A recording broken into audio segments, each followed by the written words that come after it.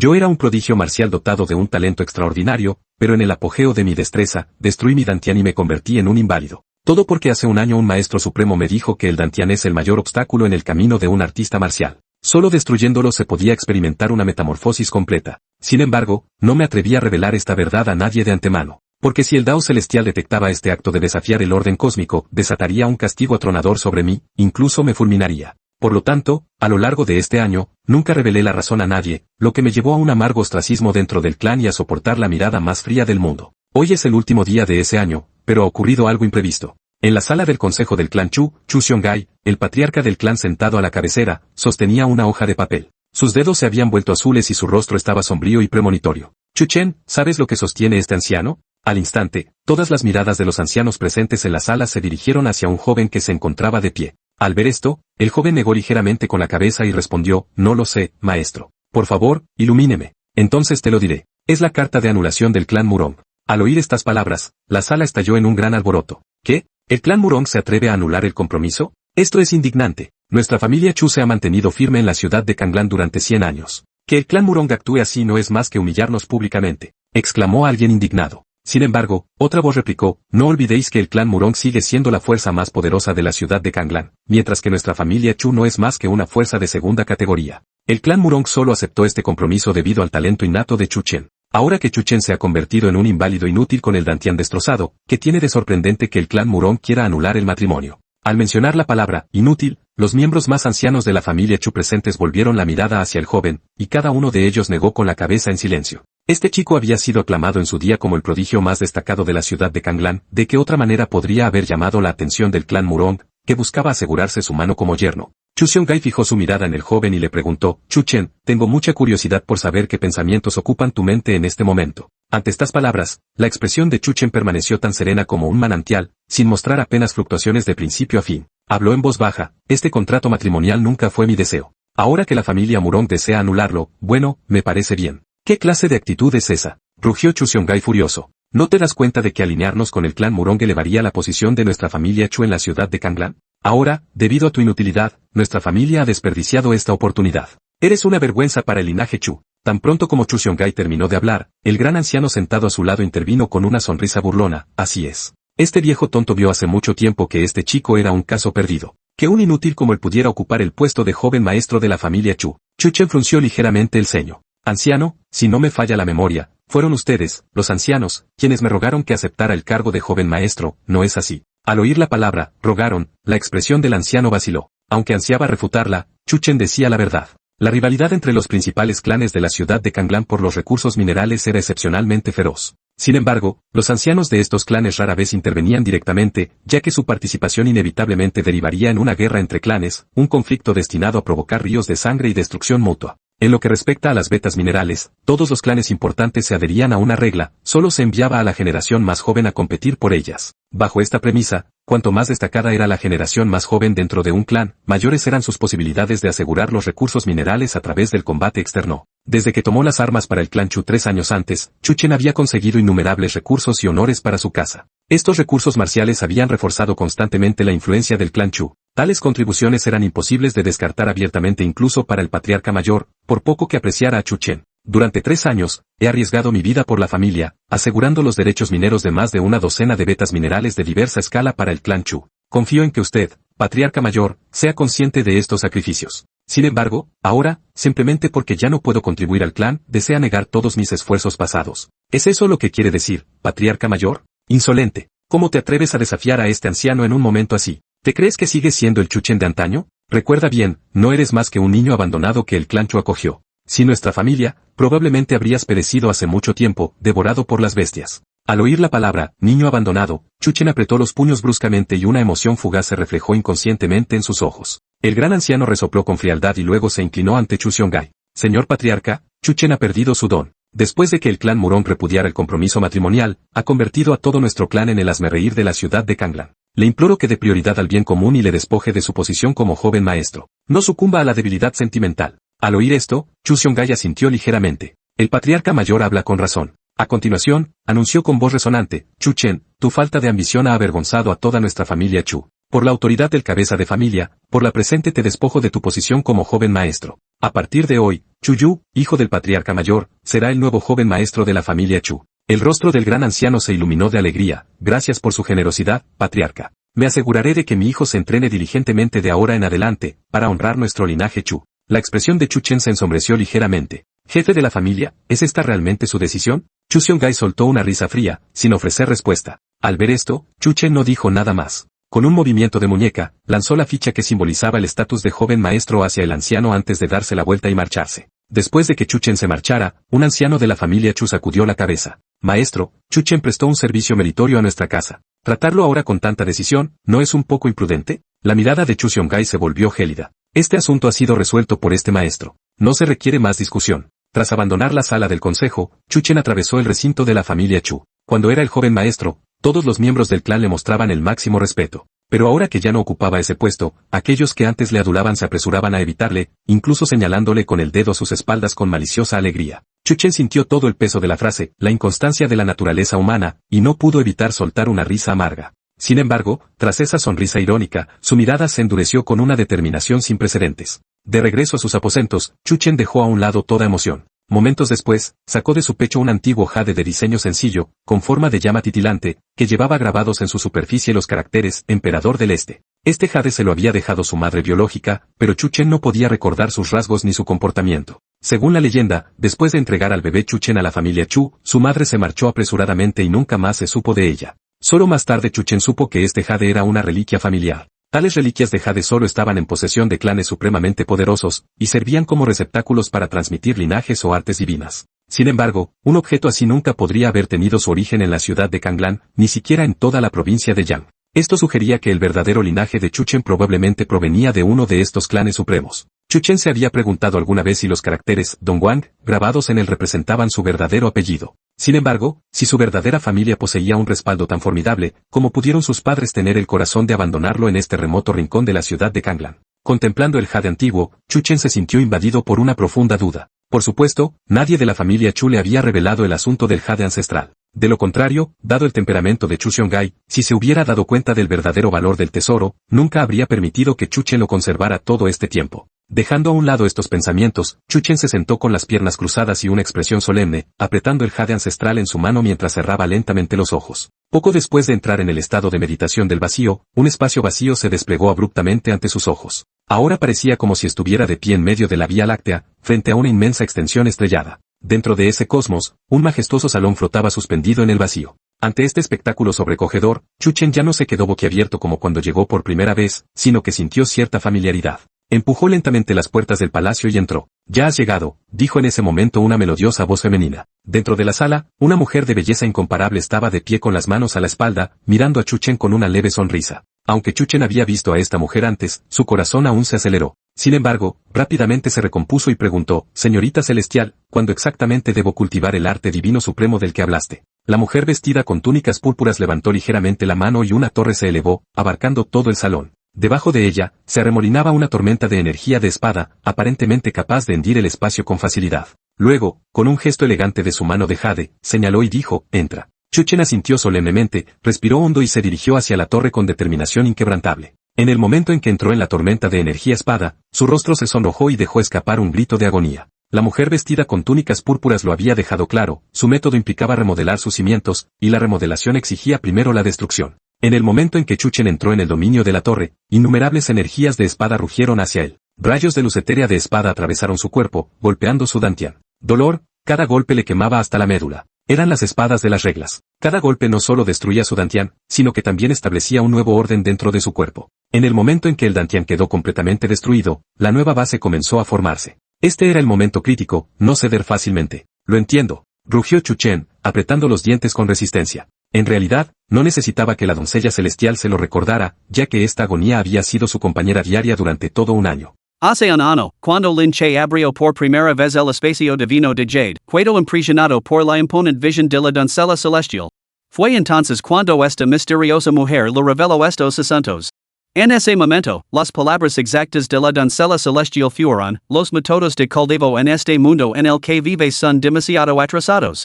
Yo poseo un método que podría permitir que tu cultivo futuro avanzara a pasos agigantados.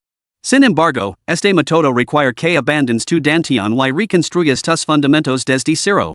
Durante este periodo, tu cultivo será en pecado de forma dramática. ¿Estás dispuesto? Al resto, lin che, sin la más mínima vacilación, eligió resueltamente este camino. Por lo tanto, el drástico descenso en el cultivo de lin che un año antes, que culminó con la destrucción de su dantian, no fue el resultado de alguna extraña aflicción. Fue el camino que él había elegido. Para lin che, un año de reclusión no era más que un pequeño precio a pagar. Una vez superada esta prueba, marcaría su verdadero surgimiento de las profundidades, el momento en que revelaría su verdadero potencial. Capítulo 2, Fundación Suprema. 2 horas más tarde.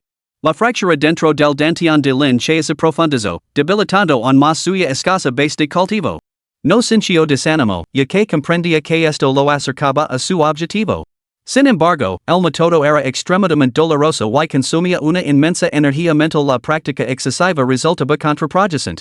Cuando lin che sintió que había llegado a su límite, detuvo decididamente el cultivo de ese día y retiró su conciencia del espacio divino de jade. Chirrido. Poco después, la puerta de lin che se abrió suavemente. Inmediatamente, entró una joven y hermosa doncella, llevando una caja de comida. Joven maestro, y es hora de comer. Al ver a la chica, lin che negó con la cabeza. Xiao, yo no soy el joven maestro de la familia Lin. No tienes por qué seguir sirviéndome. Al resto, Xiao negó con la cabeza con firmeza. Mientras colocaba la comida sobre la mesa, respondió, he servido al joven maestro desde mi infancia. Recuerdo aquellos tiempos en los que regresabas del mundo exterior, siempre con graves heridas. Cada vez, era Xiao quien atendía tus heridas. Por eso, Xiao sabe muy bien los sacrificios que el joven maestro ha hecho por la familia Lin. En toda la casa Lin, el joven maestro es a quien Xiao más admira. Por lo tanto, independientemente de sus circunstancias actuales, Xiao está dispuesta a servirle para siempre. Al ver la expresión decidida de la joven que tenía ante sí, lin che negó con la cabeza, impotente. Sin embargo, en lo más profundo de su corazón, una cálida corriente surgió sin que él lo desira. Desde aquel fatídico año, lin che no había encontrado más que frialdad en la casa Lin. Solo esta joven doncella que tenía ante él le ofrecía un atisbo de calidez. Mientras colocaba los platos sobre la mesa, Xiao sacó un objeto de la caja de comida. Lo extendió con ambas manos ante lin che y le dedicó una leve sonrisa. Maestro, esto es para usted. Lin che bajó la mirada y vio que era una fruta espiritual. Una fruta espiritual purpura. Al verla, lin che frunció ligeramente el seno. ¿De dónde la has sacado? Una sola fruta espiritual purpura valía 30 monedas de oro, pero la asignación mensual de esta pequeña servienta era de solo 10 monedas de oro. Xiao la compró con sus ahorros. Al resto, lin che dijo directamente, levatela y devuélvela. A decir verdad, este objeto no me sirve para nada. Pero no, he oído a los médicos del clan que la fruta espiritual purpura nutre el dantian. Joven maestro, su dantian está donado, esto podría ser de alguna ayuda. Al ver la expresión sincera de la niña, lin che negó con la cabeza y sonrió, pero no pudo soportar decepcionarla. Muy bien, lo aceptar. Pero no lo compres de nuevo. Oh. Xiao asintió con la cabeza, con un destello de picardia en los ojos, aunque sus pensamientos permanecieron ocultos. Después de acompañar a lin che durante el almuerzo, Xiao se marchó de sus aposentos. Al poco tiempo, su figura llegó a un lugar determinado. El taller yuncio. Era un lugar donde se confeccionaban prendas para las grandes casas nobles de la ciudad de Kanglan. Solo aquellos con una destreza excepcional podían convertirse en bordadores allí. Xiao había aprobado la evaluación un mes antes. Luego y comenzó a trabajar con soltura.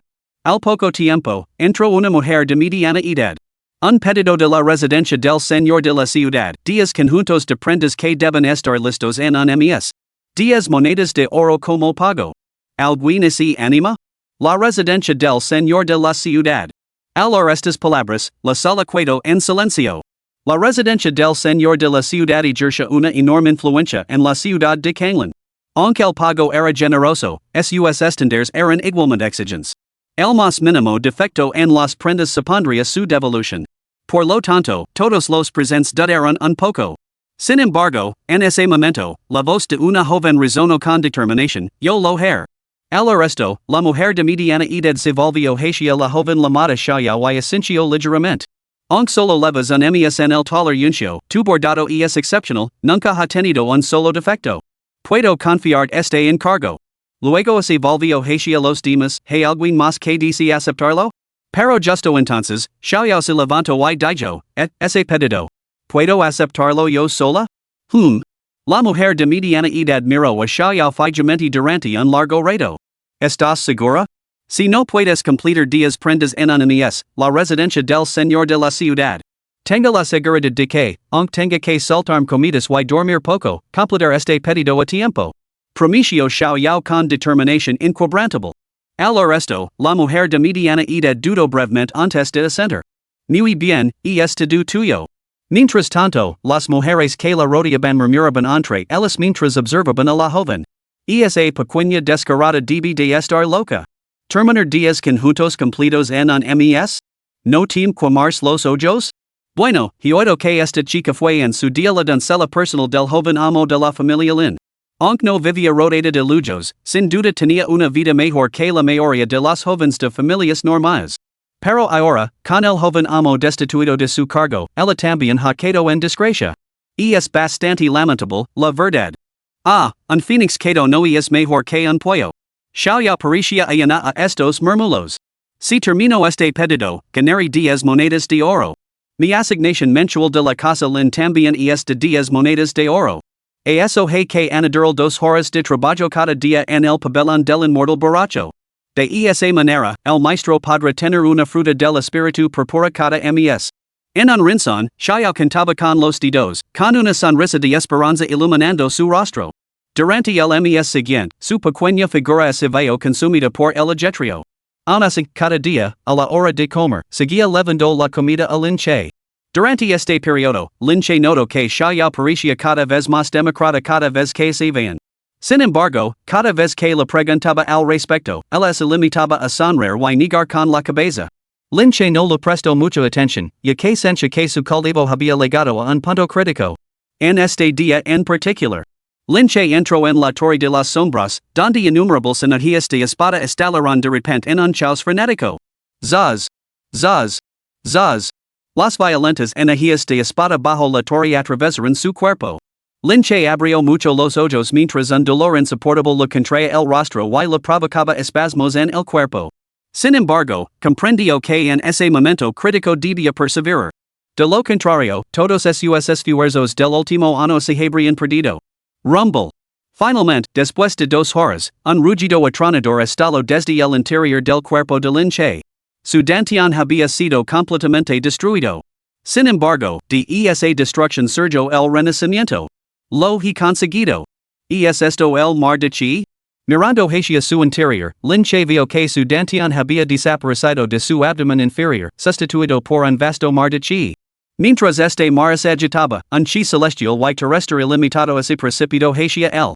Donde antes el dantian había suministrado chi como un arroyo que goteaba, ahora fluía como un río caudaloso, una transformación sin comparación. Al sentir esta transformación, el rostro de Lin Che se iluminó con un deleite salvaje. Más de un año de esfuerzo incansable había culminado finalmente en su renacimiento, había dado con éxito este paso crucial. Luego se sentó con las piernas cruzadas y comenzó a absorber la energía espiritual celestial y terrenal con una intensidad frenética.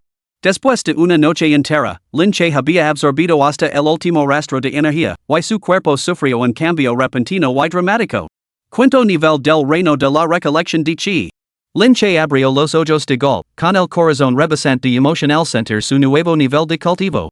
El camino del artista marcial se dividía en reinos: reino de la recolección de Chi, reino marcial espiritual, reino marcial místico, reino marcial Dao, reino marcial celestial. Un año antes, en su apogeo, Lin Che había alcanzado el octavo nivel del reino de la recolección de Chi.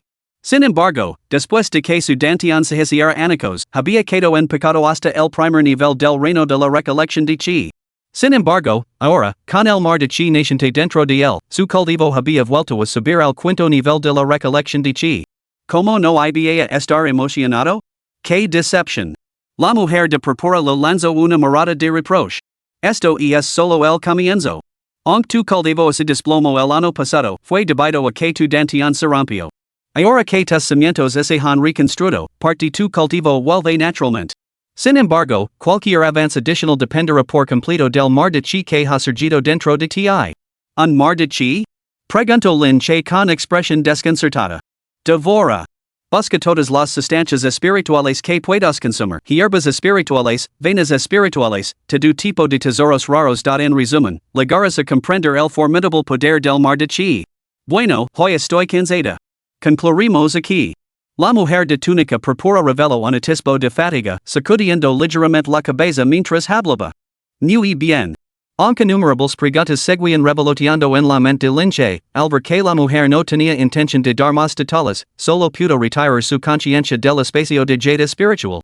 Mientras tanto, en el intercambio de tesoros espirituales del clan Lin, Xiao Lego y se inclinó respetuosamente ante el anciano que estaba detrás del mostrador. Buenos días, abuelo. El anciano detrás del mostrador la miró. Pequeña, ¿has venido a cambiar frutas espirituales purpuras otra vez? Sí. Xiao sonrió y colocó 30 monedas de oro sobre el mostrador. El dantian de Lin Che está destrozado. Todos los médicos de la ciudad han declarado que nunca volverá a pisar el camino de las artes marciales en esta vida. ¿Por qué persistes en este esfuerzo inútil, jovencita? No, creo que el talento del joven maestro volverá sin duda, replicó Xiao con determinación. Muy bien. El anciano sacudió la cabeza con impotencia, consciente del carácter obstinado de la niña. No dijo nada más, simplemente cogió una fruta espiritual purpura y se la entregó. Gracias, abuelo. Tras conseguir la fruta, Xiao la cuno con cuidado entre ambas manos antes de alejarse. Al salir de la sala de intercambio, se dirigió alegremente hacia la residencia de Lin Che. Sin embargo, a mitad de camino, varias figuras aparecieron de repente ante ella. Zhao Steward. Los ojos de Xiao brillaron con un atisbo de reverencia al reconocer al hombre de mediana edad que lideraba el grupo. Este hombre no era otro que Zhao, uno de los mayordomos de la familia Lin. Zhao miró de reojo la fruta espiritual purpura que Xiao tenía en las manos. ¿De quién es? Es para el joven maestro, respondió Xiao en voz baja. Lin Che? Xiao no se atrevió a ocultar la verdad y asintió con la cabeza. Zaz. Nada más hablar, Zhao aplastó violentamente la fruta espiritual purpura contra el suelo con la palma de la mano y luego levantó el pie y la pisoteó con el talón. El yugo salpicó por todas partes. Al presenciar esto, Xiao se estremeció violentamente. Esta única fruta espiritual purpura había sido ganada con mucho esfuerzo tras un mes sin dormir ni comer. Ahora yacía paisateta en el barro. A pesar de ello, Xiao no perdió la compostura. Se limitó a quedarse al margen, observando cómo se desarrollaba la escena. Apretó los labios en un puchero y se le llenaron los ojos de lágrimas, pero se obligó a contenerlas. Porque entendía que aquel hombre ocupaba una posición de inmenso poder y influencia dentro de la familia Lin, una figura muy por encima del alcance de una humilde servienta como ella. Lin Che se ha convertido en un inválido inútil, y aún así se atreve a malgastar los recursos de nuestra familia Lin. Sería mejor dar estas cosas a los perros que dárselas a él. Al resto, Xiao, que ni siquiera se había atrevido a cuidarse cuando la fruta del espíritu purpura fue aplastada bajo los pies momentos antes, sintió como se le hubieran pasado la cola. El joven maestro no es un lisiado, declaró de repente. Ante estas palabras, Zhao soltó un gruñido salvaje. ¿Qué? Repite eso. Xiao levantó la cabeza y lo miró a los ojos. El joven maestro no es. Smack. Esta vez, Zhao no esperó a que ella terminara. Una fuerte bofetada aterrizó directamente en su cara. 5 huellas rojas aparecieron instantáneamente en la tez anteriormente clara de Xiao. Su dantian destrozado, despojado de su posición como joven maestro. Un pedazo de basura tan inútil no es más que un desperdicio de los recursos de la familia Lin. De la casualidad de que hoy mismo iba a ir a buscarlo. Volviéndose hacia su sequito, gritó, levazla. Hoy este mayordomo lo mostrará a ese miserable muchacho lo completamente inútil que es ese lisiado.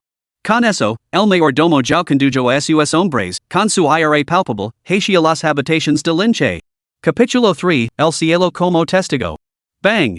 Al llegar a la habitación de Lin Che, Zhao abrió la puerta de una patada con un solo golpe. Lin Che estaba en medio de la consolidación de su reino de cultivo. El repentino alboroto le hizo abrir los ojos y mirar hacia arriba. Zhao, al ver a Lin Che, puso una mirada de absoluto desprecio. Via, joven maestro Lin. El sol ya está alto en el cielo y tú sigues encerrado en tu habitación. Todavía te crees el mamado heredero de la familia Lin? Lin che frunció ligeramente el seno. Jiaohu, ¿qué crees que haces irrumpiendo en mis aposentos? Jiaohu sonrió con sarcasmo. ¿Tu habitación? Ya. A partir de este momento, este ya no es tu habitación. Por orden del joven maestro Lin Yu, con efecto inmediato, tú, Lin Che, debes abandonar el clan Lin y ser enviado a Xingshan. Lin Yu. El nombre surgió en su mente y Lin Che entrecerró ligeramente los ojos. Lin Yu era el hijo del patriarca mayor del clan Lin. Dentro del clan, su talento solo era superado por el de Lin Che, aunque su prominencia siempre había estado eclipsada por el del joven Lin Che. Cuando Lin Che era el joven maestro, este hombre le había mostrado la mayor deferencia, incluso una obediencia ciega. Sin embargo, ahora, apenas había ascendido al poder, ya se mostraba abiertamente hostil. Verdaderamente vil y cruel, una vez que obtuvo el poder, reveló su verdadera naturaleza. En cuanto al Xingshan mencionado por Jiaohu, era una cordillera arida y desolada donde la supervivencia era agotadora. Se podría decir que era un lugar de gachas gruesas y verduras silvestres, donde la gente dormía a la intemperie. Solo aquellos que comían delitos graves dentro del clan eran desterrados allí para cargar piedras y troncos, soportando sufrimientos y penurias. Un escalofrío se apoderó del corazón de Lin Che. Había luchado con unos y dientes por la familia Lin, y ahora querían desterrarlo a Xingshan. Justo cuando estaba a punto de protestar, su mirada se posó en la frágil figura que escoltaban detrás de Jiaohu. Las 5 marcas rojas en la cara de Xiao hicieron que los ojos de Lin Che brillaran con una frialdad repentina. Fijó la mirada en Jiaohu. ¿La has golpeado? Fue Yuru. Zaz.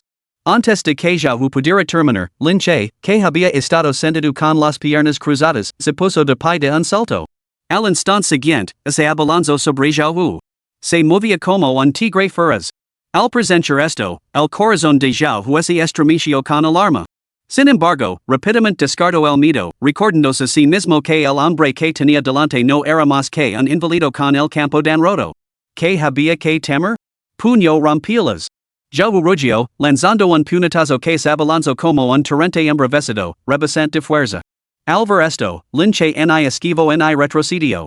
Al instante siguiente, su cuerpo se retorció mientras lanzaba su propio puñetazo. ¡Boom! Un sordo golpe resonó en el aire. Para sorpresa de todos, tras esta feroz colisión, Jiaohu soltó un grito desgarrador, los 5 dedos de su mano habían quedado destrozados. Tú no eres. Jiao, el mayordomo, retrocedió completamente conmocionado. ¿No había quedado incapacitado el cultivo de Lin Che? Xiao es mía. ¿Cómo te atreves a poner un dedo encima? Con eso, Lin Che dio un paso adelante y le propinó una brutal patada en la ingle a Jiaohu. Arg. Los ojos de Jiaohu se hincharon, su cuerpo se cavó como el de un camarón y salió volando varios metros, estrelándose con fuerza contra el suelo. Despiadado.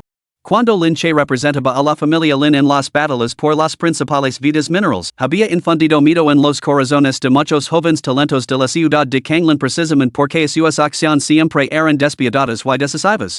Al presenciar esto, los asistentes que habían acompañado al mayordomo jefe Jiao se quedaron completamente en silencio, con el cuerpo temblando incontrolablemente. La mirada de Lin Che se posó sobre ellos, aparentemente destinados a por golpear a servientes tan humildes. Su voz era profunda y solemne, volve y decida la Lin Yu, en aquel entonces, lo aplast para que no pudiera levantar la cabeza. Ahora, todavía debe postrarse ante ese volver, tendrá que esperar hasta la próxima vida. Ahora, fuera todos. Sí, señor. Sí, señor. Al ver esto, los servientes sintieron como si les hubiera concedido el perdón.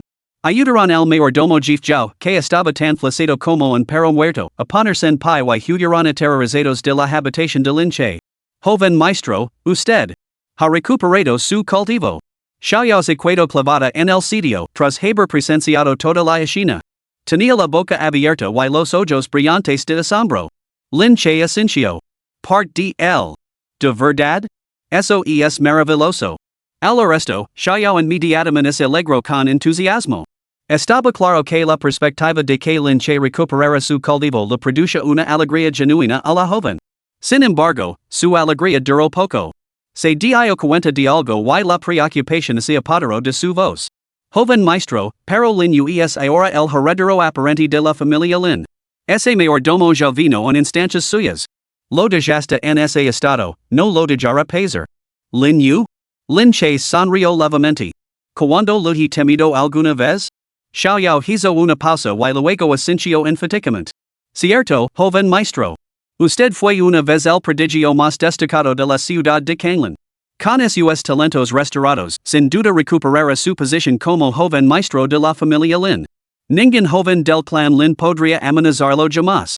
Esta joven parecía albergar una adoración y una confianza casi ciegas en Lin Che. ¿Recuperar la posición de joven maestro? Lin Che negó con la cabeza. Durante este último año, he visto todo lo que hay que ver sobre la familia Lin. ¿Qué queda ahora en este clan que merezca la pena? Su expresión se volvió solemne cuando preguntó, Xiaoyao, ¿estarías dispuesta a abandonar la familia Lin conmigo? Abandonar la familia Lin. Al oír estas palabras, Xiaoyao no dudó en un instante. Donde quiera que via el joven maestro, Xiaoyao lo seguirá. Muy bien. Al ver el consentimiento de Xiaoyao, Lin Che se dirigió directamente al escritorio, se sentó y sacó el pincel y la tinta. Escribió rápidamente varias líneas. Al terminar, de repente miró a Xiaoyao. ¿Ya que nos vamos, por qué no dejamos unas palabras? Oh. Xiaoyao asintió obedientemente, tomó el pincel, dudó un poco y luego comenzó a escribir. La noticia de que Lin Che había golpeado brutalmente al supervisor Zhao fue una auténtica bomba para la familia Lin en ese momento. En menos de media hora, la historia se había extendido como la pólvora. Residencia del jefe de familia. Al escuchar el relato del guardia que tenía ante él, la expresión del jefe de familia Lin Xianhai se volvió más grave que nunca. ¿Es cierto lo que dices? Cada palabra es cierta, mi señor. El mayordomo Zhao fue a provocar a Lin Che a su residencia. Lin Che lo golpeó de un solo golpe, destrozando la palma derecha y destrozando un órgano vital. No opuso la más mínima resistencia en ningún momento. En la más mínima resistencia, murmuró Lin Xianhai pensativo. Tras un momento, insistió, ¿cuál fue la causa? Se rumorea que el joven maestro Lin Yu ordenó que Lin Che fuera enviado a la prisión de Xingshan con efecto inmediato, lo que desencadenó el enfrentamiento, respondió el guardia. ¡Te insolencia! La expresión de Lin Xianhai se ensombreció abruptamente al oír estas palabras. Sin embargo, nadie podía discernir si su reprimenda iba dirigida a Lin Yu o a Lin Che. Tras un momento de silencio, Lin Xianhai pareció tomar una decisión. Se dirigió directamente al guardia, vi a buscar a ese Lin Che para que venga a verme. Una vez dicho esto, añadió de repente, pero ten cuidado, trátalo con cortesía. Sí, señor. El guardia aceptó respetuosamente la orden y se retiró. Lin Xianhai se puso de pie y comenzó a caminar lentamente por la habitación. ¿Podría ser que el talento innato de Lin Che nunca desapareciera realmente? ¿Ha estado ocultándolo deliberadamente durante todo este último año? Imposible. Cuando la cultivación de Lin Che retrocedió, él mismo lo examinó y confirmó que el dantian de Lin Che se había destrozado de forma irreparable para el resto de su vida. Entonces, ¿cómo podía ahora aplastar sin esfuerzo a Zhao? Una serie de pensamientos se agolparon en la mente de Lin Xianhai. Finalmente, llegó a una conclusión, la cultivación de Lin Che debía de haberse recuperado, aunque el alcance seguía sin estar claro. Por eso había convocado a Lin Che, para descubrir la verdad. Momentos después, el guardia regresó solo. Lin Xianhai frunció profundamente el seno. ¿Dónde está? Mi señor, el joven maestro Lin Che no está en la mansión. Solo encontré esta carta en sus aposentos. ¿Qué? Lin Xianhai tomó la carta, la abrió y echó un vistazo al papel manchado de tinta. Solo quedaban unas pocas líneas breves. A partir de este día, yo, Lin Che, rompo formalmente todos los lazos con la familia Lin. De ahora en adelante, no tendré más relación con ellos. Este juramento lo hago ante el cielo como testigo y la tierra como testigo, Lin Che. Debajo de esta declaración, aparecía una línea de letra exquisitamente pulcra. Señor de la casa, el joven maestro ha sacrificado tanto por la familia, y sin embargo usted lo trata con tanta crueldad. Dado que Xiaoyao abandona la familia con él, hay pocas bendiciones que ofrecer antes de su partida. Que descansa en un sueño eterno. Bang! Después de leer el contenido, la ira de Lin Xianhai estalló y destrozó el escritorio que tenía delante con un solo golpe de palma. Capítulo 4, El método de cultivo autoritario. Insolent. Completamente insolent. Apretó los puños y así le hincharon las venas de la cara. Nunca imaginó que Lin Che se atrevería a traicionar abiertamente a la familia. Si tu talento hubiera regresado de verdad, este viejo podría haber concedido otra oportunidad. Pero ahora que muestras tal ingratitud, no me culpes por ignorar los lazos del pasado. Tío patriarca. En ese momento, se oyó una voz desde fuera de la puerta. Entra. Lin Xianghai compuso rápidamente su expresión hosca. Entonces entró un joven de porte imponente, nada menos que Lin Yu. Ah, you're mi querido muchacho. Exclamó Lin Xianghai con paternal calidez. Tío patriarca, me temo que he cometido un error. Envi el hermano Lin Che a Xingshan para supervisar algunos asuntos, pero Zhao Hu tergiversó mis intentions, provocando la ira del hermano Lin Che. He castigado severamente Zhao Hu y he venido a informar del asunto, tío patriarca. Humildemente solicito su juicio. Una pizca de remordimiento se reflejó en el rostro de Lin Yu. Lin Xianghai lo miró y luego se rió entre dientes. You're, ahora eres el joven maestro de la familia Lin. Por una orden tan insignificante y sin importancia, ¿de verdad necesitas darme explications? Oh. Los ojos de Lin Yu se moverán rápidamente mientras tanteaba el terreno con cautela, he oído rumores de que el hermano Lin Che parece haber recuperado su cultivo. Me pregunto si será cierto. Si es así, entonces el cielo realmente favorece nuestra familia Lin. Aunque Lin Yu hablaba así, su corazón estaba lleno de una inmensa frustración. Porque si la cultivación de Lin Che realmente se había recuperado, dada su posición dentro de la familia Lin Yu temía tener que renunciar a su puesto de joven maestro antes incluso de haber tenido tiempo de asentarse en él. Además, conociendo el temperamento de Lin Che, después de que Lin Yu le hubiera mostrado los dientes y le hubiera dado una patada cuando estaba quieto. ¿Cómo iba a dejarlo pasar tan fácilmente? Esa era precisamente la razón por la que Lin Yu había acudido allí con tanta prisa, para averiguar la postura de Lin Xianghai lo antes posible. Lin Che ha recuperado parte de su cultivo. Sin embargo, su carácter es rebelde y desafiante. Este anciano ha perdido toda esperanza en él y lo ha expulsado de la familia. A partir de hoy, no tendrá más relación con el clan Lin. ¿Qué? Esto. Al resto, el corazón de Lin Yu es lleno de jubilo, aunque exteriormente fingió sorpresa. Lin Xianghai, siempre astuto estratega, comprendió perfectamente el propósito de la visita de Lin Yu. Dándole una palmada en el hombro, comentó significativamente, pase lo que pase, la sangre que corre por las venas de Lin Che no es la de nuestra familia Lin. Solo tú eres el verdadero heredero de nuestro lineage. El lineage Lin ha perdurado durante siglos, ¿realmente permitiríamos que un forastero heredara el puesto de cabeza de familia? Desde el principio, Lin Che no era más que un peón en el juego de nuestra familia. Tú, hijo mío, eres el verdadero heredero del clan Lin. Siempre he depositado una gran esperanza en ti. Dentro de un mes comenzarán las pruebas de selección de la secta.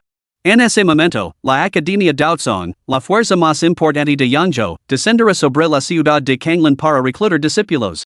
CTE unsa la Academia Daozong, traerás gloria ilimitada a la familia Lin y la elevarás a alturas sin precedentes. Por lo tanto, en este momento, todas las esperanzas de la familia Lin descansan sobre ti. También decretar que el arsenal de recursos de la familia y el salón de artes marciales estarán totalmente a tu disposición durante este periodo. Debes esforzar diligentemente para traer honor a nuestra familia Lin. ¿De verdad, de verdad? Gracias, tío patriarca. No te decepcionará, ni decepcionará a la familia Lin. Al escuchar la promesa de Lin Xianghai, el corazón de Lin Yu es lleno de emoción. Muy bien.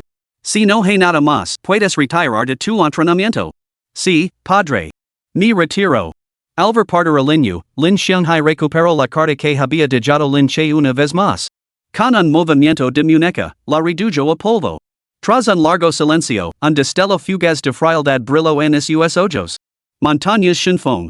Situadas a cientos de kilómetros más allá de la ciudad de Kanglin, estas imponentes cumbres estaban cubiertas de bosques antiguos, presentando una escena de naturaleza virgen. Se podría decir que esta cordillera era un paraíso para las bestias demoníacas, pero también un reino de aventuras para innumerables exploradores, rebosante de oportunidades de todo tipo. En ese mismo momento, la figura de un joven con una espada larga apareció en estas montañas. Este joven no era otro que Lin Che. Varios días antes, Lin Che había partido de la casa Lin, dejando a Xiao instalada en un pueblo cercano antes de viajar solo a este lugar. La misteriosa mujer del antiguo espacio de Jade había afirmado que, una vez que Lin Che reconstruyera su cultivo fundamental, debía buscar tesoros celestiales para absorber. Por lo tanto, este lugar le vino inmediatamente a la mente. Esto es una hierba espiritual de tercer grado. La fruta del dragón celestial. Después de adentrar decenas de kilómetros en las montañas del viento divino, Lin Che hizo un emocionante descubrimiento. Justo delante, una enredadera retorcida como un dragón enroscado daba un fruto del tamaño de un longan, suya superficie brillaba con un lustre similar al jade. El fruto era completamente blanco y, incluso desde una distancia considerable, se podía sentir la potente energía espiritual que contenía. No podría tener más suerte. Apenas he entrado en las montañas del viento divino y he encontrado algo así. Esta fruta del dragón celestial parece haber majorado recientemente. Una amplia sonrisa se dibujó en los labios de Lin Che mientras comenzaba a caminar hacia la fruta del dragón celestial. Pero justo entonces, de repente sintió una aura peligrosa que lo acechaba. Lin Che miró hacia adelante con cautela y vio, en la espesura cercana, un par de ojos bestiales de color rojo sangre, brillando con una luz sedienta de sangre, fijados intensamente en él. Un lobo demoníaco de la luna carmesí. Lin Che frunció ligeramente el seno y pensó para sí mismo, casi lo olvido, en tierras tan salvajes y indómitas, la mayoría de los tesoros raros están custodiados por bestias demoníacas. Un lobo demoníaco de la luna carmesí maduro podía alcanzar el quinto rango de las bestias demoníacas, rivalizando con el nivel de cultivo de un artista marcial humano en el quinto nivel del reino de la recolección de chi. Además, debido a su robusta constitución innata, normalmente superaban en fuerza a los artistas marciales humanos del mismo nivel. El lobo demonio de la luna carmesí que tenía ante sí Lin Che media hora más de 3 metros de altura y tenía unos colmillos afilados como cuchillas. Su forma esbelta y musculosa irradiaba una potencia explosiva, lo que indicaba claramente su plena madurez. Rugido. El lobo demonio de la luna carmesí y Lin Che se quedaron inmóviles, enfrentados. Tras un tiempo indeterminado, la bestia finalmente perdió la paciencia. Con un rugido atronador, cargó violentamente contra Lin Che. Su enorme forma se transformó abruptamente en un rayo de luz, y una garra se abalanzó salvajemente sobre la cabeza de Lin Che. Sin embargo, al presenciar esto, la expresión de Lin Che permaneció inquietamente serena. Durante esos años luchando por las vidas minerales en nombre del clan Lin Che había soportado innumerables escaramuzas a vida o muerte. Su cultivo podría haber disminuido, pero esos instintos y experiencia de combate nunca se desvanecieron. Zaz. El grito de una espada, como el rugido de un dragón. Cuando el ataque del lobo demonio de la luna carmesí se acercó a Lin Che, desenvainó su espada y atacó. Su larga espada trazó un arco inquietante en el aire. Al mismo tiempo, el mar de chi dentro del cuerpo de Lin Che se agitó violentamente, condensando el chi verdadero en la punta de la espada. Golpe corrió como un trueno, rápido como el viento. Clang. Put. El ataque del lobo demonio de la luna carmesí fue rápido, pero la espada de Lin Che resultó ser aún más rápida. Antes de que la bestia pudiera aterrizar, la punta de la espada ya le había cortado la garganta. Un chorro de sangre brotó. Con un estruendo atronador, la enorme forma del lobo demonio de la luna carmesí se estrelló contra el suelo, haciendo que la tierra temblara. Un golpe limpio, totalmente decisivo. Lin Che estaba completamente satisfecho con este resultado. Quien hubiera pensado que después de un año sin mover un dedo, seguiría siendo tan valiente y feroz, murmuró Lin Che para sí mismo, con un toque de nostalgia mezclado con la emoción del combate. Con la piel tan gruesa como la muralla de una ciudad, verdaderamente desvergonzado. Tan pronto como las palabras de Lin Che salieron de sus labios, una voz despectiva resonó en su mente, perteneciente a la misteriosa mujer. Una leve mueca cruzó los labios de Lin Che. Sin embargo, durante el último año, se había acostumbrado a la capacidad de esta mujer para comunicarse con él a través de su mente. Tras reunir la fruta del dragón celestial, Lin Che preguntó, Señorita Celestial, ¿me encargaste buscar tesoros raros? ¿Qué sigue ahora? Consúmala, respondió la misteriosa mujer de forma sucinta. Al resto, el corazón de Lin Che dio un vuelco. La fruta del espíritu celestial era una hierba espiritual, y además muy potente. Estos tesoros del cielo y la tierra solían crecer durante cientos de años, absorbiendo la esencia del sol y la luna, lo que hacía que su energía fuera muy volátil. Tragarla directamente significaría una muerte segura para el frágil dantian de un artista marcial. Por lo tanto, para este tipo de recursos marciales, solo había dos enfoques posibles. Uno era contratar a un alquimista venerado para que lo refinara y lo convirtiera en una píldora absorbable. El otro era dedicar una gran cantidad de tiempo, año tras año, a refinarlo gradualmente. Señorita Celestial, si lo ingiriera directamente, y es probable que mi dantian no pudiera soportarlo, dijo Lin Che con aprensión. ¿Acaso tienes un dantian? Replicó la misteriosa mujer. Lin Che ese quedó paralizado. En efecto, su dantian estaba completamente destrozado, y ahora sustituido por un chihai. Esta doncella celestial ha declarado desde hace tiempo que el dantian no es más que un obstáculo para los practicantes marciales. Solo en reinos tan inferiores se requeriría a métodos de cultivo tan bárbaros y primitivos. Cream, tragarlo entero es bastante agradable. La voz de la misteriosa mujer era encantadora, como la de una hermana mayor maliciosa que seduce a un niño pequeño. Está bien. Lin Che apretó los dientes, dudó brevemente y luego se tragó la fruta del espíritu celestial de un solo bocado. Boom! En el momento en que la fruta espiritual entró en su estómago, una violenta oleada de energía estalló dentro del cuerpo de Lin Che. En ese instante, su mar de chi comenzó a hervir, como si un suelo réseco hubiera recibido la lluvia tan esperada. Devoró la energía en un instante, sin dejar rastro. Al mismo tiempo, el nivel de cultivo de Lin Che pasó de las primeras etapas del quinto nivel de acumulación de chi directamente a su punto álgido. Parecía estar a un paso de alcanzar el sexto nivel. En ese momento, Lin Che se quedó estupefacto. Nunca hubiera imaginado que existiera en este mundo un método de cultivo tan supremamente potente. Solo ahora Lin Che comprendió plenamente la verdadera ventaja del mar de chi de un artista marcial sobre un dantian, el tiempo. El tiempo de cultivo. Lo que a otros artistas marciales les llevaría meses refinar a partir de una fruta del espíritu celestial, él lo logró en un instante. Además, incluso el alquimista más hábil que refinara una hierba espiritual en una píldora solo podría conservar una fracción de su esencia. Sin embargo, en ese momento, Lin Che podía sentir como su mar de chi absorbía esta hierba espiritual por completo, sin desperdiciar ni una pizca. Si esto se supera, seguramente sorprendería al mundo. Si los demás solo poseen un pequeño estanque, lo que tengo ante mí ahora es un océano, rebosante de posibilidades ilimitadas? Murmuró Lin Che, con la mente en otra parte. En efecto, tu futuro es ilimitado, respondió la misteriosa mujer. Pero primero fugimos una meta modesta, digamos, ir más allá de este mundo. Las palabras de la misteriosa mujer devolvieron a Lin Che a la realidad. En efecto, él no era más que un joven que nunca se había aventurado más allá de la ciudad de Kanglan. Incluso con un método de cultivo tan extraordinario, todavía se encontraba en los comienzos.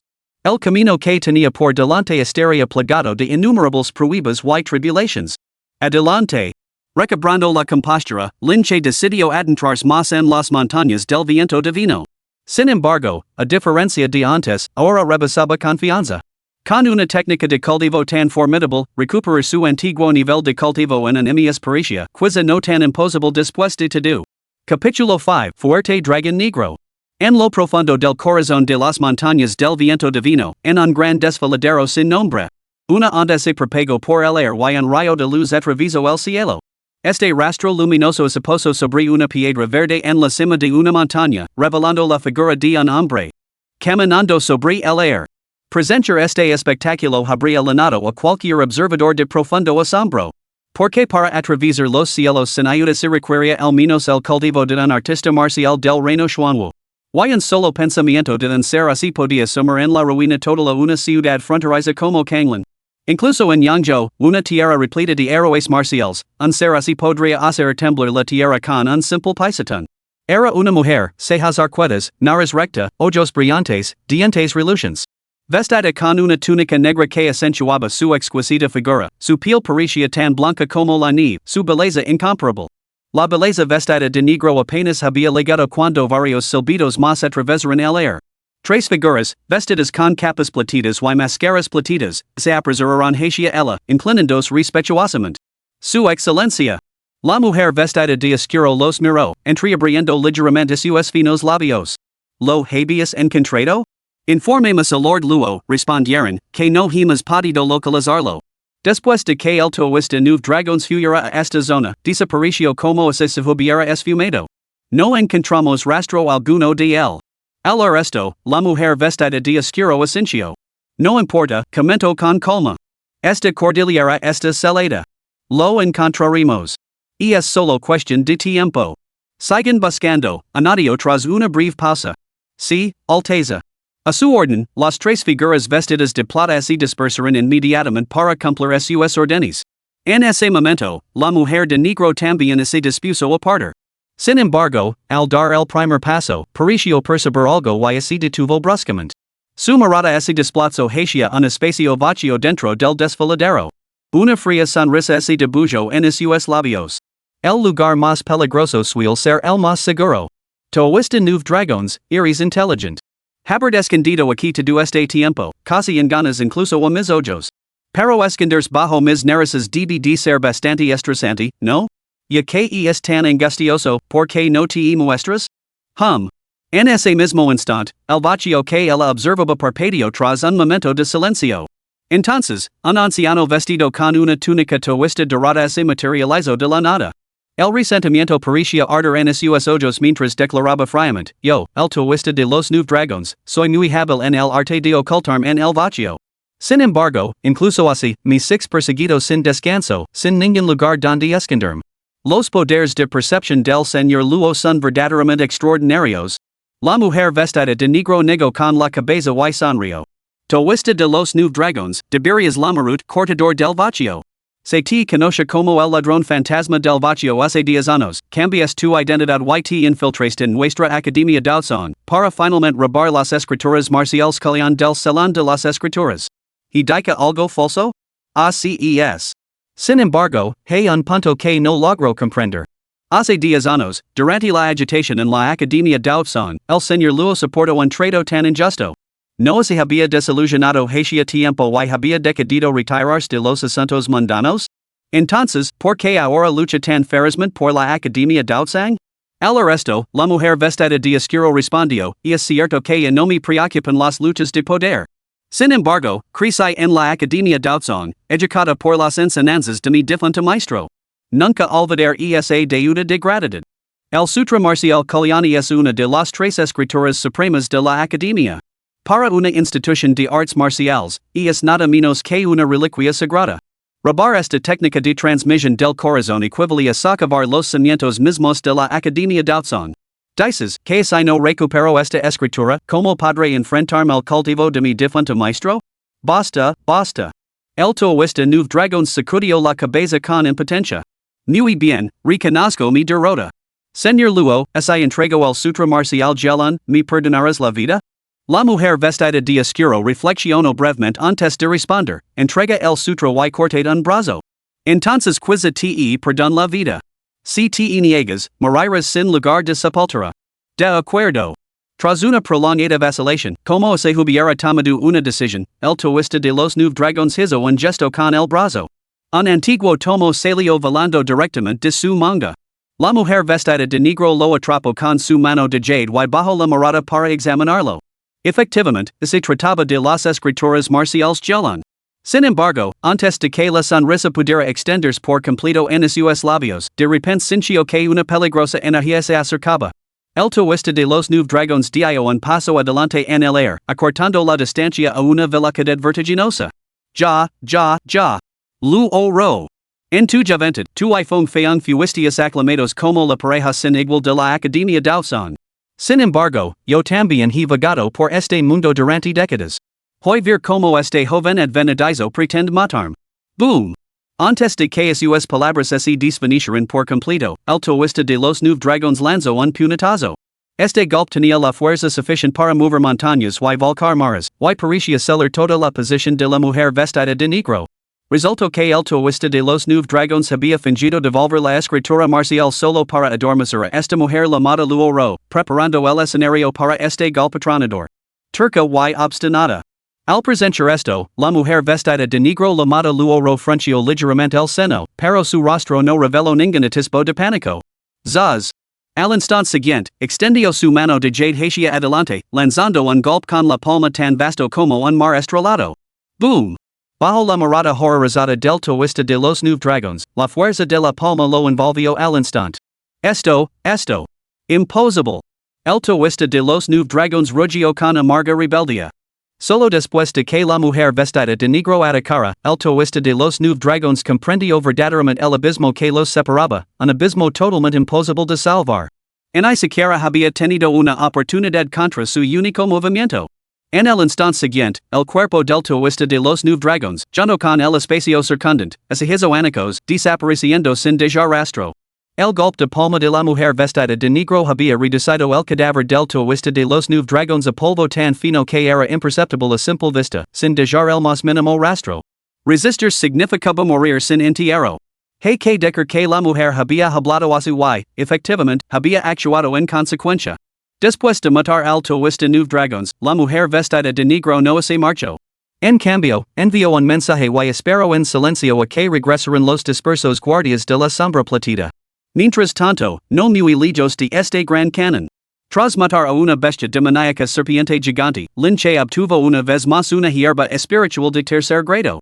Esta era la décima bestia demoníaca que había matado y la decimoquinta hierba espiritual que había recolectado desde que entró en las montañas del viento divino. Sin dudarlo, Lin Che arrancó la hierba y se la tragó entera. Boom! Una energía pura estalló dentro de su cuerpo, haciendo que su aura aumentara drásticamente. En cuestión de segundos, la violenta energía espiritual de la hierba había sido completamente refinada por Lin Che. Séptimo nivel de acumulación de chi. Al sentir su nuevo nivel de cultivo, los ojos de Lin Che se llenaron de alegría. Había entrado en las montañas del viento divino apenas 10 días antes. En ese tiempo, había avanzado de la quinta etapa de recolección de chi a la séptima. Si se corría la voz, seguramente llegaría a muchos con la boca abierta. A este ritmo, el día en que posea la fuerza para abandonar la ciudad de Kanglan no debería estar muy lejos. Incluso hace un año, cuando Lin Che era aclamado como el prodigio más destacado de la ciudad de Kanglan entre la generación más joven, nunca había tenido tanta confianza. En ese momento, la doncella celestial sacudió la cabeza con impotencia. ¿Tu ambición es simplemente abandonar la ciudad de Kanglan? ¿No podrías fijar una meta más ambiciosa? Al resto, Lin Che reflexionó por un momento. Entonces abandonaré yo. Algo aún más ambicioso.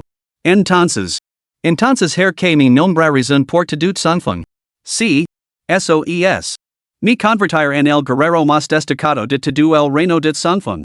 Lin Che apretó los puños, con una determinación inquebrantable. La doncella celestial se sintió completamente derrotada. Con voz cargada de exasperación, replicó, con esta doncella celestial como tu instructora personal, ¿aspiras a ser simplemente el más fuerte de un reino menor? ¿Quieres llevar a esta doncella celestial a la tumba? Presumir no cuesta nada, adelante, apunta más alto. Espolido por esto, Lin Che sintió que su corazón se llenaba de pasión. Apretando los dientes, declaró, yo, Lin Che, juro aquí y ahora, me convertir en el amo del cosmos. Pasaré las 8 desolaciones y los 6 cielos, mi espada barrera todos los reinos. Demonios, dioses, budas y inmortals se arrodillaran ante mí. Aquellos que reciten mi verdadero nombre alcanzarán la vida eterna. En medio del apasionado juramento de Lin Che, esta vez, la doncella celestial se quedó en silencio. Lin Che frunció el seno y preguntó, doncella celestial mayor, ¿acaso este objetivo no es lo suficientemente ambicioso?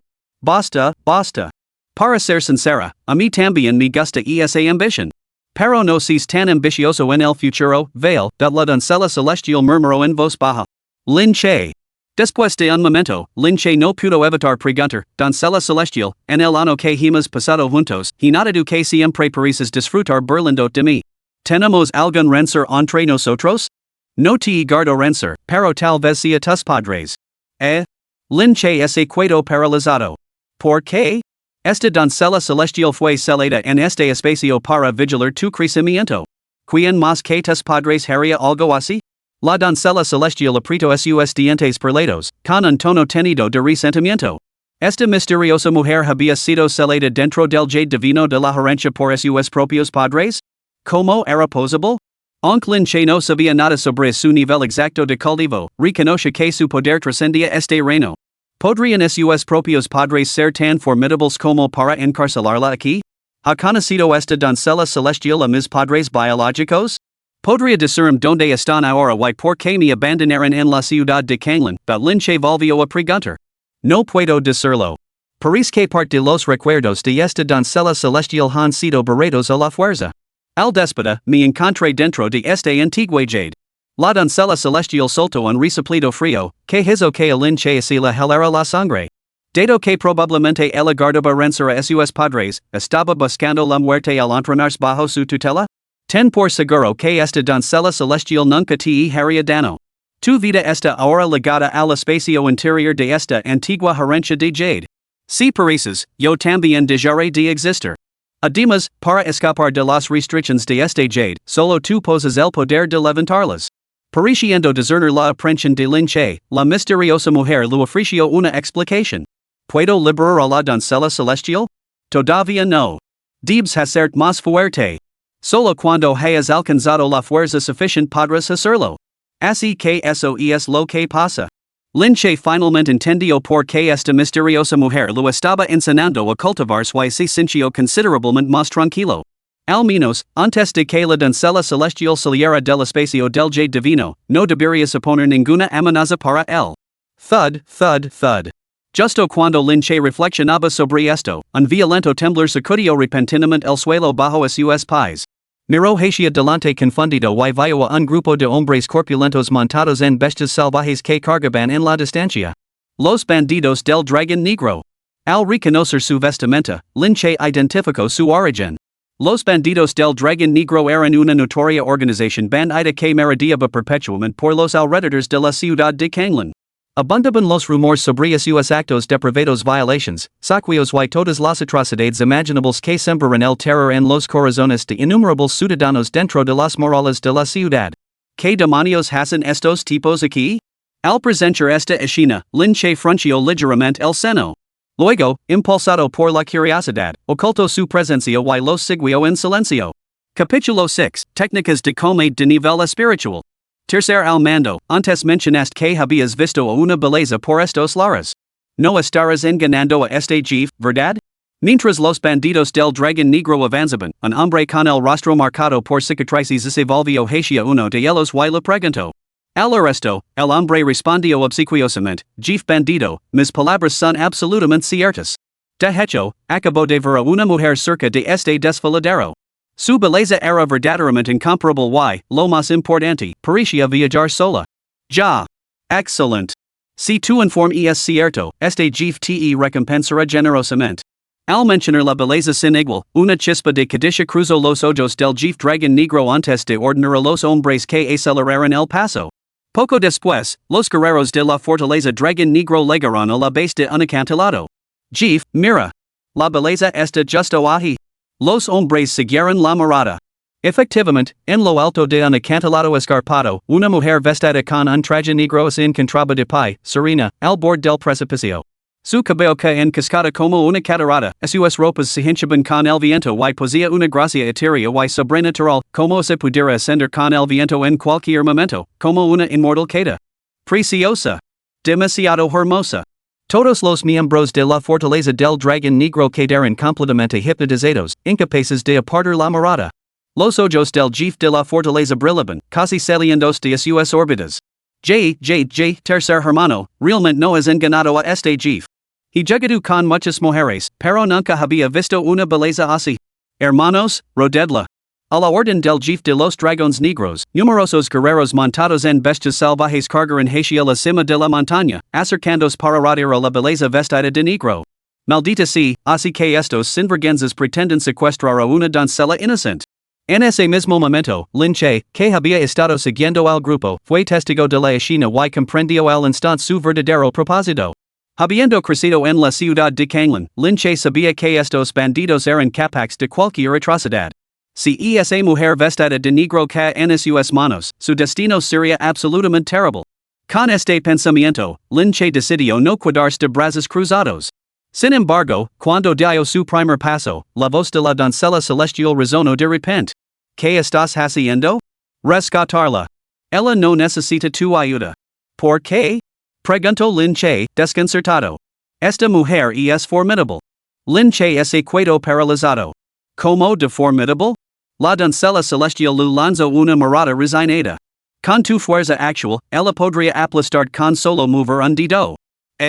Al arresto, Lin Che finalmente comprendió por qué esta mujer se atrevía a aventurar sola en las montañas del viento demoníaco, un dominio gobernado por bestias. Era evidente que se trataba de un individuo extraordinariamente poderoso. Sin embargo, tras un momento de vacilación, la figura de Lin Che avanzó. ¿No has entendido lo que quería decir la doncella celestial? Con la destreza de esa mujer, no necesita que nadie la rescate. Al ver las acciones de Lin Che, la doncella celestial frunció ligeramente el seno. Al resto, Lin che respondió, lo sé. Dato que es tan formidable, no sería descabellado que yo intentara ganarme el favor de una figura poderosa, ¿verdad?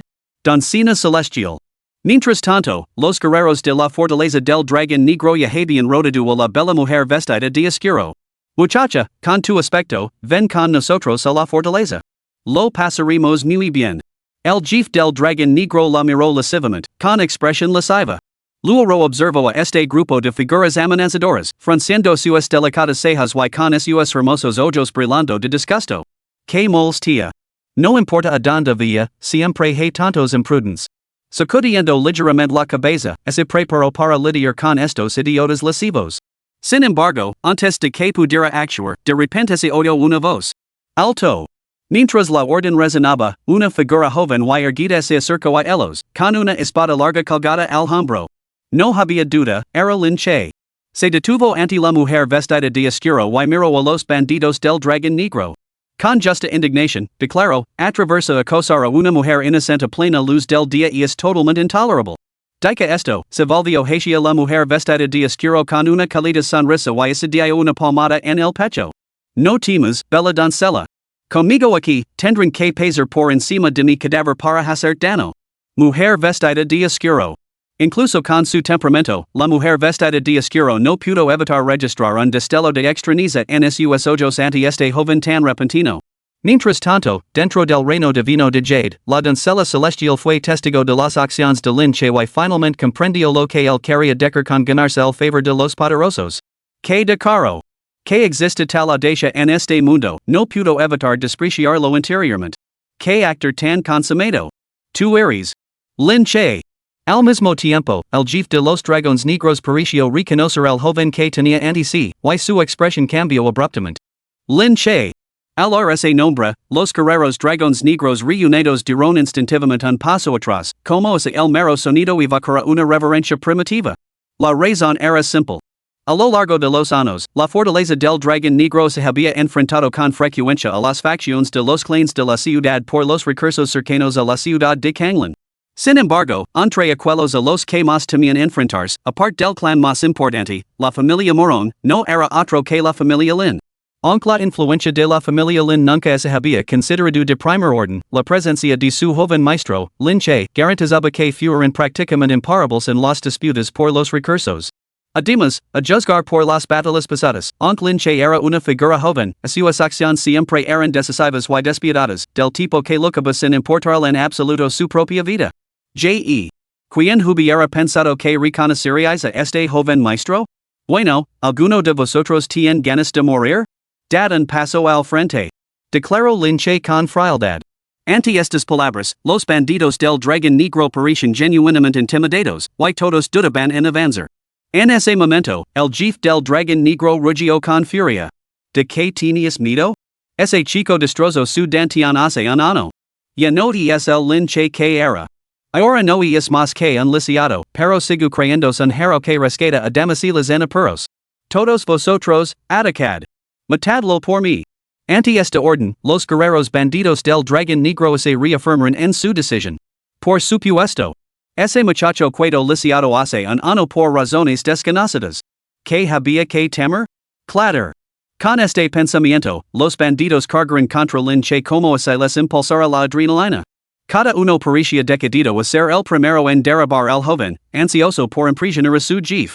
Por desgracia, habían subestimado gravemente la destreza actual de Lin Che. Buscan la muerte.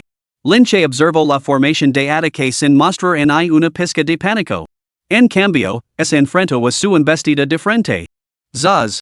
Desenvainó la espada, se sumergió en la multitud y atacó con precisión letal. Su impulso era imparable.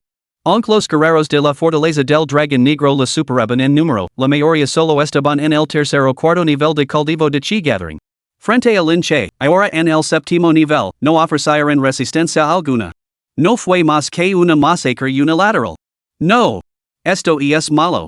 ¿Cómo puede este muchacho perderse un inválido con el Danfield roto? Nos han enganado. Retirada, rápido. Al presentar el feroz ataque de Lin Che, los guerreros bandidos del dragón negro finalmente prestaron atención, y su formación se derrumbó instantáneamente. Sin embargo, Lin Che no mostró ninguna intención de perdonarlos. Su figura es el lanzo a través de la multitud, catas en cada haciendo salpicar sangre. La espada larga que empunaba parecía transformarse en la guadana de la muerte, segundo vidos sin esfuerzo.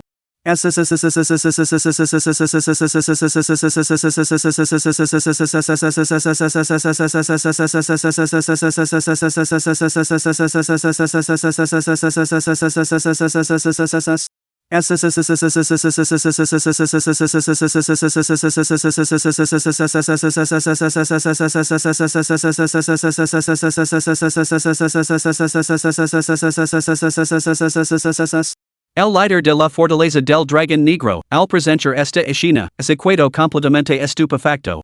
¿Reunir chi de séptimo nivel? ¿No estabas lisiado? ¿Cómo puedes ejercer la fuerza de un cultivador que reúne chi de séptimo nivel? Al oír la pregunta del líder, Lin Che saberlo con frialdad, veía preguntárselo al señor del inframundo. Maldita sea. El jefe de los dragones negros, atenido ante tal audacia, estalo de furia. Aunque hayas recuperado el chi de séptimo nivel, ¿qué masta? Yo estoy en el chi de octavo nivel. Por matar a mis hombres tan despiadadamente, Lin Che. Hoy, este jefe te destrozará, miembro. El jefe dragón negro rugió, cargando furiosamente hacia Lin Che. De repente, un anillo espacial en su palma brilló con luz. De su mano, antes vacía, se materializó un pesado garrote con dientes de lobo. Nuor. El jefe dragón negro golpeó con todas sus fuerzas, y el garrote con dientes de lobo se estrelló como una montaña, llenando el air con un sonido sordo y gutural. Pero justo cuando el jefe dragón negro creía que este golpe devastador haría girar Lin Che aterrorizado. Lin Che decidió enfrentarlo de frente con su espada. Clang. La hoja de hierro y la masa con púas chocaron violentamente en el aire, haciendo volar chispas por todas partes. Sin embargo, el resultado fue inesperado. Clang. Clang. Clang.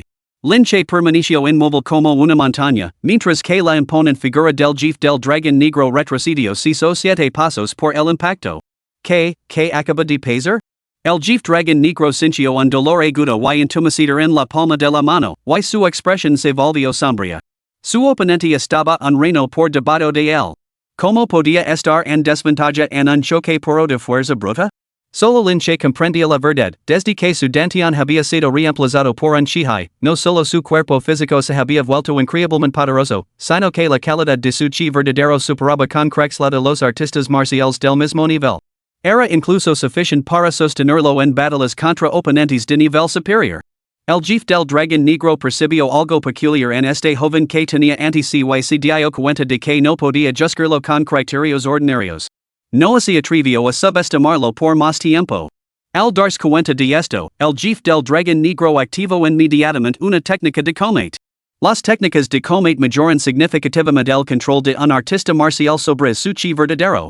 Se clasifican en grado humano, grado espiritual, grado místico, grado terrestre, grado celestial. Cada nivel se subdivide a su vez en grados inferior, medio y superior.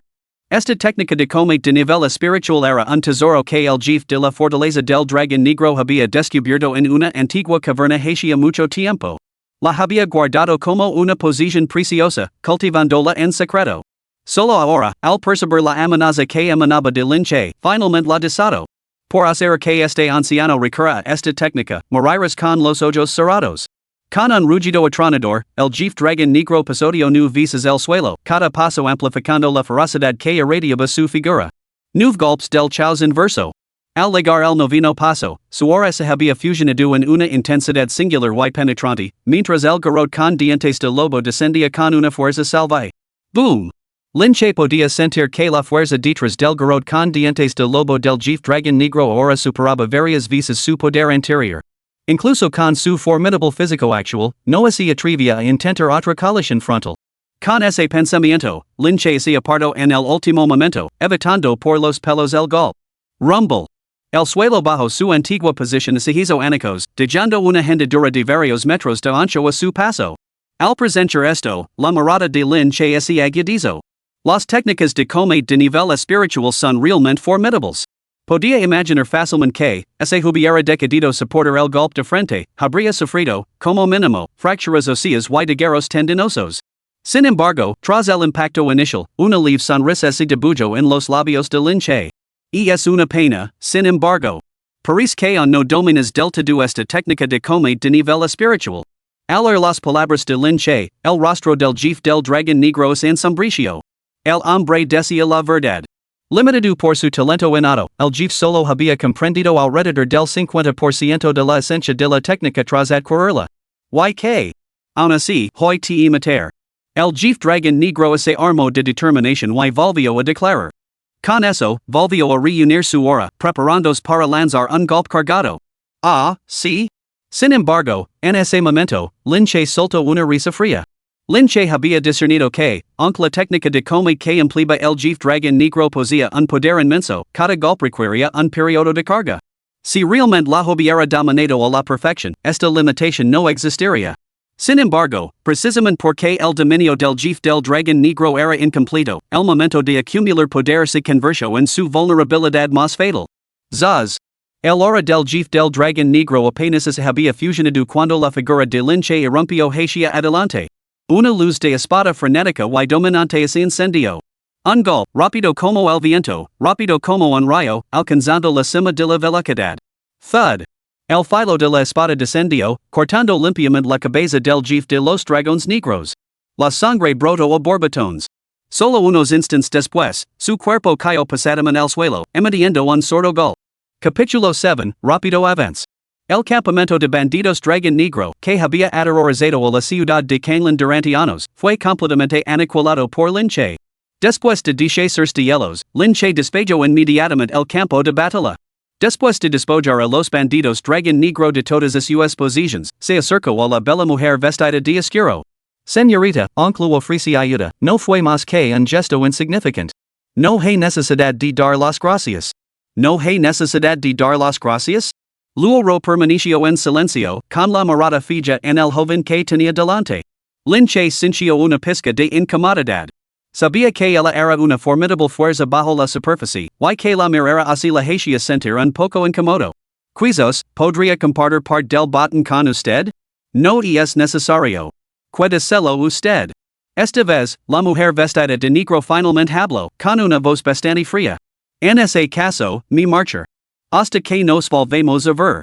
Con eso, Lin Che se dio la vuelta sin dudarlo y se alejó. Sabía que esta mujer era poderosa cuando intervino antes, pero lo había hecho con el único propósito de cultivar una conexión favorable. Sin embargo, era igualmente consciente de que, dada su posición y su fuerza actual, era imposible seguir interactuando con ella. Bastaría con dejar un rastro de buena voluntad en su mente. Ahora, viendo como la joven figura se alejaba en la distancia, luego, que había permanecido inexpresiva hasta ese momento, sintió que sus ojos se suavizaban con una sonrisa jaunty.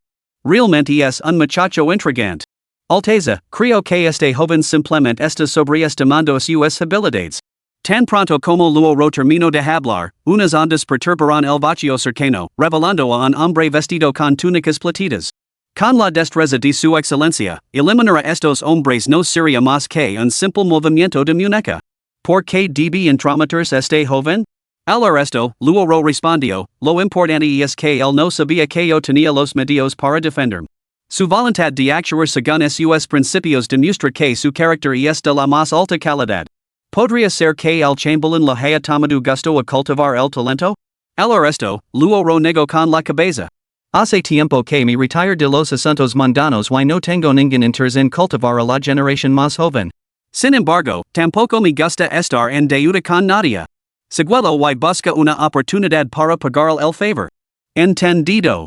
Al recibir esta orden, el hombre vestido con túnicas plateadas se inclinó profundamente antes de desaparecer una vez más. Para entonces, Lin Che se había alejado del borde del acantilado. Caminaba por un sendero de montaña. Los bandidos del dragón negro han aterrorizado los alrededores de la ciudad de Canlan durante años. Habiendo erradicado hoya esta fuerza criminal, doncella celestial mayor, ¿cree que recibir una recompensa divina por esta hazana? Quizás. La voz de la misteriosa mujer resonó en la mente de Lin Che, con un tono tenido de fría indiferencia. Suspiro, porque siempre siento que eres tan fría como el hielo cuando conversamos, doncella celestial? Como un glaciar. Aunque mis padres pueden tener algún rencor contra ti, yo soy inocente. Seguramente no necesitas descargar todo ese resentimiento sobre mí, ¿verdad? Ante este comentario, la doncella celestial optó por el silencio. Al ver esto, Lin Che puso una expresión de resignación en su rostro. Pero entonces, con un toque de caro, añadió, a decir verdad, esa belleza vestida de oscuro estaba realmente exquisita hoy. Si no fuera por el formidable autocontrol que he cultivado a través de la práctica diaria, podría haber sucumbido a pensamientos impuros. Este comentario finalmente despertó una chispa de curiosidad en la doncella celestial. Ella preguntó, ¿autocontrol cultivado a través de la práctica diaria? Aunque esa mujer vestida de negro posía una belleza exquisita, aún así no alcanzaba tu incomparable resplandor, doncella celestial. El entrenamiento diario bajo tu guía ha forjado naturalmente mi formidable autocontrol. Por cierto, después de haberla rescatado hoy, ¿crees que podría estar cautivada por mi heroica hazana y albergar secretamente sentimientos por mí? Te encuentro, bastante, desvergonzado. La voz de la misteriosa mujer ahora tenía un toque de desprecio.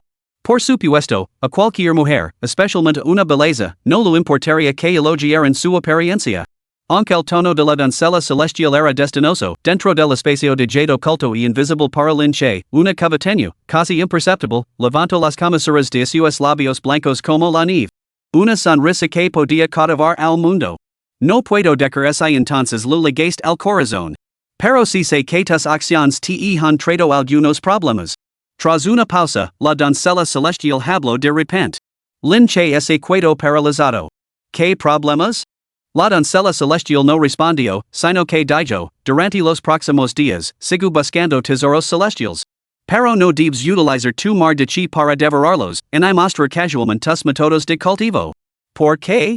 Preguntó Lin Che, un más confundido. ¿Por qué alguien te está siguiendo? Comentó la doncella celestial con indiferencia. ¿Qué? Exclamó Lin Che, sobresaltado, y se volvió cauteloso. Su sentido espiritual se disparó en todas direcciones, pero, tras un momento, no detectó ningún rastro. Su cultivo supera con crex al tuyo, no puedes sentirlo. Sin embargo, esta persona no alberga malas intenciones, así que no hay motivo para preocuparse, en cualquier caso, solo sigo mi consejo. Muy bien.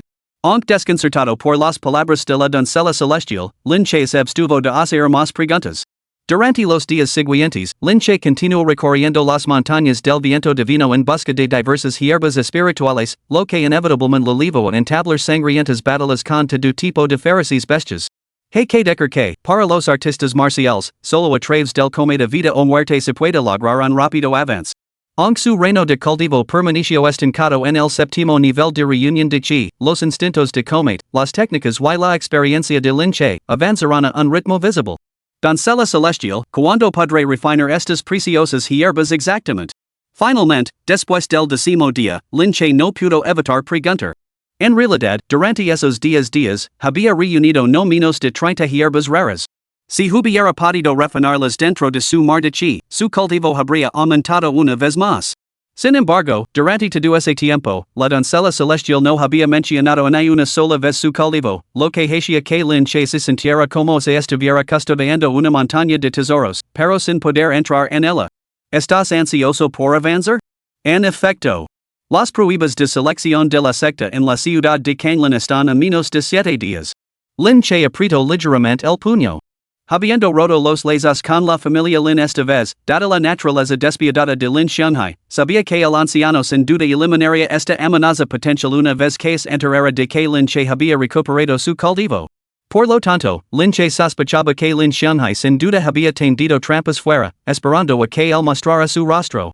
Con su fuerza actual, oponerse todo el plan Lin era como enfrentarse una roca con un huevo. Quizás ni siquiera lograría escapar más allá de las fronteras de la ciudad de Kanglan. No tenía más remedio que aventurarse sabiendas en la guarida del tigre. Las pruebas de selección de la secta podrían ser su única oportunidad. Si salía victorioso, obtendría la entrada a la Academia Daozon. Entonces, aunque Lin Xianhai desira su muerte, no tendría más oportunidades. Entonces entra en esa cueva y comienza a refinar estas hierbas espirituales. Tras un momento de silencio, la doncella celestial habló. Lin Che observó a su alrededor y, efectivamente, vio una cueva natural en un acantilado cercano. Al oír las palabras de la doncella celestial, el corazón de Lin Che dio un salto de alegría. Sin dudarlo, escaló la pared rocosa y entró en la caverna. La luz se atenuó bruscamente. Lin Che se sentó con las piernas cruzadas en un lugar relativamente seco dentro de la cueva y sacó un anillo. Un anillo espacial. Era el botan que había obtenido tras meter el jefe de la fortaleza del dragón negro. No hay que subestimar este anillo, ya que era un artículo de lujo que solo poseían los jefes y ancianos de ciertas familias prominentes de la ciudad de Kanglan. Incluso como joven maestro de la familia Lin en aquel entonces, Lin Che nunca había tenido derecho a poseer uno. Durante los últimos días, Lin Che ya había dominado el uso del anillo. Con un simple pensamiento, las 30 hierbas espirituales recolectadas en los últimos días se materializaron ante él. A continuación, activó su mar de chi y comenzó a absorber la energía espiritual de estas hierbas. Sin que Lin Che lo supiera, poco después de entrar en la cueva, un hombre vestido con túnicas plateadas apareció de la nada, con un atisbo de desconcierto en sus ojos. ¡Qué extraño! ¿Podría este muchacho poseer algún tipo de artefacto que proteja su mente? ¿Por qué ya no puedo sentir su aura desde que entró en la cueva?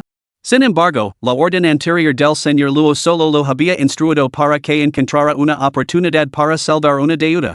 Por lo tanto, aunque desconcertado, el hombre vestido con túnicas plateadas no sintió ninguna inclinación a investigar más a fondo. Con un último destello, volvió a desaparecer. Un día después. Dentro de la caverna de piedra, las 30 hierbas espirituales que tenía Lin Che ante sí habían sido completamente refinadas. Hay que decir que el método de cultivo del mar de chi resultó ser absolutamente formidable. En ese momento, Lin Che podía sentir claramente la potente energía espiritual contenida en las hierbas surgiendo y remolinandos violentamente por todo su cuerpo. Una energía tan violenta habría hecho explotar y morir una docena de veces incluso a un experto del reino marcial espiritual. Sin embargo, guiada por el mar de chi, esta fuerza aterradora templó sin descanso el físico de Lin Che. Cada centímetro de sus usos, carne y meridianos, se forjaba con una intensidad frenética. Boom!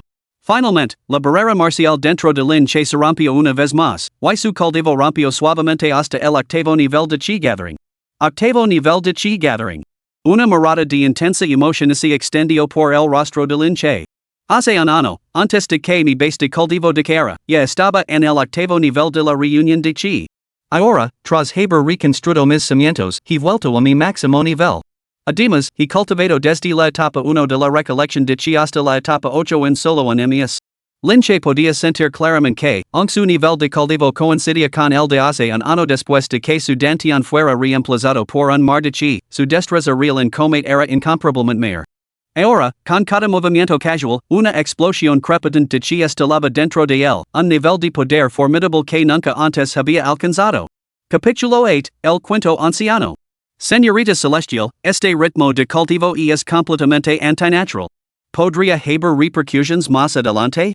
Aunque emocionado por su progreso, Lin Che se sintió inquieto al reflexionar. Desde su infancia, su entrenamiento en artes marciales le había inculcado el principio de que el cultivo nunca debe ser apresurado o imprudente. Los cimientos deben consolidarse, para no correr el riesgo de una reacción violenta de la energía interna. ¿Esto lo llamas rápido? La doncella celestial negó ligeramente con la cabeza. ¿Qué sabes tú, joven necio? Eres como una rana en el fondo de un pozo. No has sido testigo de los seres aterradores que hay más allá de los dominios estelares y que deberán planetas enteros para cultivarse. Si realmente hubiera riesgos, las formidables figuras de estos dominios estelares habrían perecido ya 10,000 veces. Por supuesto, el comentario murmurado por la doncella celestial fue deliberadamente volado, asegurándose de que Lin Che no pudiera oírlo. Ella explicó, debes concentrarte únicamente en tu cultivo. En cuanto a esta técnica tiene defectos, eso es algo que debe considerar su creador. No es un nivel de comprensión que deba preocuparte. Muy bien, asintió Lin Che. Sin embargo, su mente pronto volvió a inquietarse. Señorita Celestial, habiendo alcanzado cotas tan formidables, debe de poseer muchas técnicas de combate valiosas. ¿Podría impartirme un par de ellas para que este joven las estudie? Esto, la doncella celestial respondió, ¿has oído hablar de un niño que impugna un martillo de 10,000 como arma? En este momento eres demasiado débil, y las técnicas de combate que conozco no son adecuadas para que las aprendas. Una vez que alcances el reino marcial celestial, tal vez pueda impartir una o dos técnicas. Pero por ahora, no cuentes conmigo para tales asuntos. Al resto, una pizca de decepción cruzó los ojos de Lin Che, aunque entendía que la doncella celestial decía la verdad. Aunque sabía poco sobre sus orígenes, comprendía que esta misteriosa mujer debía provenir de circunstancias extraordinarias. Las técnicas de come que poesía estaban sin duda más allá de su alcance actual. Por supuesto, el entusiasmo de Lin Che por las técnicas de come provenía de sus años como joven maestro de la familia Lin, durante los cuales Lin Xianghai nunca le había enseñado una sola técnica adecuada. La sangre que corre por mis venas no es la del lineage directo de la familia Lin. Esto por sí solo demuestra que Lin Xianghai siempre me ha ocultado algo. Afortunadamente, la queda de este año en mi cultivo me ha permitido ver los verdaderos colores de toda la familia Lin. Con este pensamiento, Lin Che recuperó el anillo espacial una vez más. Con un destello de luz, un antiguo texto amarillento apareció ante él. Nuevos movimientos del caos inverso. Esta debe ser la técnica de combate de grado espiritual inferior que el jefe del dragón negro utilizó antes.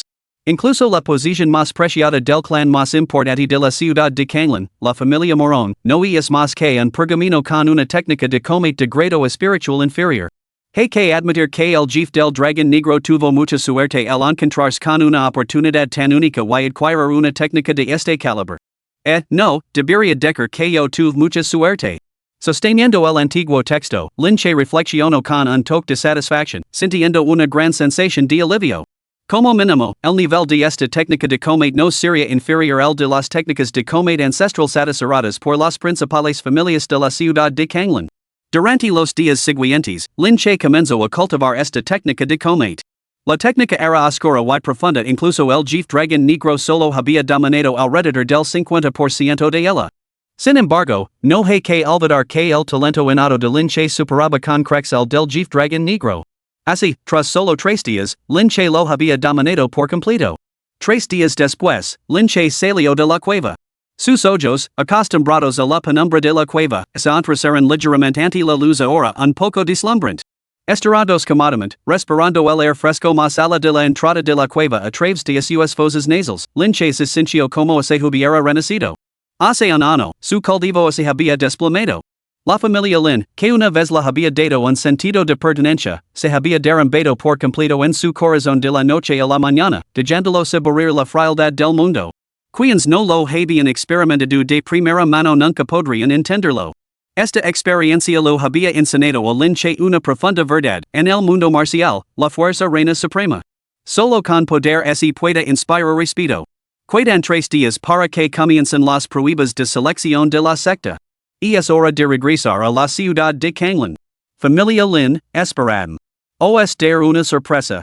Una vez tomada la decisión, Lin Che partió de regreso a la ciudad de Kanglan. Un día después, su figura apareció en los confines de las montañas del viento divino. Justo cuando se disponía a salir de la cordillera, una premonición siniestra se apoderó de él. La expresión de Lin Che se ensombreció y se detuvo con decisión. ¿Quién anda ahí? No hace falta que te escondas. Sal. No contaba con que me detectaras. Ha sido un desquito por mi parte. Lin Che, parece que tu cultivo se ha recuperado. A medida que las palabras se desvanecían, una figura emergió de las sombras. Era un hombre de mediana edad, con el rostro demacrado y la mirada fija en Lin Che con un toque de frialdad. Quinto anciano. La mirada de Lin Che se agudizó al reconocer al hombre. No era otro que el quinto anciano de la familia Lin. Así que la familia Lin ligaría tan lejos como para enviar a un anciano a eliminarme. Parece que Lin Xianghai realmente me tiene como una amenaza. Eso es lo llama prudencia. El quinto anciano soltó una risa fría. Para que un plan se mantenga firme durante 100 años, es como un barco en el mar. El timonel debe ser cauteloso, por supuesto, y evitar todas las tormentas por adelantado. Lin Che, con tu talento, una vez que tu dantian se recupera, si alguna vez te conviertes en enemigo de la familia Lin, no sería un problema menor. Por lo tanto, eliminar este problema en su infancia es, naturalmente, el resultado más favorable. Lin Che negó con la cabeza con una sonrisa fría. Es la primera vez que vio a alguien encubrir la crueldad y la deslealtad con una retórica tan elevada. Es una lástima que la familia Lin tenga timoneles tan necios como tu tarde o temprano, el barco se hundirá. Ante esto, el quinto anciano entrecerró los ojos. Lin Che, aunque tu cultivo volviera al estado óptimo de hace un año, seguirías sin ser rival para este anciano. A decir verdad, matarte no me supone ningún esfuerzo personal, pero he venido. Siendo así, deberías comprender que resistirse es inútil. Por lo tanto, harías bien en aceptar tu destino obedientemente. Las gélidas palabras del cuento anciano caen mientras su forma cambiaba. Zaz. Su velocidad era fantasmal, acercándose a Linche con una rapidez deslumbrante. Nuor. Rogió el cuento anciano, cerrando la palma de la mano en un puño. Una luz negra surgió cuando un golpe tronador se estrelló contra el corazón de Linche. Reunión de chi de noveno nivel. El hora abrumadora que irradiaba el cuento anciano demostraba que no había exagerado su fuerza. Incluso si Linche hubiera recuperado su nivel de cultivo de un año antes, al enfrentarse al cuento anciano en la cima de la recolección de chi, seguía habiendo un nivel completo de disparidad en el cultivo. Sin embargo, al enfrentarse la colosal presencia del cuento anciano, la expresión de Linche seguía siendo completamente serena. Zaz. Solo cuando el oponente se acercó a cierta distancia, la figura de Linche finalmente se movió. Boom. Al dar un solo paso adelante, un aura no más débil que la del cuento anciano surgió alrededor de Linche. Sin duda, fue al invocar la técnica de combate de nivel espiritual reversing chaos 9 horas que Linche desató un impulso tan aterrador. Además, a diferencia del Jeff Dragon Negro, que había dado 9 pasos completos, Linche había condensado este formidable huracán un solo paso. Un paso para ganar impulso. ¿Qué define un prodigio? Es aquel que puede llevar cualquier técnica de combate o método de cultivo a su límite absoluto. En ese momento, Linche lo demostró sin lugar a dudas. Al instante siguiente, Linche desenvainó su espada y la blandió hacia adelante en un solo golpe. Boom! La frenética fuerza de la espada chocó violentamente con el sello del puño del cuento anciano. Una poderosa oleada de energía espiritual se propagó por el aire, dispersándose violentamente en todas direcciones. Después de ese único golpe, el cuerpo del cuento anciano fue repelido violentamente por una fuerza tremenda, tambaleándose hacia atrás más de una docena de pasos. 2. El rostro del cuento anciano se retorció por la sorpresa, pero antes de que pudiera pronunciar una segunda palabra, una espada larga se la había clavado en la garganta. Linche se mantuvo erguido y inflexible. En ese momento, la espada en su mano zumbó con una resonancia distintiva. Sus ojos se llenaron de una frialdad glacial mientras se dirigía al cuento anciano durante años luché por la familia Lin, pero los recursos que consigue fueron a parar casi en su totalidad a la cámara de los ancianos. Y2, un venerable anciano del clan Lin, has quedado tan bajo. Incapaz de bloquear un solo gol. Completamente inútil. Humiliación. Esto no era más que un insulto descarado. El rostro del cuento anciano se quedó paralizado, y abrió los labios para hablar. Sin embargo, antes de que una sola palabra escapara de sus labios, Linche empujó su espada hacia adelante. SSSSH. La garganta del cuento anciano fue atravesada al instante, y la sangre salpicó por todas partes. Sus ojos se abrieron con horror y su garganta emitió un sonido guttural. Finalmente, su cuerpo se desplomó al suelo, con el terror congelado en su rostro. Quizás incluso en la muerte, no podía comprender cómo Linche, cuyo dantian se había destrozado apenas un mes antes, había podido crecer hasta alcanzar cotas tan aterradoras en un solo mes. Después de matar al cuento anciano, Linche, naturalmente, no pasó por alto los recursos que llevaba consigo. Afortunadamente, este cuento anciano también poseía un anillo especial. Al examinar su contenido, Linche descubrió la asombrosa cantidad de 70 hierbas espirituales. 70 hierbas, eso debería ser suficiente para sostener mi avance al siguiente reino, ¿no? Una chispa de emoción cruzó la mente de Linche. Sin embargo, no refinó las hierbas de inmediato. Después de guardarlas, miró el cadáver en el charco de sangre antes de alejarse zancadas. Poco después de que Linche se marchara, la figura del hombre de túnica platita reapareció de la oscuridad.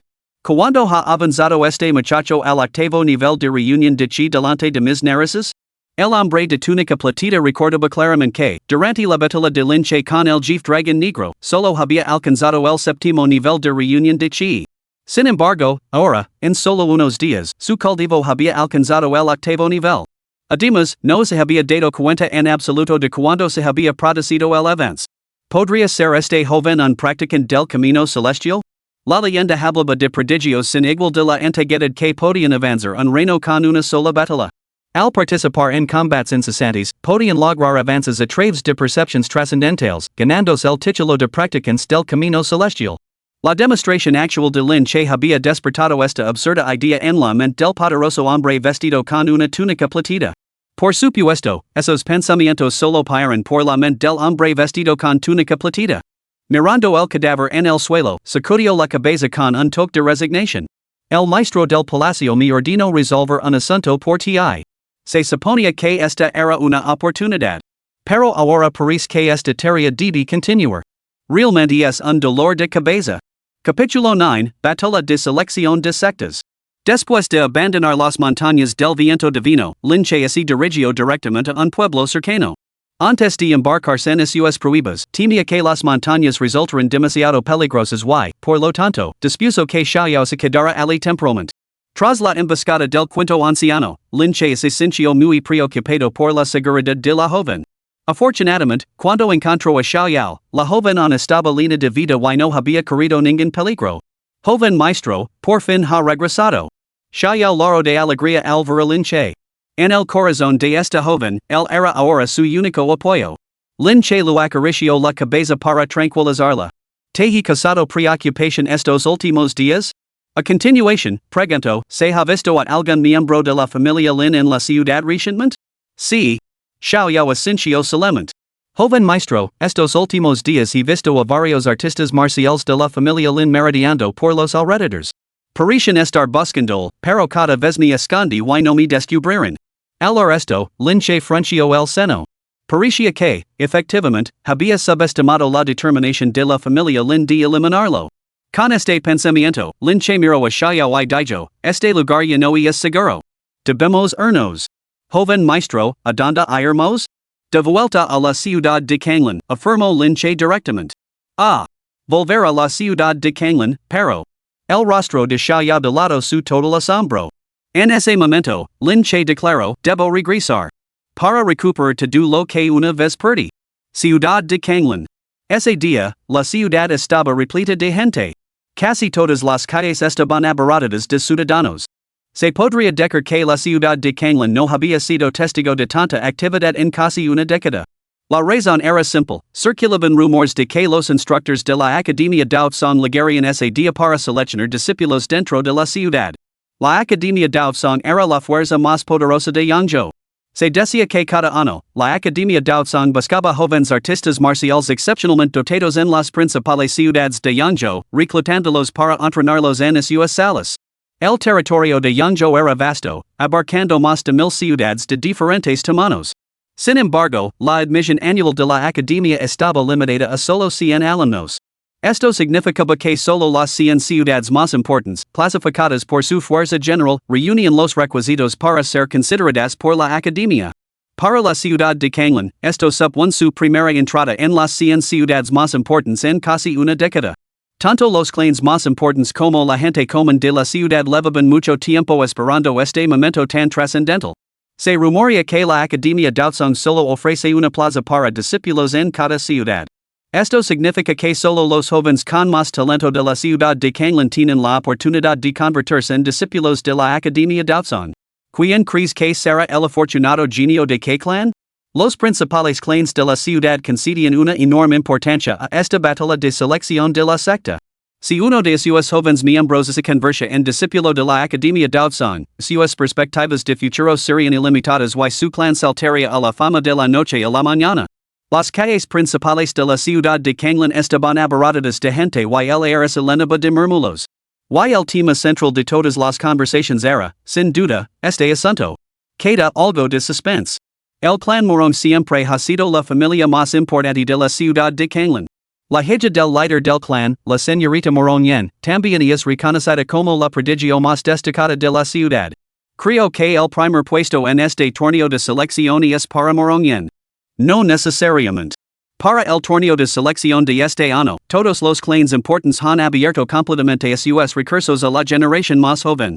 Además, para conservar fuerzas, no se han registrado enfrentamientos entre los jóvenes talentos durante el último año. Nadie puede evaluar realmente cuánto ha progresado cada uno. Morning Yen es realmente formidable, pero, en mi opinión, el prodigio del clan Shinto Yuan, tampoco se queda atrás. Es muy posible que se imponga este año. Morning Yen, Shinto Yuan.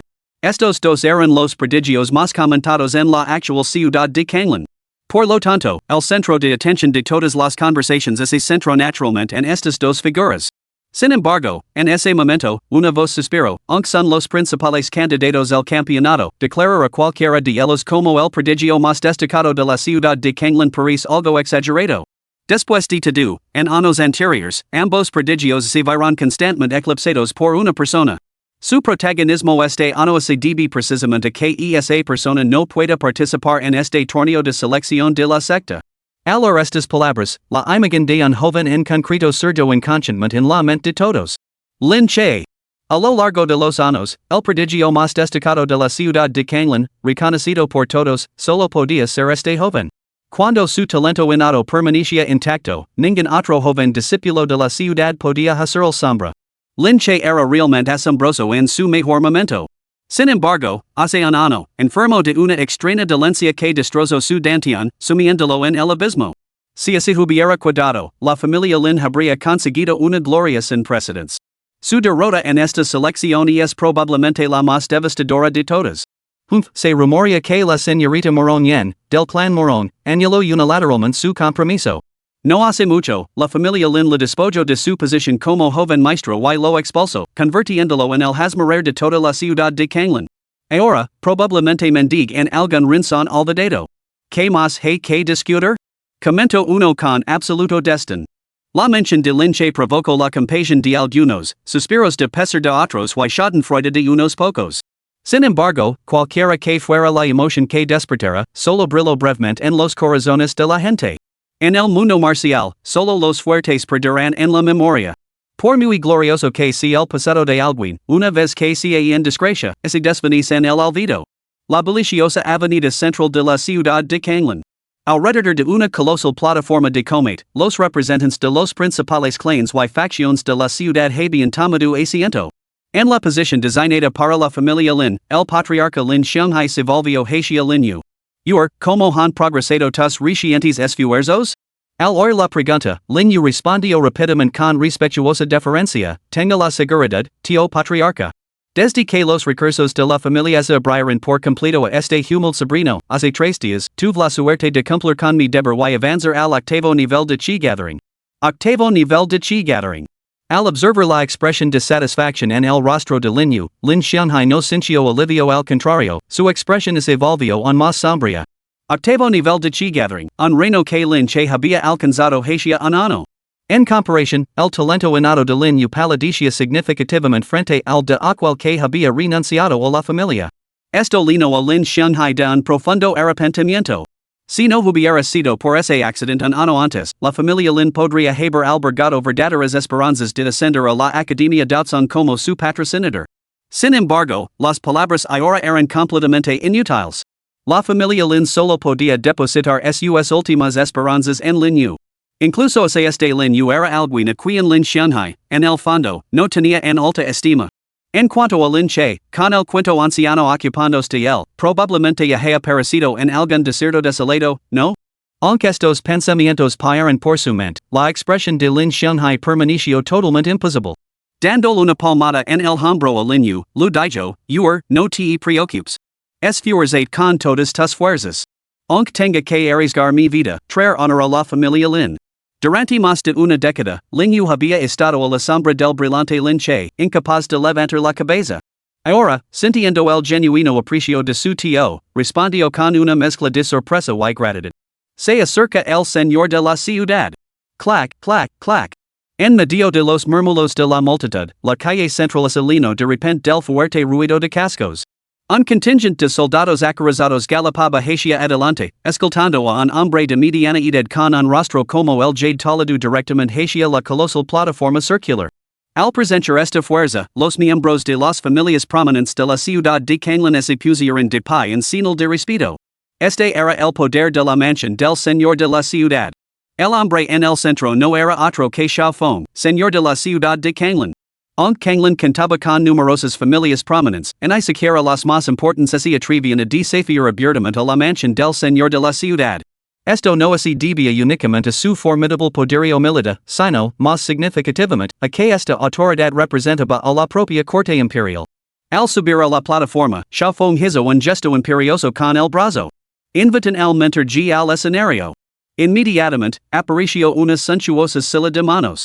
Se levanto el telón y aparicio un anciano de tez rubicunda. No era otro que G-Zone, el mentor de la Academia Daufson.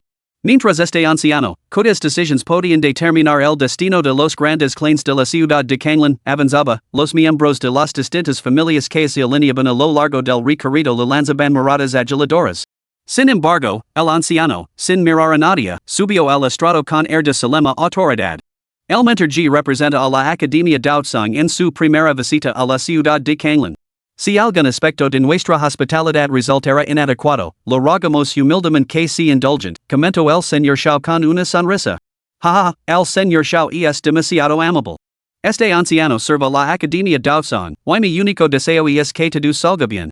Entiendo que la estancia del mentor G en la ciudad es limitada. En ese caso, procedamos sin demora, añadió Lord Shao desde un lado. Muy bien. Con eso, G-Zone se dirigió directamente al centro de la plataforma circular y anunció con voz resonante, soy G-Zone, mentor de la Academia Daufson. También soy el responsable de supervisar la evaluación de la ciudad de Kanglan en esta ocasión. Confío en que todos conozcan el propósito de mi visita, por lo que no me detendré más en ello. Una vez aclarado esto, voy a explicar las reglas de esta evaluación. Todos los jóvenes practicantes menores de 20 años pueden participar. La evaluación consta de dos rondas. La primera es la prueba preliminar.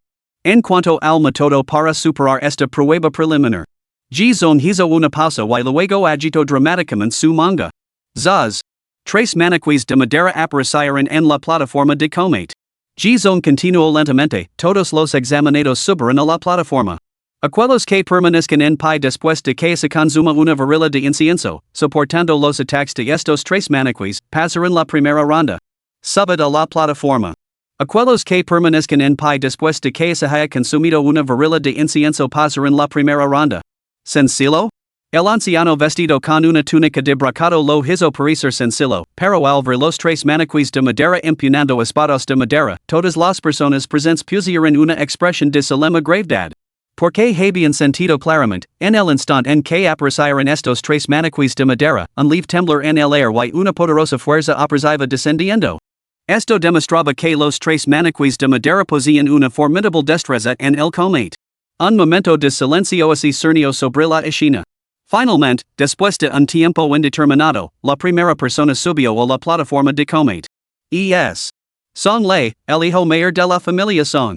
Muchos reconocieron al joven que se dirigía a grandes zancadas hacia la plataforma. Son Lei, en el sexto nivel de cultivo de chi gathering. Aunque no se encontraba entre los prodigios más destacados de la ciudad de Kanglan, su destreza lo situaba firmemente en la categoría media alta. Junto con su audacia para ser el primero en dar un paso al frente, su valencia provocó los viders de la multitud. ¿Nadie se atreve a ser el primero? Bueno, entonces me tomaré la libertad de provocar este momento para hacer mi entrada. Son Lei subió a la plataforma paso a paso, con expresión serena. ¿Qué dificultad podía tener la primera ronda de evaluaciones? Sin embargo, cuando su pie tocó el último escalón, un aura penetrante lo envolvió de repente. Uno de los maniquís de madera de la plataforma se movió. Zaz. La espada de madera que tenía en la mano barrió el aire como una ráfaga de viento, con un impulso feroz, y se abalanzó sobre Son Lei. Pum. Al instante siguiente, el cuerpo de Son Lei salió disparado directamente fuera de la plataforma. Capítulo 10, superando el desafío. Bam. El maltrecho cuerpo de Son Lei cayó pesadamente al suelo. En un instante, toda la plaza central quedó sumida en un silencio sepulcral. Un practicante de chi gathering de sexto nivel derrotado de un solo golpe. Si antes la multitud no tenía una idea clara de la fuerza de estos tres maniquís de madera, ahora todos contenían el aliento. Esto es absolutamente aterrador. A este ritmo, ¿cuántos pasarán siquiera la primera ronda? Dentro de la ciudad de Kanglan, muchos jóvenes aspirantes que habían legado linos de confianza ahora contemplaban la posibilidad de retirarse. Instructor G, ¿no es esto demasiado duro? Desde la plataforma de observación, Lord Shao, el gobernante de la ciudad, murmuró su preocupación. Esto era solo la primera ronda.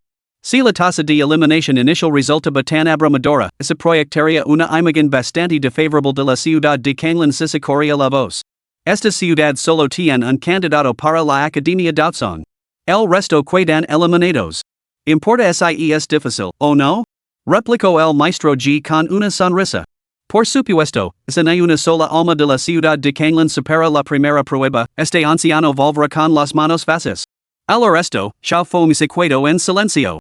Entendió que las palabras del maestro G eran la cruda realidad. Se trataba de la Academia Dautson, el señor supremo indiscutible de Yangzhou.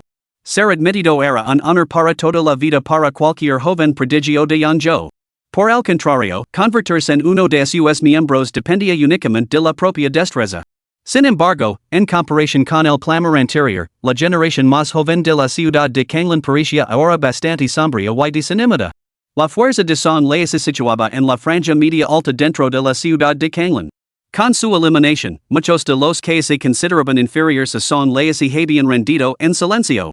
Los que se atrevieron a dar un paso adelante a partir de entonces eran, sin duda, las estrellas emergentes de la generación más joven, los prodigios más destacados de la ciudad de Kanglan. Sin embargo, a pesar de ello, hasta el momento ninguno había superado la prueba. Y es posible que los genios de la ciudad de Kanglan ni siquiera pueden superar el umbral de la prueba preliminar? Esto es totalmente desmoralizador. ¿Quién restaurará el honor de la ciudad de Kanglan y reclamará la victoria? A medida que pasaba el tiempo, la multitud se volvía cada vez más silenciosa. En ese momento, la aparición de una figura reavivó el ánimo decaydo de la multitud, levándola a un punto álgido. Era una mujer. Sus rasgos estaban exquisitamente pintados, su figura era elegante y esbelta. Bajo su sereno comportamiento se escondía un aire de orgullo sutil, pero innegable.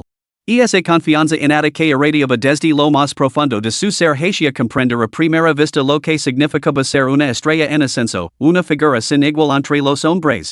Murong Yen. Una presencia absolutamente deslumbrante en la ciudad de Kanglan, no solo poseía una belleza llamativa y una destreza extraordinaria, sino que también provenía del clan Morón, la familia más importante de Kanglan. Sin duda, esta doncella había nacido para ser el centro de atención. Si no hubiera sido eclipsada por el brillo de otra persona en años anteriores, podría haber sido considerada absolutamente perfecta. Sin embargo, incluso así, tras la desaparición de ese rival, Morong Yen ascendió naturalmente hasta convertirse en la prodigio indiscutible de la ciudad de Kanglan a los ojos de la mayoría. Ya. La señorita Morong finalmente ha dado un paso al frente. De hecho, como la prodigio más destacado de la ciudad de Kanglan, si no lo consigue, vuestra ciudad podría enfrentarse a la aniquilación total. En medio de las miradas expectantes de la multitud, la elegante figura de Morong Yen se posó sobre la plataforma de combate. Zaz. En un instante, los tres maniquíes de madera se pusieron en movimiento. A juzgar por sus actuaciones anteriores, la coordinación entre estos tres muñecos, y fuera en ataque o en defensa, era impecable. Sus ataques eran implacablemente feroces, cada golpe se lanzaba desde ángulos imposibles, casi salando toda la posición del retador. Sin embargo, a diferencia del desorden de los que la precedieron, Morong Yen mantuvo una compostura natural en todo momento. Su figura siempre desaparecía justo antes de que la tormenta de ataques pudiera alcanzarla, evadiendo cada golpe con gracia anticipatoria. Mientras sus túnicas ondeaban, su elegante figura parecía poseer un encanto peculiar, atrayendo sin esfuerzo la atención de todos. Hasta que, se consumió una virilidad incienso. Los tres maniquíes de madera cesaron sus ataques en lo alto de la plataforma, y solo entonces la multitud se dio cuenta de que en un solo mechón del cabello oscuro de Morong Yen parecía despeinado. Eso, Tadu? Solo cuando Morong Yen descendió de la plataforma con pasos ligeros, la plaza central, que había permanecido en silencio durante mucho tiempo, volvió a cobrar vida, estalando en un aplauso atronador. Anticipando los movimientos del enemigo. Aunque Morong Yen no había dado en un solo gol, ¿qué confianza en sus movimientos y percepción la había permitido tal hazana? Por fin, alguien ha aprobado. Al presenciar esto, Xiao Feng, en la plataforma de espectadores, apretó el puño con silenciosa determinación. Si la ciudad de Kanglan hubiera sufrido una derrota total, como su señor, difícilmente habría tenido la cara de permanecer sentado. Como mínimo, la evaluación de la Academia Dautson del año siguiente seguramente pasaría por alto la ciudad de Kanglan, convirtiéndola en el hazmorrer de toda la provincia de Yang. Después de Morong Yen, la evaluación continuó, aunque el número de contendientes genuinos se había reducido a un puñado. Sin embargo, lo que siguió le deparó a Xiao Feng una agradable sorpresa. Cuando las pruebas llegaban a su fin, dos candidatos más aprobaron inesperadamente. El primero fue, sin duda, Shinta Yuan, que se había enfrentado a Morong Yen. El segundo no era otro que el nuevo joven maestro de la familia Lin Yu. Quien hubiera pensado que Lin Yu también aprobaría las pruebas. Parece que la familia Lin no ha quedado en el olvido desde que Lin Che cayó en desgracia. Cuando Lin Yu se convirtió en el tercero en superar la prueba del muñeco de madera, los murmullos se extendieron entre la multitud. Aunque su victoria resultó menos fácil que la de Morón en 80 yuan, aún así sorprendió a los espectadores en medio de la aniquilación casi total de la juventud de la ciudad de Kanglan. Tras superar la prueba del muñeco de madera, Lin Yu regresó a los aposentos de la familia Lin, disfrutando de las miradas de admiración a lo largo del camino, con el corazón lleno de orgullo. Después de tantos años, este momento le hizo sentir que por fin se había liberado de la sombra de Lin Che. Que supieron que la familia Lin no era solo Lin Che, también era Lin Yu. Bien hecho, hijo mío. Me haces sentir orgulloso. El anciano mayor de la familia Lin se dio una palmada en el muslo con énfasis, visiblemente emocionado. En cuanto al cabeza de familia, Lin Xianghai, asintió levemente con la cabeza. Pasar la primera ronda significaba que los recursos que la familia había invertido recientemente en Lin Yu no habían sido en vano. La familia Lin aún tenía una pizca de esperanza en esta competición de prueba. En la plataforma de espectadores, Zhong negó con la cabeza en silencio. Solo 3 han pasado hasta ahora. La ciudad de Kanglan había entrado en la lista de las 100 ciudades por primera vez este año y solo recientemente había llamado la atención de la Academia Daozang. Sin embargo, a juzgar por la tasa de eliminación en esta primera ronda, sus cimientos seguían siendo bastante endebles. Había anticipado algunas sorpresas en este viaje, pero ahora se sentía algo decepcionado. Afortunadamente, esa chica llamada Morón posee un talento verdaderamente deslumbrante. Al menos eso hace que el viaje merezca la pena. Con este pensamiento, Zhong se dispuso a levantarse y anunciar los resultados de la primera ronda. Sin embargo, en ese mismo momento, se produjo un repentino alboroto. Mirad. Hay alguien más entrando en la evaluación. Con ese grito, todas las miradas se volvieron una vez más. Sobre los largos escalones de piedra, una figura juvenil subía paso a paso a la plataforma. Con una espada larga colgada a la espalda, un sombrero cónico que lo ocultaba el rostro y una capa negra que ondeaba al viento, su paso transmitía una sensación de calma y fuerza inquebrantable. Sin embargo, ahora los corazones de la multitud estaban todo menos tranquilos. ¿Quién es este? Dentro de la ciudad de Kanglan, aparte de esos 3, ¿podría haber realmente otro con la confianza necesaria para superar la prueba? Innumerables mentes se llenaron de dudas. En ese mismo instante, la distinguida figura había subido el último escalón de piedra y se encontraba de pie sobre la plataforma de combate. Al instante, un muñeco de madera se abalanzó sobre él, blandiendo su espada de madera hacia abajo. El filo de la espada brilló, con un impulso tan feroz como un arcoíris. Sin duda, un ataque feroz. Al sentir el gol, bajo su sombrero de bambú, los ojos de Lin Che parpadearon ligeramente. Al instante siguiente, Lin Che desenvainó su espada, enfrentándose al ataque de frente. Clang. La espada de Lin Che paró la espada de madera que empuñaba el muñeco, emitiendo un chirrido agudo y penetrante. No solo eso, sino que el cuerpo del muñeco de madera retrocedió un paso por la fuerza del impacto. En ese mismo momento, llegó el segundo golpe de Lin Che. Silencioso como un susurro, sin el más mínimo silbido en el aire, parecía fundirse con el viento. El destello del acero dejó una clara hendidura en el muñeco de madera. Al presenciar esto, Xiao Feng se levantó bruscamente de su asiento en la plataforma de observación. ¡Qué velocidad tan deslumbrante! ¡Qué ángulo tan tortuoso! Los ojos de Xiao Feng parpadearon intensamente al darse cuenta de que el golpe había impactado precisamente donde estarían los ojos del muñeco de madera. Si este muñeco hubiera sido de carne y hueso, habría quedado incapacitado para el combate en ese instante. Era como enfrentarse 3 enemigos formidables y acabar con uno de ellos de un solo golpe. Una eficiencia tan despiadada era realmente asombrosa. Xiao Feng no podía imaginar que Lin Che, bajo la guía de la misteriosa mujer del antiguo espacio de Jade dentro de las montañas del viento divino, se hubiera entrenado precisamente para asestar golpes mortales durante sus batallas con bestias demoníacas. Eliminar a los oponentes por los medios más simples posibles. Por supuesto, los maniquíes de madera no eran de carne y hueso el golpe de espada de Lin Che no acabó con ellos. Y entre los presentes, pocos poseían el ojo perspicaz de Xiao Feng para percibir las sutilezas. Así, la batalla continuó. Zaz. Zaz. Zaz. Los tres muñecos de madera atacaron simultáneamente, con una coordinación que alcanzó la perfección.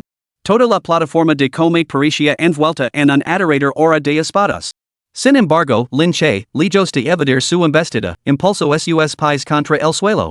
Su cuerpo se lanzó hacia adelante como una flecha, cargando directamente contra los tres muñecos de madera. ¿Evadir? Lin Che no tenía intención de evadir. Su enfoque era enfrentar la fuerza, contrarrestar la fuerza con la fuerza. Clang, clang, clang, clang. La espada larga en las manos de Lin Che chocaba sin piedad con las espadas de madera, enviando ondas de energía hacia afuera. Maldita sea, feras. Debajo de la plataforma de combate, los espectadores observaban el frenético crujir de espadas y cuchillos con los ojos muy abiertos por el asombro. Aunque el espectáculo era absolutamente fascinante, también parecía peligrosamente precario. Se podría decir que ese el chi del rededor de que era o apareciera una sola abertura, su destino sería realmente sombrío. Sin embargo, justo cuando la multitud se preguntaba cuánto tiempo más podría aguantar este misterioso espadachín, los tres maniquíes de madera cesaron abruptamente sus movimientos. Se había consumido una varilla de incienso. Había aprobado. Al presenciar el formidable triunfo de Lin Che, los espectadores estallaron en un rugido atronador. Algunos incluso exhalaron inconscientemente. Aunque parecía menos sereno que Moroñen, había que admitir que este estilo de combate era indudablemente emocionante, haciendo que las emociones de los espectadores se dispararan. Al mismo tiempo, innumerables espectadores sintieron aún más curiosidad por la joven figura que se encontraba en lo alto de la plataforma. ¿Cuándo había producido la ciudad de Kanglan un joven guerrero tan formidable? Capítulo 11, sigue siendo muy débil. Corazón, garganta, ojos, frente, todos puntos vitales. Ni un solo golpe de espada falló. No está mal. Cuando los maniquíes de madera cesaron su ataque, Lin Che enfundó su espada, con una expresión de satisfacción en su rostro. En las tres figuras de madera se podían ver un total de 19 marcas de espada, cada una de ellas golpeando con precisión un punto vital. Pero, ¿de qué material están hechas estas figuras de madera? Son durísimas. Cada golpe había sido infundido con el potente chi verdadero de Lin Che. Estaba seguro de que incluso un bloque de roca de acero azul habría sido destrozado por la energía de su espada. Sin embargo, ahora las tres figuras de madera solo presentaban marcas superficiales. Son inscripciones defensivas. Estos tres muñecos de madera nacen del arte de las formaciones. De repente, una misteriosa voz femenina resonó en lo más profundo de su mente. El arte de las formaciones es realmente profundo. Simplemente no puedo romper sus defensas. Sin la limitación de tiempo, probablemente habría perdido. Lin Che se dio cuenta de esto con toda claridad. Es solo que eres demasiado débil. Con la fuerza suficiente, ninguna formación puede resistir un solo golpe de espada, añadió la misteriosa mujer. Lin Che. Necio. Los maniquíes de madera no tienen vida, no conocen el dolor y no temen a la muerte. Participar en un enfrentamiento tan brutal es la definición misma de un bruto. Estoy segura de que, sin la limitación de tiempo, el mero agotamiento de su chi verdadero lo habría matado. Desde la sección de la familia Lin observaba la figura en la plataforma. Por alguna razón, sentía una sensación de familiaridad, pero no lograba identificarla. Este sentimiento inexplicable lo provocaba una vaga sensación de inquietud. Lin Xianghai compartía este mismo sentimiento. Sin embargo, momentos después, los ojos de Lin Xianghai cambiaron, como si de repente hubiera recordado algo. Se levantó de un salto de su asiento. Hijo desagradecido. Así que eres tú, hijo desagradecido. Lin Che. Eres tú, Lin Che. No solo te atreves a sobrevivir, sino también a participar en esta prueba. Lin Che. El repentino rugido de Lin Xianghai se estrelló como una roca en aguas tranquilas, provocando instantáneamente ondas en la superficie. ¿Ese hombre es Lin Che? Imposible. ¿No fue expulsado de la ciudad de Kanglan por la familia Lin hace un mes? En efecto. El dantian de Lin Che se hizo añicos y su cultivo se desplomó. Si fuera Lin Che, ¿cómo habría podido pasar las pruebas preliminares tan fácilmente? Sintiendo innumerables miradas fijas en él, la figura en lo alto de la plataforma de combate permaneció tan serena como una fuente. Momentos después, se quitó el sombrero cónico, revelando un rostro juvenil y bien definido. Al instante, todos los que estaban debajo de la plataforma contuvieron la respiración. Era realmente Lin Che. El nombre de Lin Che había brillado tanto en la ciudad de Kanglan que casi ningún joven de allí podía olvidarlo. Como una montaña, se había alzado sobre los corazones de todos los jóvenes prodigios. Hace un año, todos creen que la figura que había dominado a la juventud de la ciudad de Kanglan había quedado por completo. Sin embargo, ¿quién podría haber imaginado que volvería a aparecer en público de esta manera? Desagradecido miserable, te atreves a volver a mostrar tu rostro? La mente de Lin Xianghai se agitaba con dudas. Había enviado al quinto anciano a tender una emboscada a Lin Che una vez que su dantian se hubiera recuperado. ¿Cómo era posible que Lin Che estuviera aquí ahora? ¿Había fallado el quinto anciano? Imposible. Con el cultivo máximo de chi gathering del quinto anciano, el fracaso es impensable. Debe de haber perdido Alabama Chico. El pensamiento pasó por su mente. Lin Xianghai corrió inmediatamente hacia la plataforma de observación, juntando los puños en señal de saludo. Maestro G, Lord Xiao. Este Lin Che es un renegado de nuestra familia Lin. Hace un mes, yo personalmente lo expulsé del clan. No tienen derecho a participar en esta evaluación. Les imploro a ambos, honorables ancianos, que le retiren su elegibilidad. No se debe permitir que este hijo rebelde perturbe el orden normal del torneo de selección de la secta. Viejo perro. Al oír las palabras de Lin Xianghai, los ojos de Lin Che se volvieron fríos como el hielo y de repente rugió. Ni llamas traitor a la familia Lin. Te pregunto, ¿qué he hecho yo, Lin Che, para traicionar a la familia Lin? Tú, Lin Xianghai titubeó y, tras un momento, esbozó una sonrisa burlona. No eres de la estirpe Lin. Sin embargo, durante más de una década, la familia Lin te crió hasta la edad adulta. Ahora traicionas abiertamente a la familia Lin. ¿No es esa la definición misma de un hijo traitor? Jaja. Al resto, Lin Che soltó una risa maníaca. Bien dica, criado hasta la edad adulta. Lin Xianghai, lo que valorabas entonces era simplemente mi talento y la promesa que representaba para la familia Lin. En realidad, no era más que una herramienta a tus ojos. Durante todos estos años, luché en batallas por la familia Lin, escapando por los pelos de la muerte en innumerables ocasiones y asegurando recursos incalculables.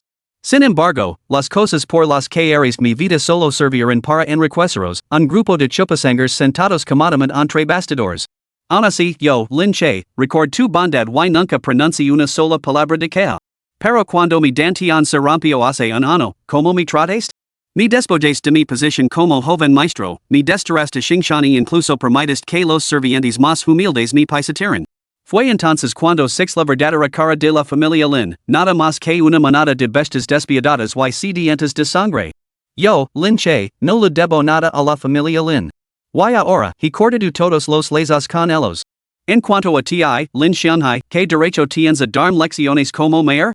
Las palabras de Lin Che eran hondo, dejando a todos los presentes profundamente conmovidos. Este Lin Che trajo innumerables honores a la familia Lin. Si la verdad es tal y como él afirma, entonces la familia Lin es verdaderamente despiadada y ingrata. Al oír estos murmullos, la expresión de Lin Xianghai se ensombreció considerablemente. En cualquier caso, la aparición de Lin Che era una variable impredecible, algo que en él y la familia Lin decían ver. Insolent mocoso, como te atreves a preferir tales calumnias. Solo por este acto de difamar a la familia Lin, este anciano tiene la autoridad para perder la casa. Hoy, yo mismo acabar con este rebelde desleal. Un destello salvaje brilló en el rostro de Lin Xianghai mientras su chi se disparaba, revelando una auténtica intención asesina. Alto. En ese momento, la voz de Xiao Feng rompió la tensión. Lin Xianghai se quedó paralizado.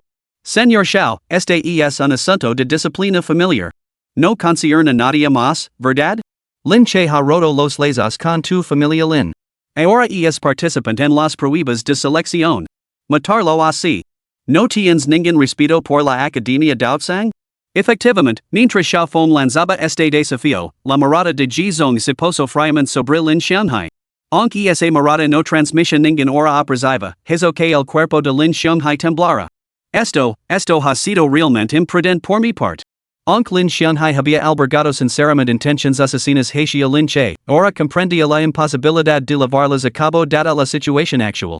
Al menos, no antes de que concluyeran las pruebas de selección. Al darse cuenta de esto, Lin Xianghai, por muy reacio que estuviera, no pudo sino volver obedientemente a su asiento. En la plataforma de combate, Lin Che se volvió hacia Xiao Feng. Aunque no sabía por qué el señor de la ciudad de Kanglan la había ayudado, le dirigió una mirada de agradecimiento. Luego, se dispuso a bajar de la plataforma. Sin embargo, en ese momento, la anciana voz de Gizon resonó de repente. Espera. Los pasos de Lin Che vacilaron mientras se volvía hacia el anciano con confusión. La expresión de Gizon permaneció impasible. La primera ronda de evaluations concluye con 4 candidatos que avanzan. Por la presente, declaró el comienzo de la segunda ronda, que se disputará en formato de torneo. Duelos 2 contra 2. Tú serás el primero en entrar en la refriega. En cuanto a tu oponente, su mirada recorrió a Moronyan Wishante Yuan antes de posarse finalmente en línea. Quedó en disgracia, derramamiento de sangre familiar, bastante intrigante. Vosotros dos os enfrentaríais. Apenas había terminado de pronunciar estas palabras cuando la plaza central estalló en conmoción. Un torneo. Lin Che contra Lin Yu. A decir verdad, al escuchar las reglas de la segunda ronda, la expresión de Lin Yu se había ensombrecido considerablemente. Si se trataba de un torneo, simplemente no tenía el valor de enfrentarse a Moronyan Wishante Yuan, dos prodigios en ascenso de la ciudad de Kanglan en la cima de sus poderes. Tenía la suficiente conciencia de sí mismo como para reconocerlo. Sin embargo, al saber que su oponente era Lin Che, su expresión delató un indicio de alegría inesperada. En comparación con esos dos, Lin Che había desperdiciado un año entero. Aunque la razón de la recuperación de su dantian seguía siendo desconocida, sin duda no estaba en su antiguo apoyo. Por lo tanto, en opinión de Lin Yu, de los 4 que habían pasado la primera ronda, Lin Che era sin duda el más débil. Si ni enfrentó a Lin Che, Moronyan Wishante Yuan se enfrentarán inevitablemente en el siguiente combate. Esos dos están muy igualados realmente se enfrentan, y es posible que ambos terminen lisiados. Entonces, se derrotó a Lin Che, ¿no sería el siguiente combate una oportunidad real para hacerse con el campeonato? La lucha entre la almeja y la gacadiza beneficia al pescador. Para Lin Yu fue como si un rayo de luz hubiera atravesado de repente la oscuridad y la felicidad llegara de forma inesperada. ¿Estás seguro? Preguntó el patriarca mayor de la familia Lin desde un lado. Padre, ten la seguridad. Lin Che ha desperdiciado un año.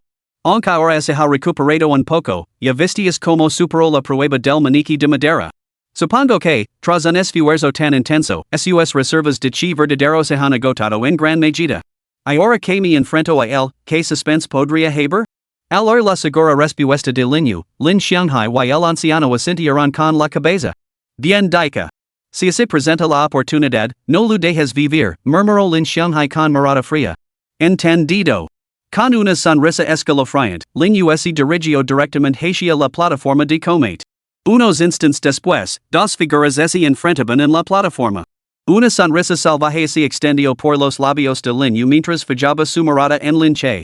Lin Che, nunca imaginaste que sería yo quien se enfrentaría a ti en esta ronda, ¿verdad? ¿Cuántos años han pasado? Yo, Lin Yu, he vivido a tu sombra todo este tiempo, soportando humiliaciones y dificultades.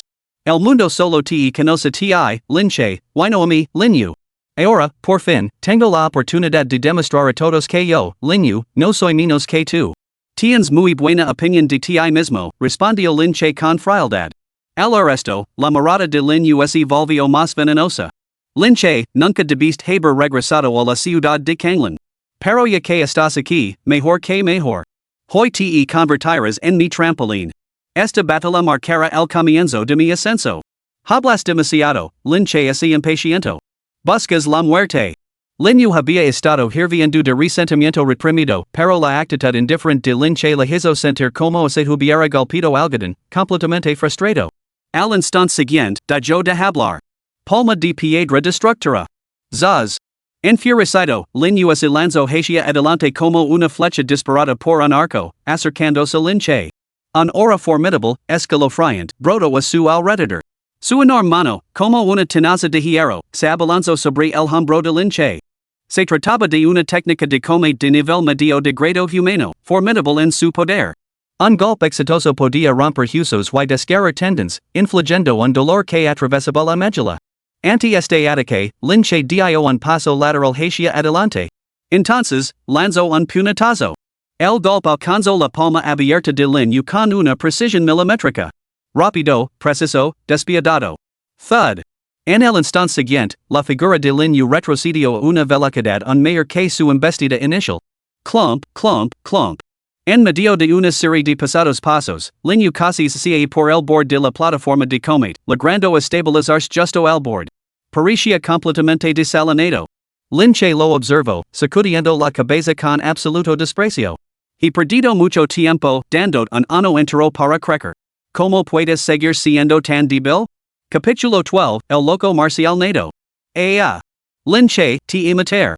Al ver la expresión de absoluto desprecio de Linche, el rostro de Linhu se retorció en una mueca espantosa.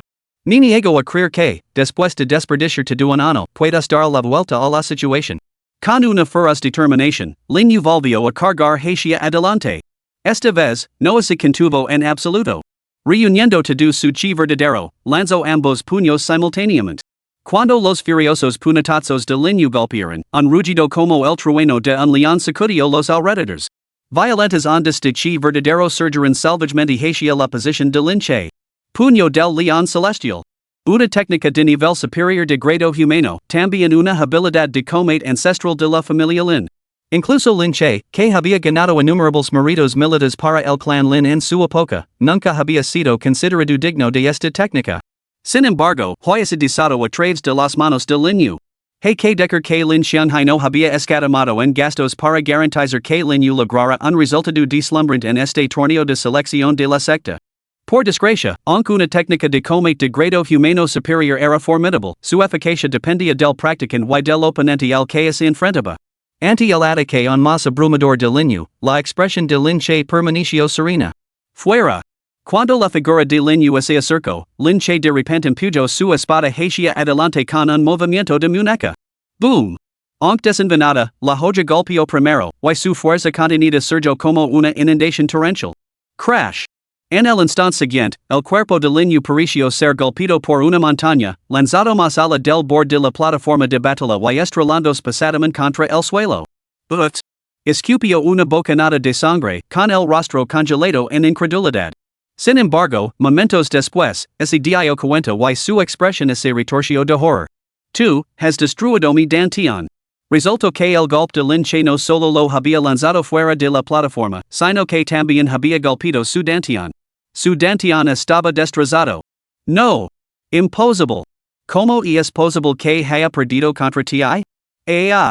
Sintiendo como su cautivo se disipaba rápidamente dentro de él, los ojos de Linhu se enrojecieron y su expresión rayaba en la locura. Después de lanzar este rugido angustiado, Linhu escupió otra bocanada de sangre. Finalmente, aparentemente incapaz de aceptar esta realidad, se derrumbó inconsciente. Dios mío. ¿Linhu ha sido derrotado? ¿Cómo es posible? Al mismo tiempo, una oleada de exclamaciones brotó de la multitud debajo de la plataforma. No es solo una derrota, es una aniquilación completa y unilateral. Hace un año, todos los médicos de la ciudad declararon que el dantian de Linche estaba completamente arruinado, que su camino marcial se había extinguido para siempre. Sin embargo, un año después, su cultivo se recuperó milagrosamente. Tras un año de abandono, sigue poseyendo una formidable destreza en el combate. ¿Quién podría creerlo sin verlo con sus propios ojos? Contemplando la figura en lo alto del escenario, innumerables espectadores sintieron una profunda conmoción. Era posible que, incluso después de un año de abandono, la imponente cima que una vez fue venerada por la juventud de la ciudad de Kanglan siguiera intacta? A diferencia del asombro que los rodeaba. Debajo de la plataforma de batalla, el cabello negro azabache de morón yen cae en cascada como una cascada. Sus ojos brillaban como estrellas, aparentemente capaces de cautivar cualquier alma en un instante. Sin embargo, ahora, una cava débil, casi imperceptible, levantaba las comisuras de sus labios.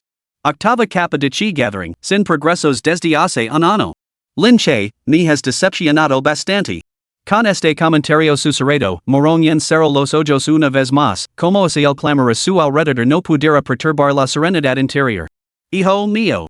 En ese mismo instante, en la sección de la familia Lin, el gran anciano de la familia Lin presenció la escena ante él, con los ojos desorbitados por la furia. Se abalanzó directamente sobre Linhu. Con un simple toque, el gran anciano pudo sentir el estado actual de Linhu. Su hijo estaba completamente lisiado. Pequeño bastardo. ¿Cómo te atreves a ser tan vil? Te matar. El anciano tenía el pelo erizado y el rostro contorsionado en una mueca feroz, como un león enfurecado a punto de lanzarse al campo de batalla. Sin embargo, antes de que pudiera dar un solo paso, un hora penetrante lo envolvió de repente. El señor de la ciudad, Xiaofeng, se levantó bruscamente de su asiento. Como te atreves? Este señor de la ciudad ha declarado que, durante el torneo de selección de sectas, ningún artista marcial anciano puede entrar en la arena para interferir. Patriarca Mayor Lin, ¿no ha oído mis palabras? Al esta reprimenda, el patriarca mayor de la familia Lin tembló. Apretó los puños con fuerza, pero ante la autoridad del señor de la ciudad, se vio obligado a recuperar la compostura. Por favor, como su aire, señor maestro de la ciudad. Este anciano no se atreve. Al final, solo pudo mirar con ferocidad a Lin Che antes de levar al gravement herido Lin de vuelta al complejo de la familia Lin. Arruinado. Al evaluar el estado actual de Lin Yu, el rostro de Lin Xianghai se volvió ceniciento.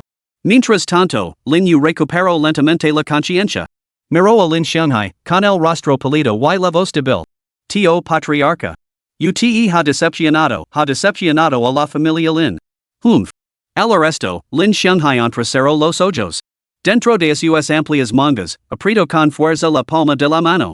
Tras un resoplido frío, eco una mirada al gravement herido Lin Yu y se marchó.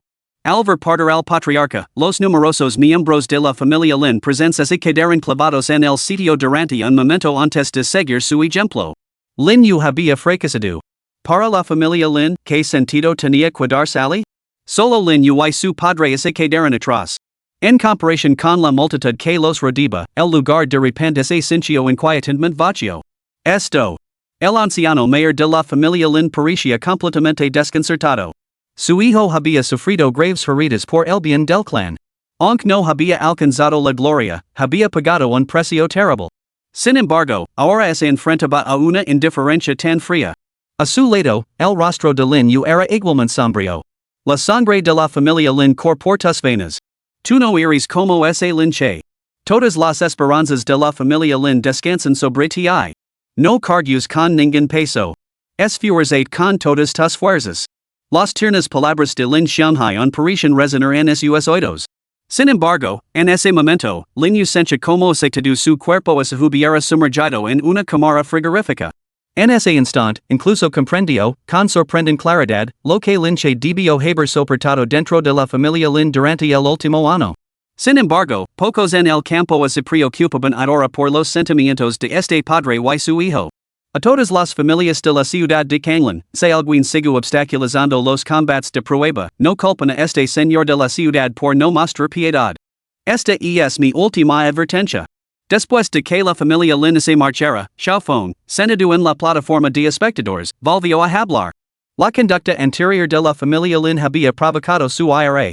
Aunque Jizong había permanecido en silencio durante todo el tiempo, esta era la primera vez que la Academia Daotsang venía a la ciudad de Kanglan para seleccionar discípulos. Si las interrupciones persisten, no solo socavaría su autoridad como señor de la ciudad, sino que también avergonzaría a la propia ciudad de Kanglan. Con la severa advertencia de Xiaofeng, los principales clans de la ciudad de Kanglan se mostrarán considerablemente más moderados. Cuando Lin Che bajó de la plataforma, se anunció el inminente comienzo de la siguiente competición. El siguiente combate, Morong Yen contra Shinta Yuan. En la historia de la ciudad de Kanglan, aparte del prodigio Lin Che, estos dos eran posiblemente las figuras más deslumbrantes de la generación más joven. A diferencia de Lin Che, que en su día había quedado en desgracia, estos dos se habían mantenido en la cima durante todo el tiempo. Ahora, aunque Lin Che había regresado, nadie sabía cuál era su verdadera fuerza ni cuánto se había recuperado. En cualquier caso, el hecho era que el cultivo marcial de Lin Che había permanecido inactivo durante un año entero. En consecuencia, muchos creen que el enfrentamiento entre Morong Yen y Shinta Yuan podría ser un anticipo de la propia pelea por el campeonato. Comienzan. A la orden de Jizong, una figura imponente se levantó de la sección del clan Shinto. Este hombre tenía el pelo rojo fuego y cejas gruesas, y su ágil figura se asemejaba a la de un toro salvaje, rebosante de poder explosivo. Con un fuerte pisotón, Shinta Yuan saltó a la plataforma de combate, y su mirada penetrante recorrió a la multitud que se encontraba debajo. Morong Yen, he esperado un año para tener esta oportunidad de enfrentarme una vez más. Ven. Al oír estas palabras, Morong Yen abrió los ojos y una leve sonrisa se dibujó en sus labios. Se puso de pie con elegancia y su esbelta figura avanzó paso a paso hacia la plataforma. Su falda un día con la brisa, sus exquisitos rasgos y su delicada figura cautivaban a todos los que la observaban, y cada paso parecía aterrizar directamente en los corazones de la multitud. En la plaza central, innumerables hombres la miraban con ojos ardientes. Una mujer así no solo posía una belleza impresionante, sino también un talento extraordinario. Más allá de la palabra impecable, no parecía haber otra frase capaz de describirla. Si pudiera casarme con ella, moriría contento, murmuró alguien para sí mismo. Al mismo tiempo, muchos recordaron el compromiso entre Lin Che y Morón Yen de años atrás. El talento de Lin Che en aquel entonces podría haber sido digno de tal belleza, pero, al final perdió su oportunidad. Ese compromiso fue destruido personalmente por el clan Morón. En mi opinión, el Lin Che de hoy en día no está a la altura de una belleza tan incomparable. Si Morón Yen realmente ingresa en la Academia d'Auvson, la brecha entre ellos, a partir de este mismo año, probablemente se volverá imposible de salvar. Los susurros de especulación se extendieron entre la multitud. Sin embargo, la expresión de Morón Yen permaneció completamente imperturbable en todo momento. Para este prodigio, tales elogios habían dejado de perturbarla hacía mucho tiempo. ¿Acaso hay necesidad de comparar? El año pasado fuiste derrotado por mí. Este año, la brecha entre nosotros solo se ampliará. Finalmente, Morón Yen se plantó ante Shinta Yuan, con una leve sonrisa de absoluta confianza en sus rasgos blancos como la nieve. Eso está por ver. Shinta Yuan era un fanático de las artes marciales nato. Aunque había sido derrotado por Morón Yen en su anterior encuentro, desde entonces se había recluido en un intenso entrenamiento. Ahora, frente a Morón Yen una vez más, sus ojos ardían con intenso fervor. Boom! Sin decir una palabra, esas dos sencillas frases concluyeron. Shinta Yuan cerró abruptamente el puño y golpeó, desatando una fuerza aterradora que se precipitó hacia adelante como una colosal ola gigante. Puño divino del tiburón gigante. Rumble rumble. Un rugido atronador resonó cuando el formidable impulso del puño de Shinta Yuan envolvió rápidamente toda la arena, envolviendo por completo la figura de Morón Yen. El ataque de Shinta Yuan es tan despiadado. ¿No tiene ningún respeto por el sexo débil? Al ver la esbelta figura de Morón Yen, a la deriva como un pequeño bote en medio del mar embravecido del feroz ataque de Shinta Yuan, muchos sintieron una punzada de lástima. Al mismo tiempo, se llenaron de indignación por las tácticas brutales de Shinta Yuan. ¿Perdonar al sexo débil? Para los jóvenes de la ciudad de Kanglan, Morón Yen bien podría ser una diosa a sus ojos. Sin embargo, dos personas eran excepciones absolutas. Una era Lin Che. A juzgar por sus encuentros pasados, sus golpes siempre eran despiadados, pero nunca había mostrado deferencia hacia su prometida nominal. La otra era el propio Shinta Yuan. Un fanático nato de las artes marciales, ¿qué lugar había en sus ojos para las mujeres? Capítulo 13, Visita Nocturna. Boom! Boom! Boom! El ataque de Shinta Yuan fue ferozmente rápido. La fuerza de sus puñetazos hizo temblar toda la plataforma de combate. Sin embargo, ante una presión tan aterradora, la expresión de Morón Yen permaneció inquietantemente tranquila, incluso tenida de un toque de desdén. En ese instante, su brazo se elevó. Al momento siguiente, un golpe de palma forjado con chi verdadero condensado surgió como una cordillera. Durante las pruebas del hombre de madera, Morón Yen había permanecido inactiva. Por lo tanto, esta fue su primera participación directa, pero conmocionó a todos los presentes, incluido Shinta Yuan. El chi verdadero emanaba de su cuerpo, el reino de las artes marciales espirituales. Que, en solo un año, la señorita Morón ya ha trascendido la recolección de chi y ha entrado en el reino de las artes marciales espirituales. Boom! Boom! Boom! En medio de las miradas atentas de innumerables espectadores, el golpe de palma de Morón Yen se precipitó hacia adelante. Ola tras ola de feroz fuerza de palma se estrelló como una marea, envolviendo finalmente toda la forma de Shinta Yuan. Boom! Boom! Boom! Cuando la fuerza de la palma finalmente se disipó, la multitud se dio cuenta de que Shinta Yuan había quedado completamente inmovilizado, tendido en el suelo sin moverse. Ahora ambos brazos le goteaban sangre. Whoosh! Este asombroso espectáculo provocó una oleada de exclamaciones en toda la plaza central. ¿Ya se ha acabado? Todo el mundo esperaba una batalla feroz y reñida entre estos dos. Sin embargo, ¿quién podría haber imaginado que, desde el momento en que pisó la plataforma hasta la actual subjugación de Shinta Yuan, Morón Yen solo había lanzado un único golpe? Primer nivel del reino marcial espiritual. Los ojos de Shinta Yuan se encendieron en rojo. Por fin comprendió el origen de la confianza de Morón Yen. Ella había alcanzado el reino marcial espiritual. Aunque solo estaba en el primer nivel, la diferencia entre la accumulación de chi y las artes marciales espirituales era inconmensurable. He, perdido. La mirada de Shen Tu Yuan se apagó de repente. Para un hombre nacido con una obsesión marcial, admitir la derrota era casi impensable. El Shen Tu Yuan de Antano, incluso en la derrota, entrenaba con furia redoblada, sin rendirse nunca. Sin embargo, esta vez, al sentir el avance de Morón Yen hacia el reino marcial espiritual, pareció perder la voluntad de perseguirla en un instante. Cuando uno se da cuenta de que la cima que tiene ante si está para siempre fuera de su alcance, cualquier persona perdería la voluntad de escalar. El orgullo celestial. Con la aplastante derrota de Shen Tu Yuan, el brillo de Morón Yen resplandeció aún más en los ojos de todas las almas de la ciudad de Kanglan. Si la cultivación de Lin Che no hubiera quedado hace un año, ¿habría alcanzado el reino marcial espiritual dentro de este año? Esta pregunta se agitó en muchos corazones. Por supuesto, la respuesta nunca se sabría. Sin embargo, en la mente de la multitud, Morón Yen, que había entrado en el reino marcial espiritual a los 17 años, era ahora, sin duda, el prodigio más destacado de la ciudad de Kanglan. Incluso había superado al Lin Che de Antano.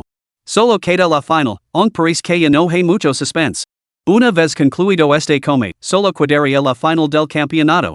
Sin embargo, a diferencia de años anteriores, después de que Morón Yen mostrara una destreza tan formidable, la balanza en la mente de todos se había inclinado de forma innegable. Viejo maestro G, procedimos? Desde la plataforma de espectadores, el señor de la ciudad Xiao Feng se volvió hacia G-Zone. En ese momento, G-Zone miró al cielo. El crepúsculo estaba descendiendo, el sol se había ocultado tras las montañas occidentales y la luz se había atenuado. Se puso de pie, se estiró perezosamente y declaró, solo queda un combate. No hay necesidad de apresurarse. Este anciano se siente bastante cansado hoy. Retomemos el concurso mañana. Dicho esto, se sacudió las mangas y se marchó. Al observar el comportamiento algo indolente del anciano, Xiao Feng se detuvo sorprendido. Sin embargo, lo entendió, este hombre era el enviado de la Academia Daosang. Como se había marchado, la competición solo podía posponerse. Así que Xiao Feng anunció la decisión directamente. ¿Pospuesta hasta mañana? ¿Qué desperdicio de emoción? Toda esa emoción para nada. La expectante multitud estalló inevitablemente en un coro de abucheos. Por supuesto, una vez que los abucheos se apagaron, todos tuvieron que acatar los deseos personales del enviado de la Academia Daosang. No se podía cambiar nada. Momentos después, más y más gente sacudió la cabeza y se marchó. La vasta plaza central se fue quedando desierta poco a poco. En medio del vacío, la expresión de Lin Che era igualmente peculiar. Pero poco después, él también se dio la vuelta y se marchó. Lin Che bajó del escenario, localizó a Xiaoyao y la condujo casualmente por una calle hasta que encontraron una posada. Reservó dos habitaciones. Por el camino, no hizo ningún esfuerzo por ocultar sus movimientos. Lin Che comprendía que era totalmente irrealista evadir el escrutinio de las familias Morón y Lin dentro de la ciudad de Kanglan. Naturalmente, no temía las represalias de la familia Lin, ni que el clan Morón intentara eliminarlo prematuramente, como su rival. Durante los combates de prueba, ninguno de estos grandes clans cometería tal locura. Sin embargo, después de instalarse en la posada, llegó una visitante solitaria, que tomó a Lin Che por sorpresa. Se oyó un suave golpe en la puerta y Lin Che la abrió. Afuera había una figura vestida con una túnica azul verdosa, con un portanaterio como el de una orquídea. La expresión de Lin Che se congeló momentáneamente antes de fruncir el seno. ¿Puedo ayudarla? ¿Te apetece dar un paseo? Morón Yen esbozó una leve sonrisa, con los ojos brillantes. Una pizca de confusión cruzó el rostro de Lin Che, pero tras un momento de vacilación, asintió con la cabeza. Al caer la tarde, las linternas de la ciudad de Kanglan comenzaron a brillar. Las teterias, tabernas, casas de empino y teleras que bordeaban las calles habían dejado atrás el bullicio diurno. Alrededor de la imponente puerta de la ciudad, hileras de casas de ladrillo rojo y tejas verdes se extendían densamente a ambos lados, llegando hasta las tranquilas afueras. El foso brillaba, y su superficie parecía estar bañada por la luz plateada de la luna. ¡Qué escena tan hermosa! Ahora que lo pienso, parece que ha pasado una eternidad desde la última vez que pasease por la ciudad de Kanglan. Bajo el cielo nocturno, la cascada de cabello negro azabache de Morón Yen bailaba con la brisa. Un adorno de cuentas en la parte superior de su horquilla dorada se balanceba suavemente con cada paso. Sus hombres estaban esculpidos como jade toledo, su cintura era delgada como un cordón de seda, una belleza sin igual. Sin embargo, es una pena. Una vez que entré en el monasterio de Daotsong, me temo que no volveré a ver el paisaje nocturno de la ciudad de Kanglan en años. Al este lamento, Lin Che miró de reojo a Moronian, pero su perfil exquisitamente cincelado no revelaba ninguna emoción. ¿Me has llamado, no será solo para admirar el paisaje urbano? Si tienes algún asunto que tratar, habla claro. Moronian se detuvo y fijó su mirada en Lin Che. Lin Che, si tienes conciencia de ti misma, deberías dar cuenta de esto, mañana, no puedes ganar. Pareces bastante segura de ti misma, comentó Lin Che con indiferencia. Moronian sonrió levemente. A decir verdad, nuestro compromiso nunca fue ni election. Mi familia simplemente valoraba tu talento. Pero la realidad es que, incluso sin ti, yo podría llevar al clan Mauro la gloria. Mis ambitions ahora se extienden mucho más allá de los límites de esta insignificante ciudad de Kanglan, abarcan la Academia Daotsong, Yangzhou, de hecho, todo el reino de Tsangfeng. Why tú? Solo eres el joven maestro de una familia de segunda categoría en la ciudad de Kanglan.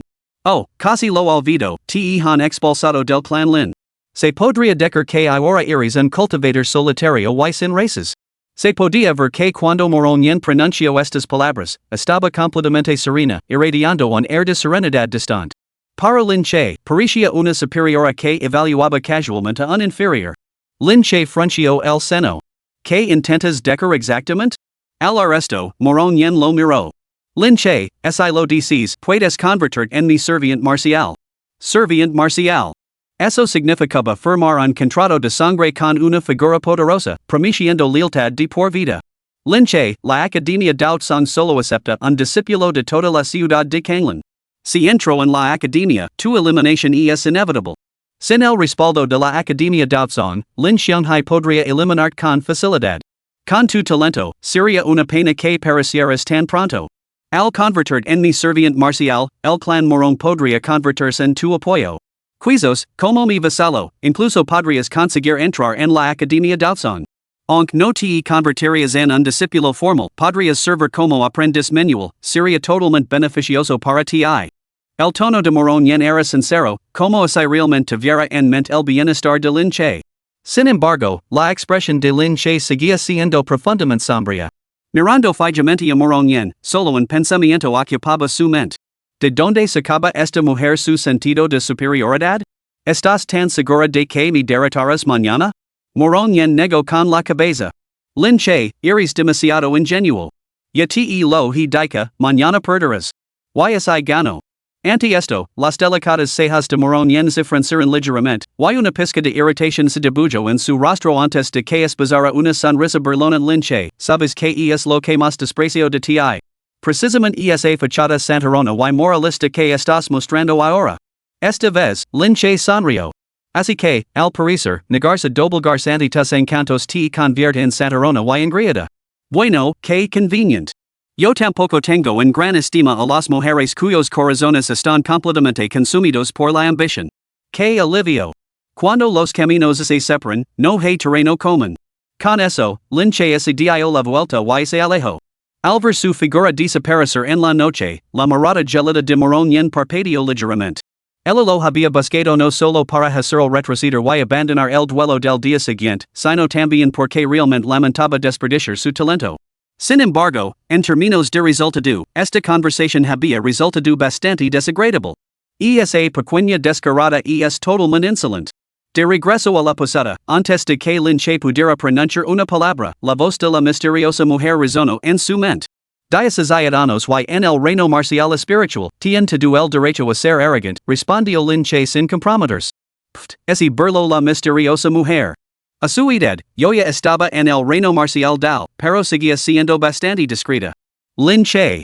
DIOS ciudadanos, reino marcial Dao? En toda la ciudad de Kanglan, el mero hecho de alcanzar el reino marcial espiritual se consideraba formidable. En cuanto al reino Xuanwu, aquellos cuyos pasos podían hacer temblar Yangzhou. Sin embargo, el reino marcial Dao. Incluso sin experiencia personal, Lin Che podía imaginar lo raro que sería un cerrarse en todo el reino de Tsangfeng. Si existiera alguno, seguramente sería algún demonio antiguo que hubiera cultivado durante milenios en el reino.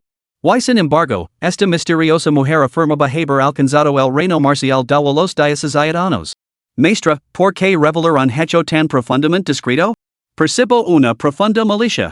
Una punzada de resentimiento atravesó el corazón de Linche, dejándolo profundamente conmocionado. La misteriosa mujer respondió, lo hice deliberadamente. Linche. Capítulo 14, Una sola espada. De regreso a la posada, Linche sentía una pesadumbre en su mente. Aunque no se sentía amenazado por las palabras de Morongyen, intuía que ella había omitido algo. Su excesiva confianza le provocaba una peligrosa premonición, pero no lograba identificar qué era exactamente lo que le parecía extraño. Parece que debo permanecer cauteloso. Con este pensamiento, al regresar a la posada, Linche inmediatamente recuperó un hilo especial. Un destello de luz reveló 70 hierbas espirituales ante él. Estos eran los despojos que había reunido después de matar al quinto anciano del clan Lin. Según sus estimations, eran suficientes para avanzar un más en su reino de cultivo. Sin embargo, con las pruebas de selección de la secta inminentes en ese momento, no había tenido la oportunidad de refinarlas.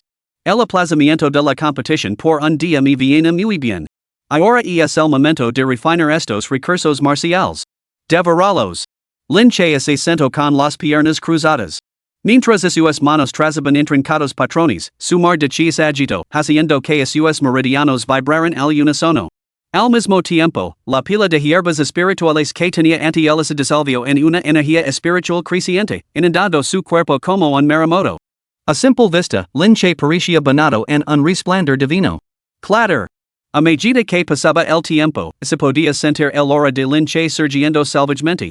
Pasó una noche y, cuando la luz del amanecer entró por el alféizar de la ventana, un rugido atronador brotó del interior del cuerpo de Linche.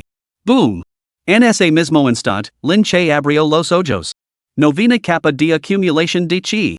Sintiendo como su mar de chi se expandía una vez más, Linche apretó ligeramente el puño, con el rostro rebosante de alegría. Romper todo un reino de la noche a la mañana. Esta velocidad de cultivo es absolutamente estimulante.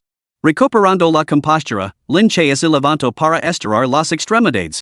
A medida que su cuerpo se adaptaba gradualmente al nuevo poder, abrió rápidamente la puerta, salió de la posada y se dirigió a zancadas hacia la vía principal de la ciudad de Kanglan. La plaza central.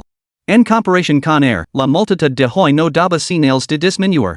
Porque hoy no solo se anunciaba el campeón del torneo de prueba, sino también la asignación definitiva de las plazas de discípulos en la Academia Daozang.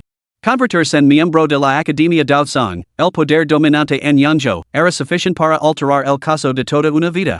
Aunque este concurso no concernía a la gran mayoría de los espectadores, eso no disminuyó en absoluto su ferviente interés, hilo, curiosidad y expectación por este gran espectáculo.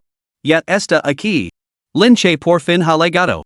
Momentos después, cuando apareció la figura de Linche, la multitud se agitó en un torbellino de conmoción. Quien hubiera pensado que se atrevería a dar un paso adelante para el desafío después de presenciar como la señorita Morong entraba en el reino marcial espiritual? Por supuesto que lo haría. Habiendo llegado tan lejos, dudo que nadie se rinda fácilmente. Estamos hablando de la Academia Daozang. Asegurarse un lugar allí podría transformar todo el destino de uno. Al oír estos murmullos, Linche frunció ligeramente el seno antes de dirigir su mirada hacia la distancia. Ali, de pie sobre la plataforma de combate, estaba Morongyen. Con las manos entrelazadas a la espalda, sus hermosos ojos seguían irradiando un air de confianza inquebrantable. Sin dudarlo, Linche se dirigió directamente hacia la plataforma. Pense que no vendrías. Parece que mi advertencia de air cayó en saco roto. Morongyen observó a Linche subir la plataforma paso a paso, sacudiendo ligeramente la cabeza. ¿Qué crees? Replicó Linche. Cuando las palabras salieron de sus labios, llegó al último escalón de piedra. Su pie golpeó el suelo con un ruido sordo. Con un silbido agudo, su cuerpo se lanzó hacia adelante como una flecha disparada, dirigiéndose a toda velocidad hacia la posición de Morongyen. La escena dejó atenidos a todos los presentes. Nadie había previsto que el ataque de Linche fuera tan decisivo. Acortó la distancia en un instante y lanzó un feroz puñetazo cuyo aterrador impulso parecía dispuesto a engolar por completo a Morongyen. ¿Es eso todo lo que tienes para amenazar a un cultivador del reino marcial espiritual? Morón yen esposo una sonrisa fría y luego barrio sus mangas. Al instante, su chi surgió en corrientes entrecruzadas, transformándose en una tempestad de ondas de chi que se abalanzó sobre Lin Che. Boom! El dominio y la potencia absolutos del chi del reino lingüo eran evidentes. En el momento en que las dos fuerzas colisionaron, el poder del puño de Lin Che quedó completamente aplastado. No solo eso, la fuerza residual seguía siendo abrumadora, avanzando implacablemente. La expresión de Lin Che cambió mientras retrocedía rápidamente. En el aire, sacó la espada larga de su espalda y la blandió con todas sus fuerzas. Boom! Un rugido atronador resonó mientras toda la plataforma de batalla temblaba violentamente. ¿Qué técnica de espada tan feroz? Un golpe del reino marcial espiritual y lo ha bloqueado así? Tras este intercambio rapidísimo entre los dos, se escucharon exclamaciones entre la multitud que se encontraba debajo de la plataforma. Estaba claro que el movimiento inicial de Morón yen reflejaba el golpe con la palma que había utilizado para aplastar a Shinta Yuan. Sin embargo, a diferencia de la aplastante derrota de Shinta Yuan, Lin Che no solo había resistido el golpe, sino que lo había enfrentado de frente. Hay que entender que la diferencia entre el reino marcial espiritual y el reino de la reunión de chi era tan grande como el cielo y la tierra. Incluso un cultivator en la cima del reino de la reunión de chi tendría dificultades para resistir un golpe casual de un experto en el reino marcial espiritual. Entonces, ¿cómo lo había logrado Lin Che? Noveno nivel del reino de la reunión del chi? Lin Che, ocultes tu cultivo Morón yen frunció el seno. Durante la prueba del maniquí de madera de había percibido claramente que el cultivo de Lin Che estaba en el octavo nivel del reino de la reunión del chi. Sin embargo, ahora podía percibir claramente que su cultivo estaba firmemente arraigado en el noveno nivel. Naturalmente, se negaba a creer que pudiera haber avanzado un nivel completo de la noche a la mañana, sospechando en cambio que había ocultado deliberadamente su cultivo ¿Importa? Preguntó Lin Che. Realmente no importa.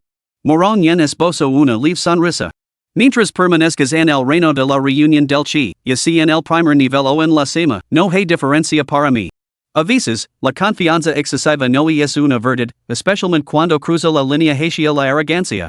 Perder pronto será bastante vergonzoso, comentó Lin Che con sarcasmo. Morón yen perdió la compostura.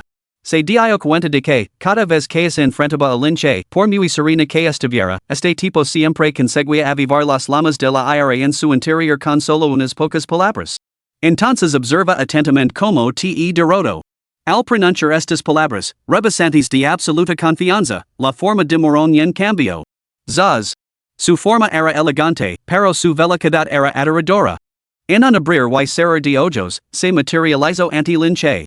Al instante, un destello frío brilló en su mano. Una daga apareció en la mano de Morón yen con una rapidez asombrosa, lanzándose en un ángulo imposiblemente agudo. La punta irrumpió con el aura de un cultivador del reino marcial espiritual. La mirada de Lin Che se agudizó mientras blandía su espada. Clang! Un churriant choque metálico resonó en la arena, haciendo volar chispas. Su golpe había fallado. Inconscientemente, Morón yen frunció el seno. Sin embargo, con sus reflejos, no dudó. Girando la daga en su mano, transformó la estacada en un taja, atacando a Lin Che una vez más. Sin embargo, en ese instante, Morón yen sintió de repente una sensación de peligro. En el momento en que atacó, la astuta espada de Lin Che se abalanzó simultáneamente sobre su ojo. Evidentemente, la daga era considerablemente más corta que una espada. La expresión de Morón yen cambió ligeramente mientras retiraba rápidamente su espada para defenderse. Sin embargo, en ese instante, la espada de Lin Che también cambió de dirección, variando hacia el cuello de jade de Morón yen. Esta vez, un raro destello de pánico cruzó los hermosos ojos de Morón yen. Plantó el pie ligeramente y se deslizó rápidamente varios metros hacia atrás, esquivando por poco el golpe. Después de recuperarse, sus ojos se llenaron de asombro. ¿Qué tipo de técnica de espada es esta? Si te dijera que solo estaba dando golpes al azar, ¿me creerías? Lin Che se rió entre dientes. Aunque los movimientos de Morón yen eran aterradoramente rápidos y sus ataques engañosamente precisos, no representaban una amenaza real para Lin Che. En las montañas del viento divino, se había encontrado con demasiadas bestias demoníacas expertas en el sigilo, las emboscadas y el asesinato, lo que la había forjado unos instintos de come que superaban a los de los artistas marciales ordinarios. Lo más importante era que, bajo la guía de la misteriosa mujer, Linche se enfrentaba a una regla estricta, contra bestias demoníacas de igual cultivo, si la regenería se golpeaba más de una vez. Esto la había llevado a perseguir solo una cosa con cada gol, un golpe fatal. Morón Yen había observado este rasgo. Se dio cuenta de que Linche se parecía más a un asesino que a un espadachín. Enfrentarse a un enemigo así en combate cuerpo a cuerpo era claramente imprudente. Cuando este pensamiento cruzó por su mente, una leve sonrisa tocó los labios de Morón Yen. Parece que realmente te subestime. Sin embargo, esto termina aquí. La sonrisa desapareció de sus labios. El cabello de Morón Yen se agitó cuando sus manos barrieron el aire, conjurando un arcano sello atronador ante ella. Esta es la técnica de combate de grado inferior del nivel espíritu, mil sombras del trueno purpura. Imposible. La señorita Morón ha dominado esta técnica, y pretende usarla contra Linche. Al sentir el aura abrumadora que emanaba de Morón Yen, todos los espectadores debajo de la arena se quedaron mudos por la sorpresa. Trueno purpura de mil sombras. Era la técnica de combate ancestral del clan Morón, la única habilidad de combate de grado espiritual en toda la ciudad de Kanglan, aparte de la misteriosa mansión del señor de la ciudad. Crackle pop. A medida que la marca atronadora se cristalizaba en la llama del dedo de Morón Yen, arcos de electricidad de color purpura carmesí parpadeaban por toda la plataforma de batalla, como si se estuviera gestando una tormenta de rayos. Linche, hasta ahora, nunca imaginó que podrías obligarme a llegar a este punto. Sin embargo, debo decir que, aunque el preciso me ha sorprendido, el resultado sigue siendo el mismo. Hoy, tu derrota es segura. Morning Yen lanzó un grito feroz antes de lanzar la marca del trueno que tenía delante. Zaz. La marca del trueno se acercó a Linche a una velocidad aterradora. Cualquiera podía ver lo feroz que era el poder que contenía. Una técnica de combate de nivel espiritual inferior, ¿sí? Ante este espectáculo, la expresión de Linche no revelaba pánico, solo una compostura absoluta. Con un solo paso hacia adelante, sus túnicas se hincharon con el verdadero chi, ondeando ferozmente al viento. Simultáneamente, una formidable fuerza irradiaba desde él en todas direcciones. No fuerzas del caos inverso. Cuando el aura que rodeaba a Linche alcanzó su cenit, desenvainó su espada y atacó. Boom! El abrumador impulso de la espada barrió todo a su paso, erasando las tormentas eléctricas circundantes. Entre el cielo y la tierra, parecía que solo quedaban aquella figura implacable y el esplendor de aquel único golpe. Crack, crack, crack, crack. Bajo las miradas atenidas de innumerables espectadores, el sedo atronador que Morón Yen había conjurado se rompió violentamente, abrumado por el colosal impulso de la espada. Cuando la deslumbrante luz se desvaneció, la espada larga en la mano de Linche flotaba directamente sobre la frente de Morón Yen. Unos pocos centímetros más cerca habrían sido fatal. El resultado estaba decidido. Dios mío. ¿Qué acabó de presenciar? Esto significa que Linche ha ganado? Imposible. Morón Yen está en el reino marcial espiritual, ¿cómo podría perder contra Linche, que solo está en el reino de la reunión de chi? Debajo de la plataforma de combate, nadie podía mantener la compostura ante este resultado. Lo que parecía un resultado cantado había dado lugar a un giro radical que dejó a todos completamente atenidos. Todas las miradas se dirigieron hacia la joven figura que se erguía sobre la plataforma, y cada testigo sintió una profunda conmoción visceral. Mientras tanto, en lo alto de la plataforma, Linche se volvió hacia la mujer que tenía delante, con voz tranquila. Morón Yen, has perdido. Capítulo 15, por fin te has metido en problemas. Has perdido. En ese momento, cada palabra de la tranquila voz de Linche era como un pesado martillo que golpeaba el corazón de Morón Yen. El clamor debajo de la plataforma ya era inaudible para ella. Sus ojos solo veían al joven que tenía delante y el aura gelada que emanaba de la punta de la espada presionada contra su frente. Yo, no lo entiendo, la expresión de Morón Yen era inexpresiva. Por supuesto que no podía comprenderlo. ¿Cómo era posible que alguien de la posición de Linche poseyera una técnica de combate de nivel espiritual? Incluso si fuera así, ¿cómo podía él, con solo el cultivo del reino de la reunión de chi, derrotarla a ella, una practicante del reino marcial espiritual? Linche no respondió a las preguntas de Morón Yen. Al instante siguiente, retiró su espada y se colocó hombro con Morón Yen. Sin duda, la contienda había concluido y su resultado estaba decidido. Todas las miradas se dirigieron hacia la plataforma de espectadores. Instructor G, ¿podemos anunciar el resultado ahora? Preguntó Xiao Feng en voz baja. ¡Qué inesperado! Gizong cifrodo las arrugas de la frente antes de levantarse de su asiento. En su mano apareció una ficha de jade. Sin duda, esta ficha de jade era el emblema que simbolizaba el estatus de discípulo de la Academia Daotsung. Zaz. Con un movimiento de la manga de Gizong, la ficha de jade salió disparada y finalmente aterrizó a los pies de Morongyen. ¿Qué está pasando? Al presenciar esta escena, innumerables espectadores quedaron completamente desconcertados. ¿No había ganado Lin Che la batalla en la arena? Entonces, ¿por qué se la había otorgado esta ficha de jade a Morongyen? ¿Se la habían dado a la persona equivocada? ¿Qué significa esto? Al mismo tiempo, Lin Che entrecerró los ojos bruscamente al ver la escena, y en hora fría se extendió a su alrededor. Al resto, Gizong sonrió con indiferencia y dijo con su voz anciana, a quien pretendo bajar de la montaña esta veces, a Morongyen. Zaz. Las palabras provocaron un gran revuelo en la plaza central. Incluso la mirada de Xiao Feng se llenó de asombro. No había habido ningún error. La única plaza de discípulo de la Academia Daotsung se había concedido efectivamente al bando derrotado. En ese momento, la mirada de Lin Che se volvió aún más fría. De repente recordó las palabras totalmente confiadas de Morongyen de la noche anterior, eres demasiado ingenuo. Pase lo que pase, no puedes ganar. ¿Gizong está relacionado con el plan Morong? Preguntó Lin Che de repente con voz grave, volviéndose hacia Morongyen, que estaba a su lado. Al resto, Morongyen negó con la cabeza. Entonces lo entiendo. El precio que pagó el clan Morong para asegurarse un puesto de mentor en la Academia Daotsung debió de ser astronómico, ¿no? Morongyen asintió. Toda la fortuna del clan Morong. ¿Por un solo puesto? Sinceramente, nunca esperé perder, pero el clan siguió adelante de todos modos. Más exactamente, fue por seguridad. Mientras yo aseguré la entrada en la Academia Daotsung, lo que el clan Morong sacrificó se recuperaría. La mirada de Morongyen tenía una intensidad inusual mientras hablaba. Al escuchar esta explicación, Lin Che sintió que la sangre le subía a la cabeza, como si le hubieran colocado una enorme roca sobre el corazón. Había subestimado la crueldad de este mundo. A veces, no era solo la propia fuerza lo que determinaba el destino, sino también el poder, el dinero, la influencia. En comparación con la riqueza de todo el clan Morong, su fuerza actual claramente no ofrecía ningún medio para competir. Lin Che permaneció en silencio durante un momento, con una sonrisa burlona en los labios. Luego, sin decir nada más, se dio la vuelta y bajó de la plataforma de batalla. ¿Odiaba? Sí, al máximo. Este anciano, impulsado por su propia codicia, había emitido casualmente un decreto que no solo le despojaba de lo que le pertenecía por derecho, sino que también le condenaba a un destino de ruina total. Al recibir esta noticia, la familia Lin no escatimaría en gastos para dar el caso y eliminarlo.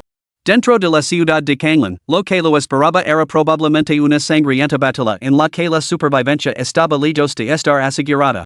Sin embargo, Lin Che comprendía muy bien que no podía dejar que la IRA lo consumiera y enfrentarse a Gizong en busca de justicia. Porque no poseía ni el capital ni la fuerza para hacerlo.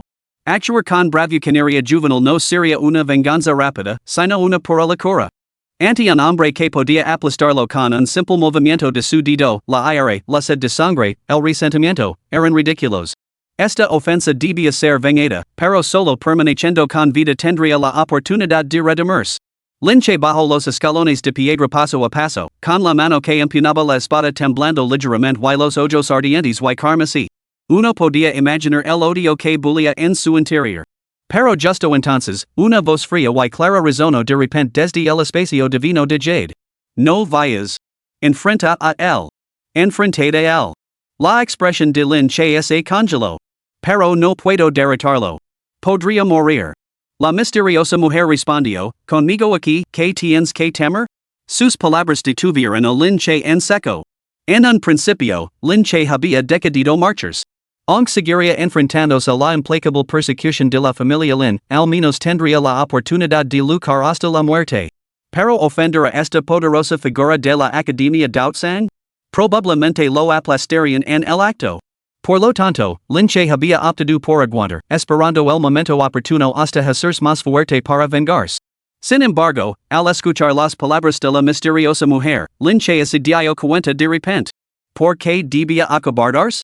Tenía un respaldo poderoso. Una presencia aterradora que había alcanzado el reino marcial de los dioses ciudadanos. Con un patronase, aunque no fuera invencible, quien en Yangzhou podría amenazarlo de verdad? La comprensión lo golpeó como un trueno. Lin Che giro rapidamente y fijo su mirada en el venerable anciano sentado en lo alto de la plataforma de espectadores. Ji Zong. Como enviado de la Academia Daotzan, has abusado de tu poder, cometido fraude y pervertido la justicia para tu beneficio personal. ¿Qué derecho tienes a estar ahí? Vete ahora mismo. Vete. Este rugido repentino y atronador, en ese momento y en ese lugar, causó una conmoción inimaginable. Fue como si una roca de 1000 kilos se estrellara contra un estanque en calma. Aunque muchos se habían sorprendido por la admisión de Morón en la Academia Daotzan, sospechaban que había habido juego sucio. En consecuencia, bastante sensión simpatía por Lin Che. Sin embargo, nadie había previsto que Lin Che se atreviera a enfrentarse directamente al enviado de la Academia Daotzan.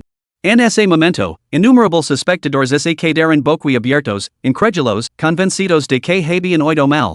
En la plataforma de espectadores, la expresión de Ji Zong se ensombreció. Después de anunciar el resultado, había visto a Lin Che darse la vuelta y marchar sin decir una palabra, pensando que el muchacho había demostrado tener algo de sentido común. Ahora, sin embargo, Ji Zong estaba desconcertado. ¿Estaba este chico buscando la muerte? ¿Estás cuestionando la decisión de este anciano? ¿Cuestionando? Estoy total y completamente insatisfecho. En la batalla de la arena, yo privilegio, ella fue derrotada. Sin embargo, al final elegiste la parte derrotada. Dime, entonces, ¿qué sentido tuvo esta evaluación? Expliqueme esta decisión. Lin Che señaló a Ji Zong con voz gelada. Ya. Ante esto, Ji Zong soltó una risa fría. Cuando he dicho que el resultado de la batalla en la arena fuera el único criterio para la selección en la Academia Daotzan? ¿Quer una explicación? Muy bien, es la dar. Lo que yo valoro es el nivel de cultivo. Tu cultivo es inferior al de Morón. ¿Es eso suficiente? ¿Cultivo inferior? Cualquier oyente podía discernir lo endeble que era la justificación de Ji Zong. Bien dicha, cultivo inferior. Ji Zong actúas con un descarado desprecio por la reputación de la Academia Daotzan, impulsado únicamente por tu ambición personal. ¿No temes que te denuncie a los superiores de la Academia y que investiguen tu mala conducta? Preguntó Lin Che. Ante estas palabras, Ji Zong estalló encarcajadas, con una expresión totalmente extraña. Miró a Lin Che como si este fuera un campesino rústico, que afirmaba absurdamente que viajaría a la capital para presentar una petición al emperador. Tu ingenuidad supera incluso mis expectativas. Puedo dejar claro, dado que represento a la Academia Daotzan en esta evaluación, aquí, yo soy la ley. No eres más que un insignificante insecto. El mero hecho de desafiar mi autoridad es motivo suficiente para que te elimine. Sus palabras transmiten un air de dominio absoluto. Incluso Xiaofeng, el Orlas, no pudo evitar fruncir el seno interiormente. Sin embargo, tras un momento de vacilación, Xiaofeng permaneció en silencio. Porque lo que Ji Zong había dicho era innegablemente cierto. Frente a la Academia Daotzan, el indiscutible señor supremo de Yangzhou, un simple señor de la ciudad de Kanglan, no tenía ninguna autoridad. ¿Matarme? Al arresto, Lin Che también se rió. Había estado preocupado por no haber conseguido provocar a Ji Zong, ya que el viejo cascarabias no había hecho ningún movimiento. Así que echo más lina al fuego. ¿Quieres matarme? Aquí estoy. Ven y pruébalo. Una locura. En la plaza central, innumerables ojos se fijaron en Lin Che. Sin excepción, un solo pensamiento se formó en sus mentes. Parecía que Lin Che no podía soportar la prisión, había perdido completamente la cabeza. ¿De verdad buscas la muerte? La mirada de Ji Zong se volvió gelada. Basta ya de tonterías. 1000 palabras se resumen en una sola frase. Ji Zong, bastardo, ten el valor de matarme. Boom. Cuando Lin Che terminó de hablar, Ji Zong saltó de su asiento con un rugido atronador. La silla detrás de él se desmoronó al instante. No solo eso, sino que el rostro del anciano se volvió ceniciento y sus ojos ardían con una furia salvaje. Zaz. Al instante siguiente, Ji Zong se abalanzó sobre Lin Che sin decir palabra, con su envejecido cuerpo lanzándose hacia delante. Para Lin Che, fue como si una montaña se hubiera desplazado hacia un lado, una indescriptible sensación de opresión que se cernía sobre él. Anciano, puede actuar ahora, pensó Lin Che para sus adentros. Sin embargo, no hubo respuesta. Anciana doncella celestial, ha legado. Sin embargo, dentro del reino divino de Jade, seguía reinando una quietad absoluta. Anciano. Al ver como la aterradora figura se acercaba cada vez más, Lin Che perdió la compostura. Acordamos que yo atraería la hostilidad mientras tú luchabas. No me falas. Lin Che sintió que tal vez, posiblemente, lo habían engañado. Desgraciadamente, darse cuenta de ello ahora era demasiado tarde.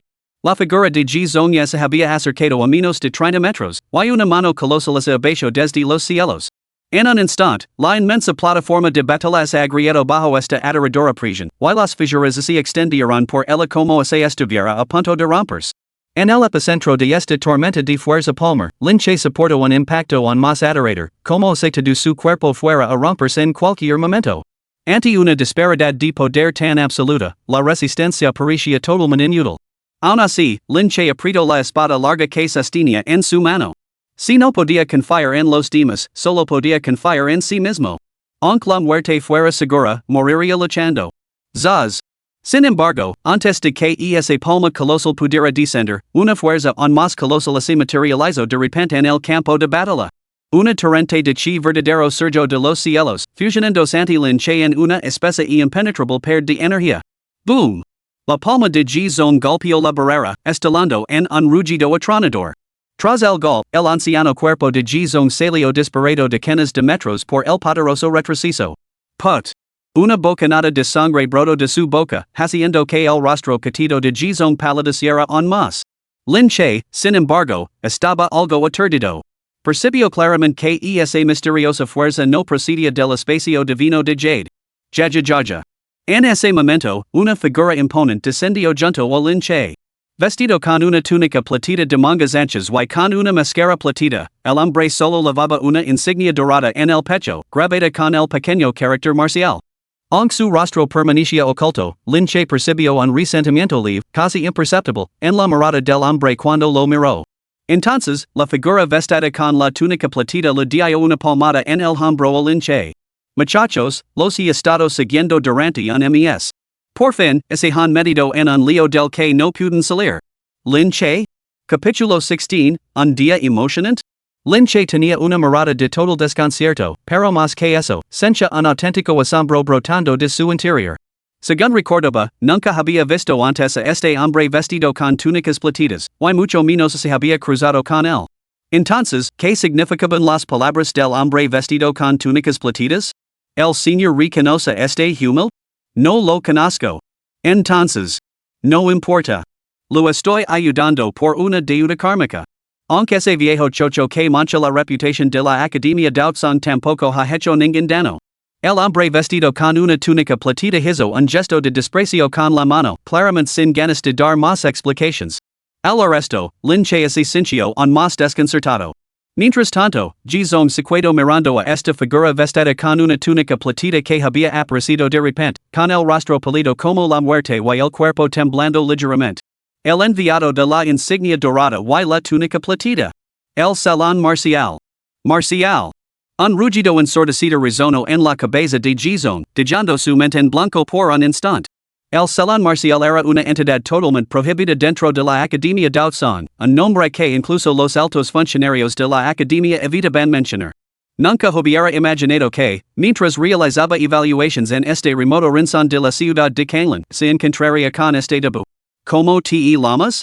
¿Qué cargo ocupas dentro de la Academia Daotsung? El hombre vestido con una túnica platita señaló a Ji Zong desde el aire y, de repente, lo espido la pregunta. Este anciano es Ji Zong, instructor de la Academia Exterior de la Academia Daotsung. Al darse cuenta de la identidad del hombre, Ji Zong no se atrevió a mirarlo a los ojos y habló con voz temblorosa. Quedas destituido de tu cargo. A partir de ahora, barreras los terrenos de la Academia Exterior. ¿Qué? Ji Zong tembló violentamente, con el rostro paralizado por la sorpresa. ¿Te atreves a cuestionar esto? El hombre vestido con túnica platita se burló con frialdad. La Academia Daotsung te confió las tareas de examen, pero te llenas los bolsillos y comodist fraude. Un simple instructor que se atreve a afirmar que encarna los principios de la Academia Daotsung? ¿Qué clase de criatura eres? El poderoso hombre vestido con una túnica platita avanzó con paso firme, envolviendo a Ji Zong por completo con una presión invisible. Al instante siguiente, sin ningún movimiento visible, una palma de chi verdadero golpeo de lino el rostro catido de Gizong. Zaz. El peso de todo el cuerpo de Gizong salió volando hacia atrás por el gol. Al presentar esto, no solo Lin Che, sino todos los presentes se quedaron paralizados por la sorpresa. Se trataba de un instructor de la Academia Daozong, humillado públicamente ante todos. Peor aún, Gizong no había opuesto resistencia alguna. ¿En qué reino podía habitar este hombre vestido con una túnica platida? G. ¿Cómo te llamaba? Después de enviar a Gizong por los aires, el hombre vestido con una túnica platida frunció el seno y volvió a preguntar. Este humilde siervo, es Gizong. Cuando Gizong se puso en pie a duras penas, tenía una mejilla hinchada y le goteaba sangre carmesí por la comisura de los labios. Tenía un aspecto completamente destacado. Las reglas de la Academia Daozong establecen que cualquiera que vaya de la montaña para realizar exámenes debe vestir túnicas sencillas, evitar la arrogancia y la extravagancia, no aceptar en una sola moneda de los lugarinos y mantener una actitud de equidad, imparcialidad y transparencia. ¿Lo tienes claro? Yo, lo entiendo. Gizong no se atrevió a discutir. ¿Lo entiendes? Entonces se trata de una transgresión deliberada, lo que hace que tu delito sea aún más grave. Dica esto, la figura vestida con una túnica platida le propinó otra sonora bofetada. Zaz.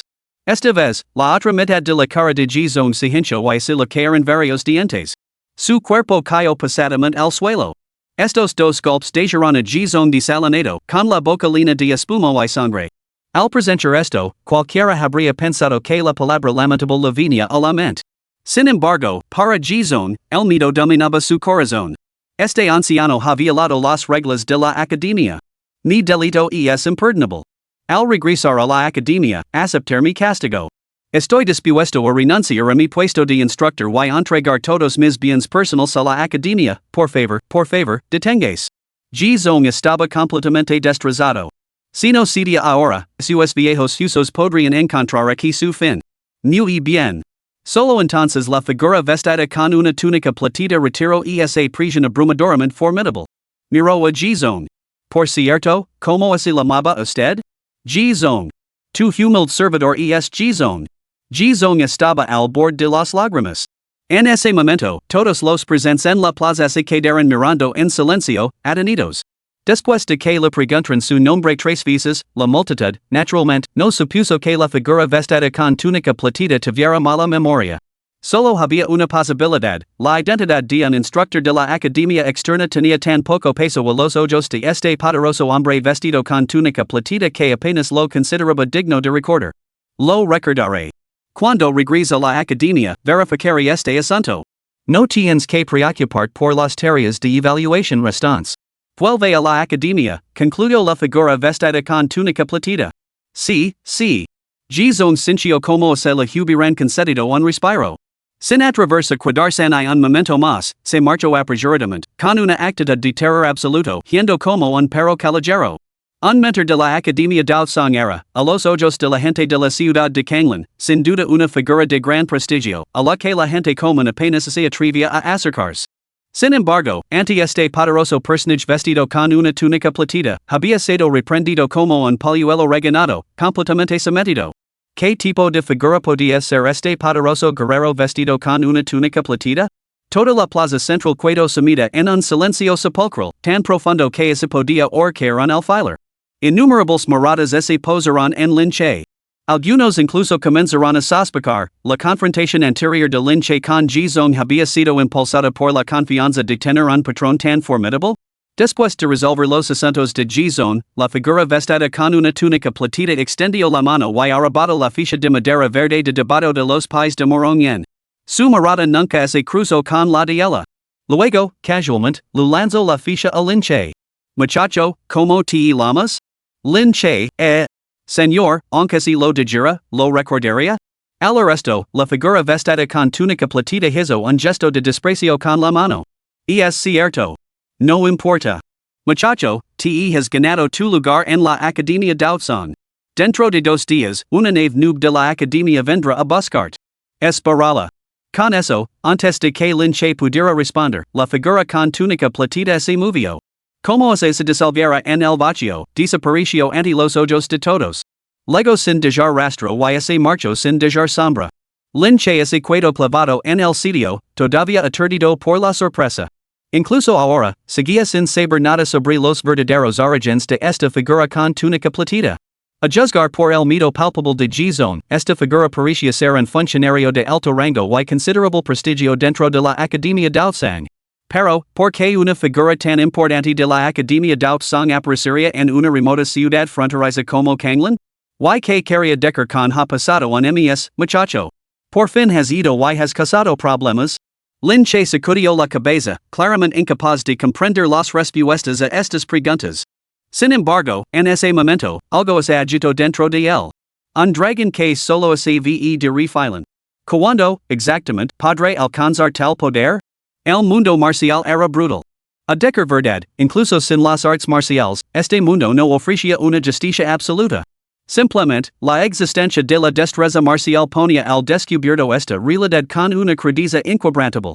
Cuando un solo pensamiento podía mover montañas y volcar mares, dejando un millón de cadáveres a su paso, ¿quién se sentiría tranquilamente a razonar con un simple mortal? Lo que Lin che buscaba era ascender cada vez más alto, aferrarse a su verdadero yo y alcanzar ese poder capaz de alterar las propias reglas de la existencia. Como mínimo, se negaba a ser intimidado como hoy, totalmente impotente para resistirse. Las pruebas de selección de la secta llegaron a su fin definitivo. Sin embargo, la agitación que habían provocado estaba lejos de calmarse. ¿Quién hubiera pensado que una simple prueba de selección de la secta podría desarrollarse con tantos giros y vueltas? Toda la calle central bulia ahora con innumerables murmulos. Un año antes, cuando todos creían que Lin che había quedado destinado a desaparecer en el olvido. ¿Quién podría haber previsto que este joven regresaría de tal manera, demostrando al mundo que, entre la joven generación de la ciudad de Kanglan, seguía siendo una fuerza imbatible? Lin che se convierte en discípulo de la Academia Daotsang. Aunque la familia Lin no asistió a la batalla esta vez, al escuchar esta noticia deben de haber escupido sangre. Más que escupir sangre, probablemente se arrepentieron hasta ponerse verdes. Un genio sin igual, que podría haber llevado a la familia Lin a la grandeza, fue expulsado del clan por sus propias manos. Fue un acto de estupidez peor que el de un cerdo. En ese momento, muchos pensamientos se dirigieron a la familia Lin. Si no hubieran tratado a Lin che con tanta dureza hace un año, tal vez la familia Lin sería ahora la gran vencedora de la ciudad de Kanglan. Sin embargo, ahora Lin che no tiene ninguna relación con ellos. Al contrario, su admisión en la Academia Daotsang supone una sonora bofetada para la familia Lin. Por supuesto, la familia Lin no era la única que luchaba por aceptar este resultado.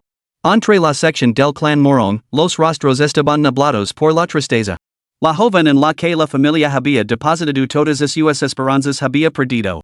El hombre de mediana edad que los lideraba se desplomó en su silla, sin fuerzas. No era otro que el jefe de la familia Morón.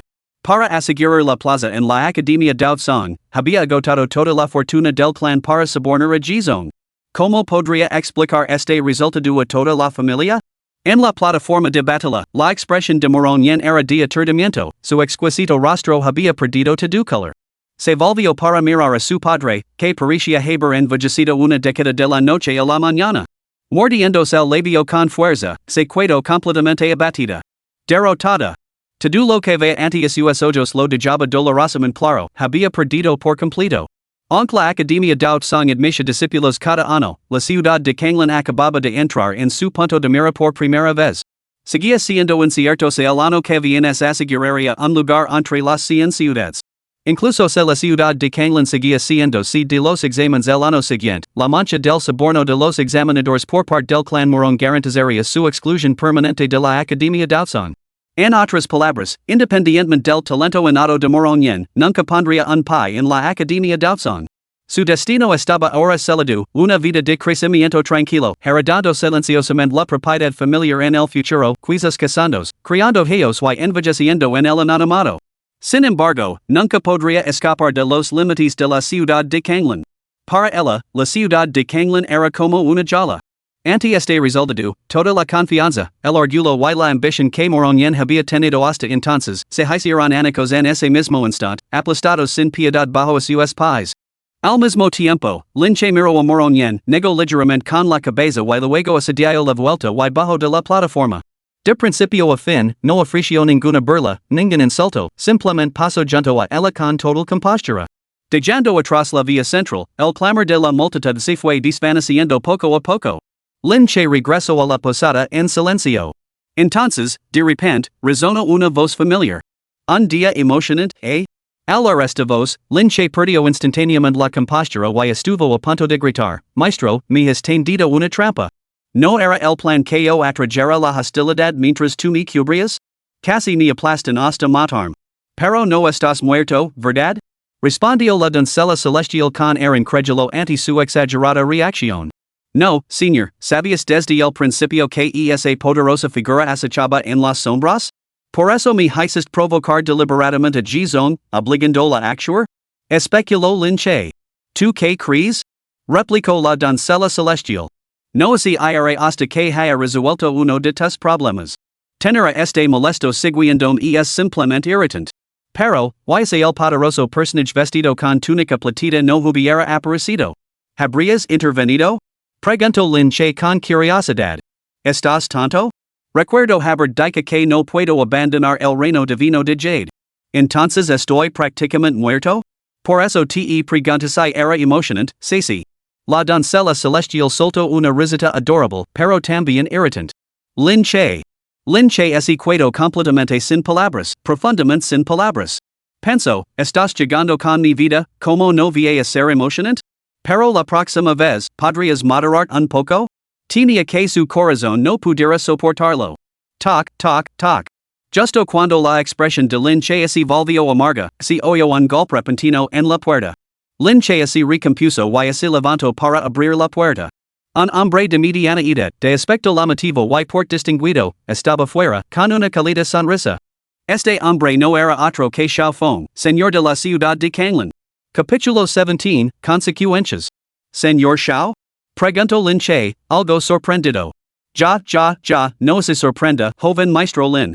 Enhorabuena por haber conseguido una plaza en la Academia Daotsang. He venido expresamente para felicitarlo. Xiao Feng parecía muy affable. Bueno, ¿no quiere invitarme a pasar un momento? Al oír esto, Lin Che le hizo un gesto para que entrara. Xiao Feng aceptó sin dudarlo, tomó asiento y comentó, hace tiempo que oigo hablar de la reputación del joven maestro Lin como el prodigio más destacado de la ciudad de Kanglan entre la generación más joven. Sin embargo, esta es la primera vez que tenemos la oportunidad de conversar cara a cara. Es un poco lamentable que no haya conocido antes a un joven tan brillante. Lin Che sonrió levemente. Como su subordinado, señor Xiao, naturalmente no tiene la obligación de cultivar tales conexiones. Aunque comprendió el significado implícito en las palabras de Lin Che, la expresión de Xiao Feng permaneció completamente imperturbable. J.E. Como señor de la ciudad de Kanglan, representó a las autoridades imperiales. El imperio Tsungfeng decreta que todas las fuerzas gubernamentales deben mantener una estricta separación con los clanes locales. Por desgracia, se trata de una restricción inevitable. Esto era cierto. En la ciudad de Kanglan, ni siquiera el clan más poderoso, la familia Morón, había logrado establecer ninguna conexión con la residencia del señor de la ciudad. La visita de Xiao Feng había pelado a Lin Che algo desprevenido, pero ahora entendía el propósito del hombre. En última instancia, se trataba de forjar conexiones. El potencial de alguien que podía convertirse en discípulo de la Academia Daotsang era simplemente demasiado grande. El antiguo Lin Che, aunque dotado, había sido considerado por el señor de la ciudad de Kanglan simplemente como un joven talentoso de una familia prominente. Sin embargo, convertirse en discípulo de la Academia Daotsang significaba un potencial ilimitado de crecimiento. Era suficiente para que el señor Xiao Feng lo tratara como un igual y tal vez incluso lo admirara en el futuro. Naturalmente, aunque las propuestas de Xiao Feng eran pragmáticas, Lin Che no albergaba ningún resentimiento. Como mínimo, este señor de la ciudad de Kanglan nunca había sido hostil con él. Además, los acontecimientos de hoy habían hecho que Lin Che se diera cuenta de que un artista marcial no podía confiar únicamente en su propia fuerza a veces, también había que recurrir al poder de ciertas facciones. Joven maestro Lin, en cuanto al asunto de hoy, aunque Jizong se mostró prepotente y tiránico, yo también tuve mis razones para permanecer en silencio y abstenerme de intervenir. Lo ruego sinceramente que comprenda este asunto. Xiao Feng abordó directamente los acontecimientos del día, sin ofrecer excusa alguna. Lo entiendo, respondió Lin Che con indiferencia. Aunque respaldado por la Corte Imperial, el estatus de Xiao Feng como señor de la ciudad lo imponía naturalmente innumerables restrictions cuando se enfrentaba al señor supremo de Yangzhou, Dao Zhanyuan. Por lo tanto, Lin Che no guardaba rencor por la inacción de Xiao Feng. Al observar la expresión de Lin Che, el rostro de Xiao Feng se suavizó en una sonrisa de alivio. Que un joven posera tal compostura demostraba que no lo había juzgado mal. Naturalmente. Xiao Feng comprendía que su visita actual tenía una diferencia fundamental a los ojos del joven con respecto a su intervención durante el torneo de prueba. Sin embargo, al buscar esta conexión, Xiao Feng era muy consciente de que no albergaba ninguna expectativa de recompensa futura si el joven realmente llegaba a destacar, eso sería presuntuoso. Se trataba simplemente de forjar un vínculo de buena voluntad, nada más. Lord Xiao no se quedó mucho tiempo. Al poco rato, se marchó de las habitaciones de Lin Che. Sin embargo, al irse, dejó atrás una espada. En este mundo, existe una profesión profundamente venerada conocida como el arte de la forja. Este oficio podía producir todo tipo de armas divinas y herramientas afiladas. Para los artistas marciales, la mayoría de la fuerza que proporcionaban estas armas divinas era como añadir a laza un tigre. Las armas forjadas por los maestros artesanos se corresponden con los reinos de cultivo marcial, clasificados como artefactos mortales, artefactos espirituales, artefactos místicos, artefactos Dao, artefactos celestiales. La espada que dejó Xiao Feng era un artefacto espiritual de alta calidad, la espada Linghan. Zaz. Lin Che sacó la espada de su vaina. Al instante, la habitación pareció congelarse con una capa de escarcha. Que espada tan esplendida. Realmente digna de su reputación como arma espiritual de alta calidad. Con esta espada, mi fuerza aumentara al menos un 30%. Al pesar los dedos por la joya y sentir las fluctuaciones de energía espiritual en su interior, Lin Che sintió una oleada de emoción. Un arma espiritual de alto grado debe valer al menos 300,000 monedas de oro. Nunca imaginé que el señor de la ciudad fuera tan generoso, murmuró Lin Che con admiración. 300,000 monedas de oro. Incluso si toda la familia Lin se abstuviera de comer y beber, les levaría un ano reunir tal fortuna. Esto por sí solo demostraba el asombroso valor de un arma espiritual. Y es solo un arma espiritual. Mira tu expresión ignorante. La voz despectiva de la doncella celestial cortó el aire. Cuando maduras de verdad, descubrirás que el mundo exterior rebosa de atractivos, bellezas, armas divinas, riquezas, poder, aunque no los dices, otros te los ofrecerán sin descanso. Al arresto, Lin Che preguntó desconcertado, doncella celestial, en el pasado eras formidable. Seguro que innumerables facciones formidables te también o buscaban ganarse tu favor.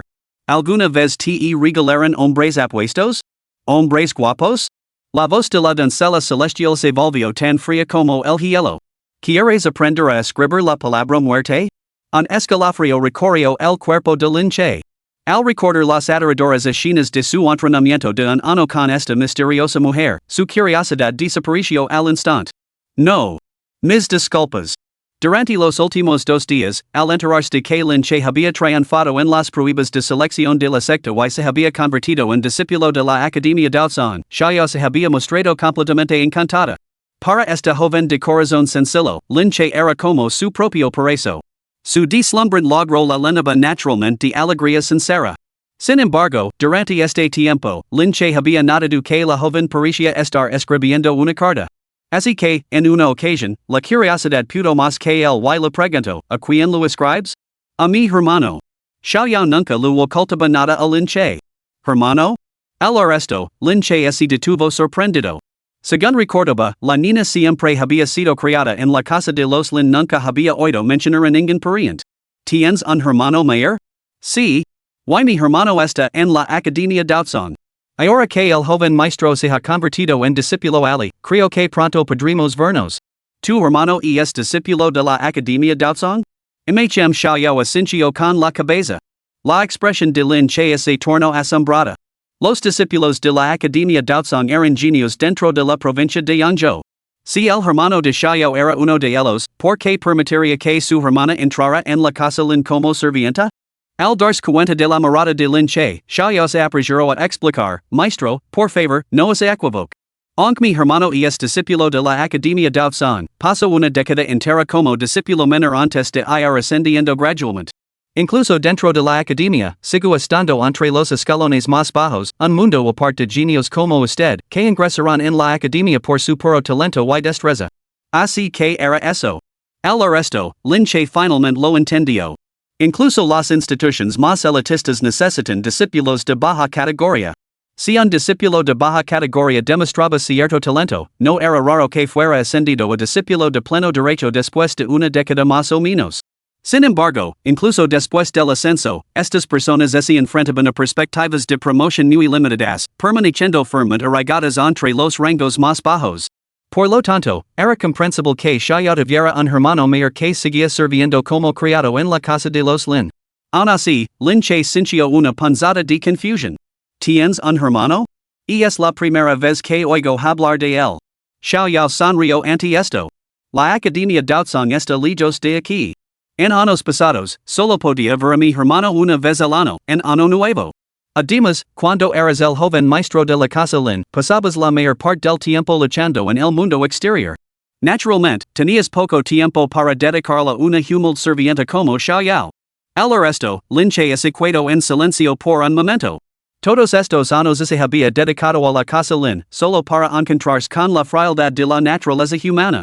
De principio a fin, solo esta joven había permanecido firme a su lado. Con este pensamiento, Lin Che dijo con sinceridad, Xiao, a partir de ahora te trader mejor. Una sombra de alarma cruzó el rostro de Xiao. Joven maestro, ¿qué está diciendo? Xiao no es más que una sirvienta. Ya ha sido muy amable conmigo. Entonces ser aún más amable. Ciudad de Kanglan. Aunque las pruebas de selección de la secta habían concluido, sus repercusiones no habían disminuido. De la noche a la mañana, una noticia impactante se extendió por toda la ciudad. Decenas de propiedades pertenecientes a la familia Lin en la ciudad de Kanglan, incluyendo tiendas, restaurantes y casas de empeño, fueron presentadas por las autoridades. Para toda la ciudad, la mansión del señor de la ciudad siempre había mantenido una postura distante. A menos que estallaran disturbios, este poder permanecía envuelto en misterio, sin revelarse nunca al mundo. Sin embargo, nadie se atrevía a subestimar su aterradora influencia. Las principales familias de la ciudad de Kanglan habían construido sus cimientos sobre la destreza marcial, y sus propiedades inevitablemente contenían elementos de la economía sumergida. Si las autoridades decidían investigar, ni un solo activo podría escapar al escrutinio. Esta vez, la mansión del señor de la ciudad había actuado con tal rapidez y con una intención tan evidente que las implicaciones eran claras para todos. La mansión del señor de la ciudad buscaba congraciarse con Lin Che. ¿Lo has oído? El patriarca mayor de la familia Lin, completamente desilusionado con el clan tras lo que le sucedió a su único hijo, se ha llevado a su hijo y ha abandonado por completo la casa Lin. Y eso no es todo. Es evidente para todos que la residencia del señor de la ciudad tiene en el punto de mira a la familia Lin. Todo el clan está sumido en el caos y muchos de sus miembros ya han decidido desertar. Cuando el árbol cae, los manos se dispersan. Que un clan, enfrentado a tal calamidad, ve como sus miembros huyen en masa revela lo ridícula que es realmente su cohesión. Es probable que la familia Lin se convierta en el mayor hazmarer de la ciudad de Kanglan. Los rumores se extendieron por toda la ciudad de Kanglan. De la noche a la mañana, toda la familia Lin se convirtió en el tema de conversación de todos después de la cena. El salón ancestral de la familia Lin. Lin Xianghai se encontraba ante los retratos de sus antepasados, con expresión grave. Su cabello blanco parecía haber envejecido décadas de la noche a la mañana. A diferencia de su habitual bullicio, toda la residencia Lin se sentía inquietantemente desolada. Después de ofrecer incienso con manos temblorosas, Lin Xianghai se arrodilló y dejó escapar un gemido de dolor. Xianghai, ha fallado en nuestros antepasados. El Lin Xianghai de ese momento no tenía nada de su antigua autoridad ni ambición. Más bien parecía un anciano frágil en el ocaso de su vida, con el rostro marcado por el arrepentimiento y el remordimiento. Si no hubiera tomado aquella decisión en su momento, la situación de la familia Lin sería ahora completamente diferente. Lin Che, el prodigio que podría haber cambiado el destino del clan, había sido expulsado por el propio patriarca. Ahora, ante esta gran calamidad, con todos los miembros del clan yendo, Lin Xianghai vio al descubierto su fracaso como cabeza de familia. Una familia que nunca había ofrecido a sus miembros un sentido de pertenencia, ¿qué derecho tenía a esperar que se unieran y capiran juntos la tormenta? Ni equivoque por completo. Lin Shanghai estaba consumido por el arrepentimiento, con el rostro marcado por el desánimo. Pero, ¿de qué serviría eso ahora? No había remedio para tal remordimiento. Todo apuntaba a que la familia Lin de la ciudad de Canglan se había sumido en un abismo de ruina total, sin esperanza de volver a levantarse. Capítulo 18, Eres un cultivador de la espada. 2 días después, al mediodía. Una nave nube navegaba por el horizonte, descendiendo sobre la ciudad de Canglan. Este espectáculo hizo que la población de la ciudad se detuviera a mirar, con evidente asombro en todos los rostros. Una nave que vuela. ¿Podría ser esta la nave nube que utiliza la Academia Daotsung para reclutar discípulos? Es realmente magnífica. La embarcación media docenas de Zhang, lo que hacía que quiens se encontraban cerca parecieran hormigas. Su casco, fabricado con un material desconocido, emitía un brillo tenue y etéreo. Cualquier nave capaz de volar por los cielos debía ser, como mínimo, un tesoro de graduación. Incluso Lin Che sintió una sensación de asombro ante el espectáculo que tenía ante sí. Los cimientos de la Academia Daotsung eran realmente asombrosos, muy acordes con el poder dominante de Yangzhou. Joven maestro. En ese momento, una voz melodiosa sonó detrás de Lin Che. Al volverse para mirar, se quedó paralizado por la sorpresa. Xiaoyao se acercó a él, cargada con un gran fardo que casi le ligaba a la mitad de su altura. El peso hacía que suya esbelta figura pareciera aún más delicada. ¿Por qué has traído tanto? Solo artículos de primera necesidad, algunas provisions y ropa para que te cambies, joven maestro, respondió Xiaoyao con naturalidad.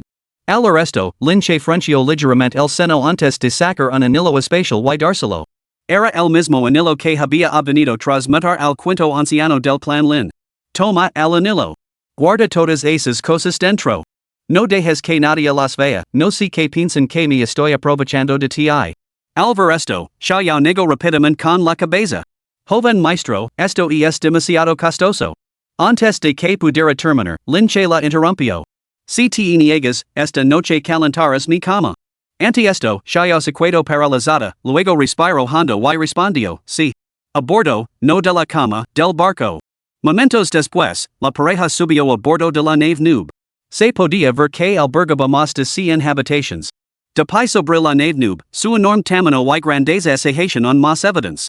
Los recién legados, acercuentes para registrarse. Antes de que Lin Che y Xiaoyao pudieran seguir admirando la colosal nave, una voz frágil y anciana llamó de repente. Lin Che miró y vio a un anciano, desgastado por los años, recostado en una silla de mimbre junto al pasillo del barco. Ante él había una larga mesa cargada de papel y pencils, claramente el puesto de registro.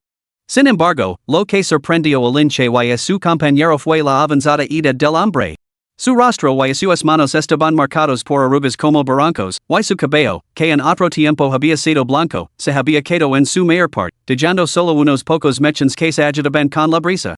De la ciudad de Canglan, vio. ¿Cómo te llamas? Preguntó el anciano. Este es Lin Che. Aunque el anciano parecía frágil y débil, Lin Che no se atrevió a mostrar falta de respeto y respondió con deferencia. Lin Lu.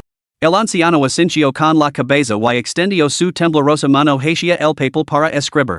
Lin Che se quedó paralizado, pero luego se apresuró a explicar, no es Lin Lu, señor. Este joven es Lin Che, claro como en poro. Habla más alto, viejo, y no oigo bien, no te entiendo, dijo el anciano con un gesto de indiferencia. He dice que me llamo Lin Che, declaró Lin Che en voz alta. Linda. Bien. Verdad y conducta como uno solo, un buen nombre. El anciano volvió a asentir y escribió el carácter Lin. Empezó a escribir el carácter verdad, pero se detuvo a mitad de camino, quizá porque no recordaba los trazos, y simplemente lo borró y dibujó un círculo en su lugar. Al ver esto, Lin Che sintió una oleada de exasperación. Parecía que el anciano no solo tenía problemas de audición y visión, sino que probablemente tampoco sabía leer ni escribir. Sin embargo, Ali estaba a cargo del registro en esta nave nube. Este anciano. ¿Seguro que no era una figura bien relacionada de la Academia Daotsung? Y uno con buenos contactos, además. Bueno, un círculo es un círculo. Mirando al anciano, Lin Che finalmente sintió que era inútil explicar nada. Mientras tanto, la mirada nublada del anciano se desplazó hacia Xiaoyao. Murmuró, ¿no dijo ese tipo que la ciudad de Canglan estaba reclutando a un joven discípulo? ¿Por qué hay también una chica aquí? Al resto, Xiaoyao cogio aperjuramento el pincel y escribio los caracteres que significaban servienta.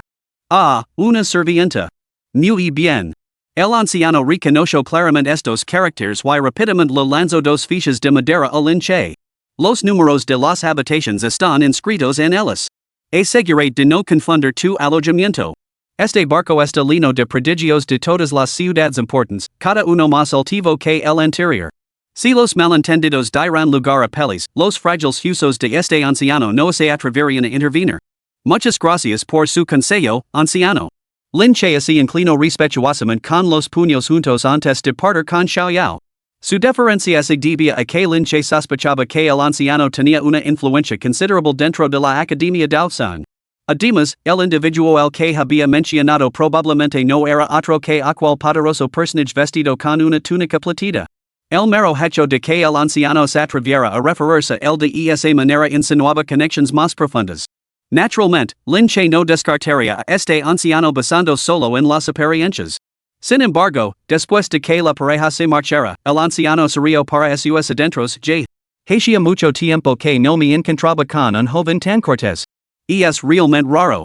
Con eso, el anciano volvió a cerrar los ojos, disfrutando satisfecho del sol. Lin Che y Xiaoyao encontrarán sus aposentos, pero decidieron no descansar. En su lugar, se dirigieron a la cubierta. Para entonces, la nave nubes había elevado en el aire, serpenteando entre las nubes. Contemplar el agitado mar de nubes, un espectáculo impresionante, ampliaba al instante los horizontes de cualquiera. ¡Qué bonito! Xiaoyao extendió los brazos, como para abrazar el cielo. Su vestido azul ondeaba con la brisa, una leve sonrisa adornaba sus delicados rasgos y sus ojos brillaban con un resplandor vivo mientras murmuraba su sincera admiración.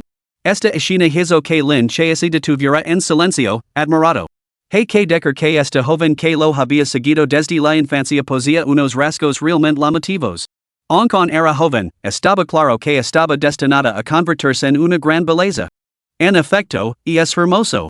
Me pregunto cuándo podré volar por los cielos con mis propias fuerzas, contemplando estas montañas y ríos. Volviendo en sí, Lin Che murmuró la misma admiración en su corazón. Cabalgar los vientos, vagar libremente por el cielo y la tierra. Sin duda, ese debe ser el primer sueño de todo artista marcial. De la ciudad de Kanglan? Justo cuando Lin Che estaba perdido en sus ensonaciones, una voz grave lo devolvió bruscamente a la realidad. Al volverse, vio a un joven corpulento que se alzaba ante él. Con más de 2 metros de altura, los músculos del joven sobresalían como dragones enroscados.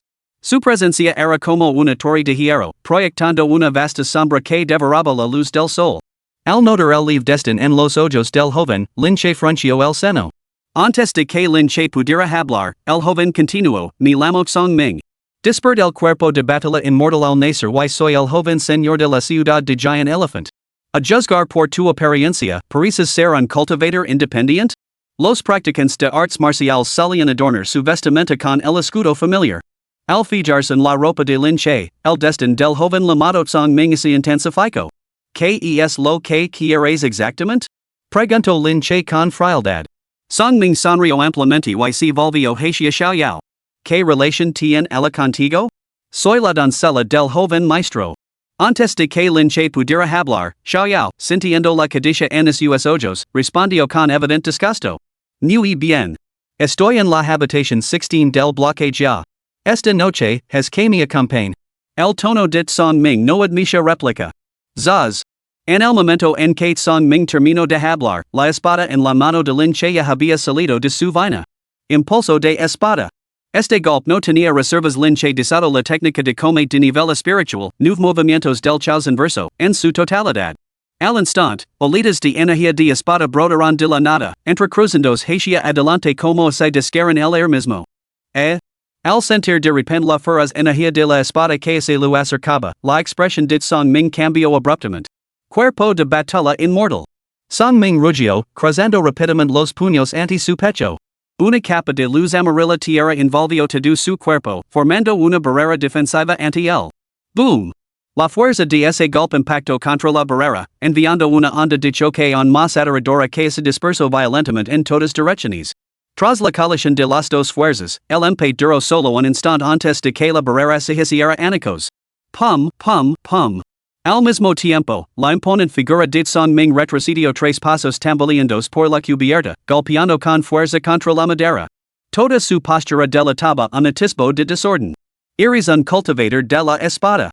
Después de recuperar el equilibrio, la mirada de Song Ming hacia Lin Che ahora tenía un tono palpable de aprensión. ¿Qué te parece? Si burló Lin Che con frialdad. Antes te malinterpret. Una mirada de asombro brilló en sus ojos. Tras pronunciar estas palabras, Song Ming se dio la vuelta y se alejó sin dudarlo un instante. No era cobardía. Al principio, había asumido que Lin Che era débil y había venido a intimidarlo. Pero ahora que Lin Che había demostrado su fuerza, continuar la pelea no tenía sentido. Lin Che observó como el otro se alejaba sin obstáculos, simplemente fijando su mirada en la figura que se retiraba, con una expresión ligeramente ensombrecida. Segundo nivel de artes marciales espirituales? Lin Che sintió que el joven estaba en el segundo nivel de artes marciales espirituales.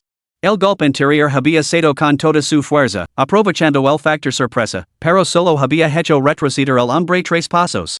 Hay que decir que los genios a bordo de esta nave noob eran realmente formidables. De hecho, los admitidos en la Academia de Song eran los talentos más excepcionales de las principales ciudades de Yangzhou. Ninguno era débil.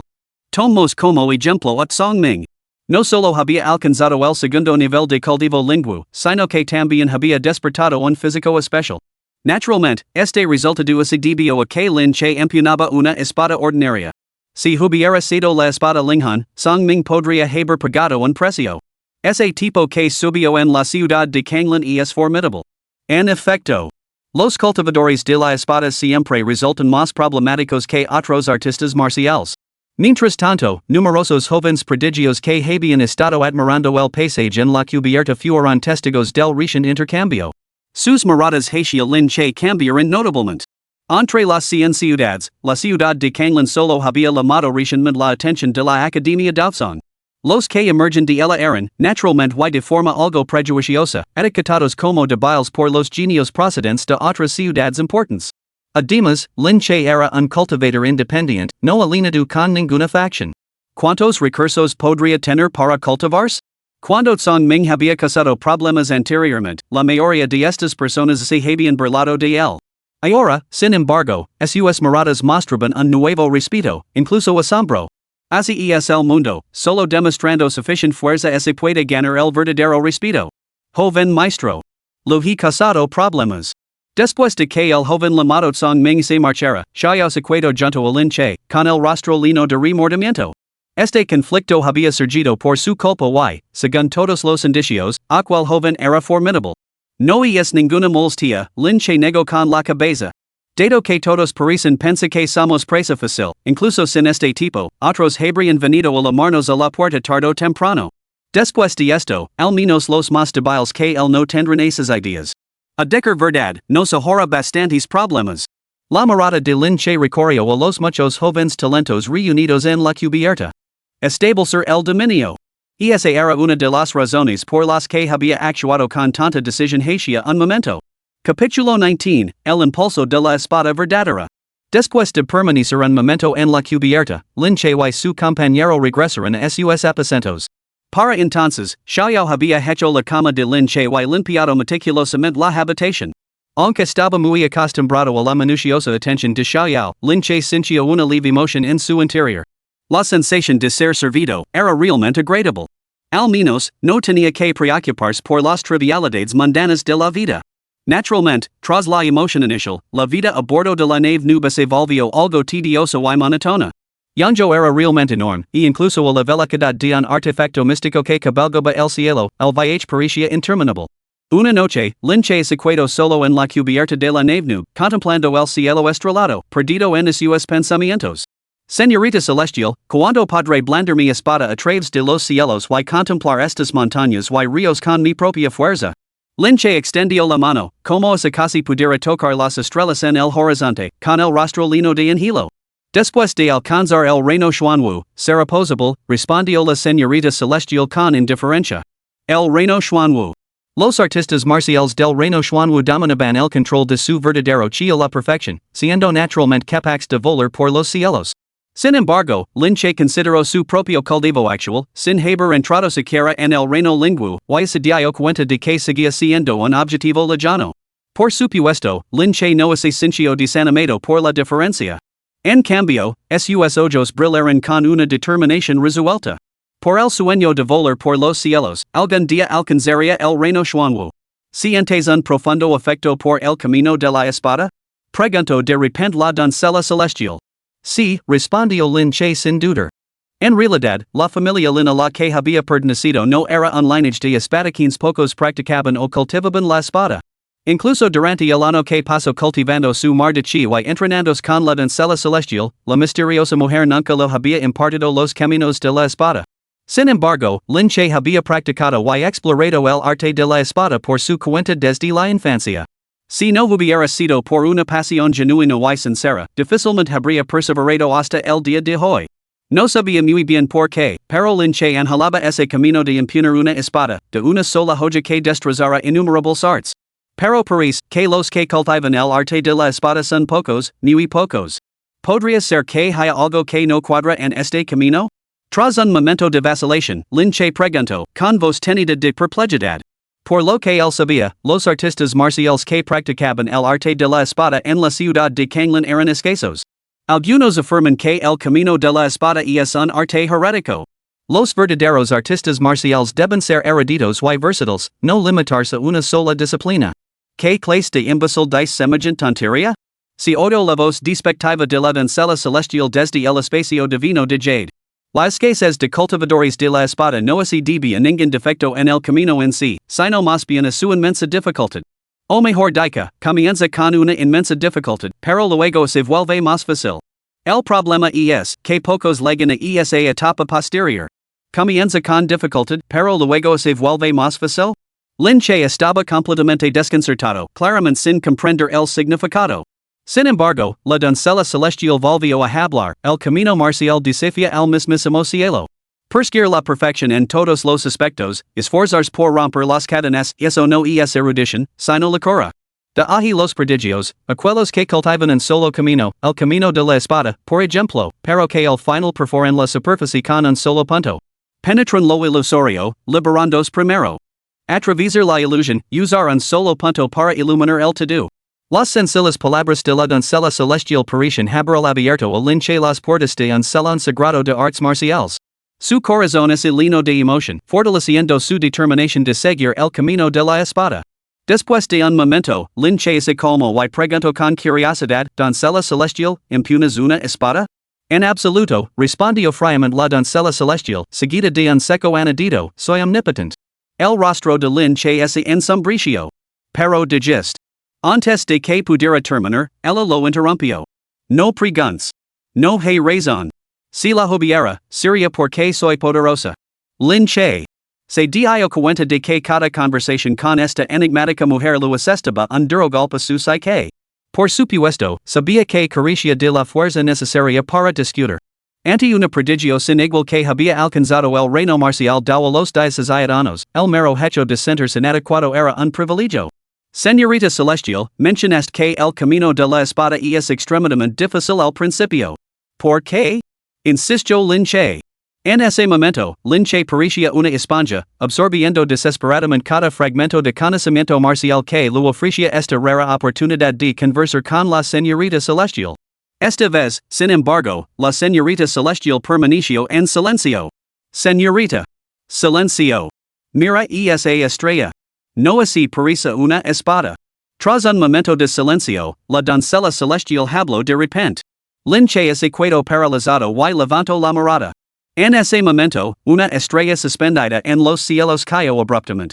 La gran estrella atravesó el cielo, dejando una larga estela luminosa que trazaba un magnífico arco a través del dosel nocturno. Su impulso era implacable. Al presenciar este espectáculo, la mirada de Linche se transformó abruptamente, como si hubiera entrado en un estado de profundo vacío. Sus ojos, la estrella se convirtió verdaderamente en una espada, una joya divina que atravesaba los cielos. Después, Linche cerró los ojos. Cuando los volvió a abrir, un destello de agudeza brilló en ellos. Lo entiendo. Linche finalmente comprendió por qué el camino del manejo de la espada resultaba tan arduo al principio, exigia una profunda perspicacia. En comparación con el cultivo de las artes marciales, el camino de la espada probablemente posea sus propios niveles de maestría. Sin embargo, a diferencia del entrenamiento marcial, el manejo de la espada requería una percepción excepcional. El sol naciente y la luna menguante, las montañas y los ríos, el resplandor de innumerables hogares, todo ofrecia lecciones sobre el manejo de la espada. Era como ese un mundo completamente nuevo se hubiera abierto ante él. Con esta nueva perspicacia, Linche dio un paso adelante en la cubierta. Zaz. Una fuerza intangible se era molino a su alrededor, azotando su cabello negro y haciendo que su túnica se hinchara. Luego, formando un dedo espada con dos dedos, lo empujó hacia adelante. Boom! Una formación de nubes ante él se dispersó al instante. No solo eso, sino que en un radio de 10 zhang, la fuerza generó intensas ondas ondulants. El impulso de la espada. La cultivación de Lin Che no había alcanzado el reino marcial espiritual, por lo que no se trataba de un verdadero chi proyectado hacia el exterior.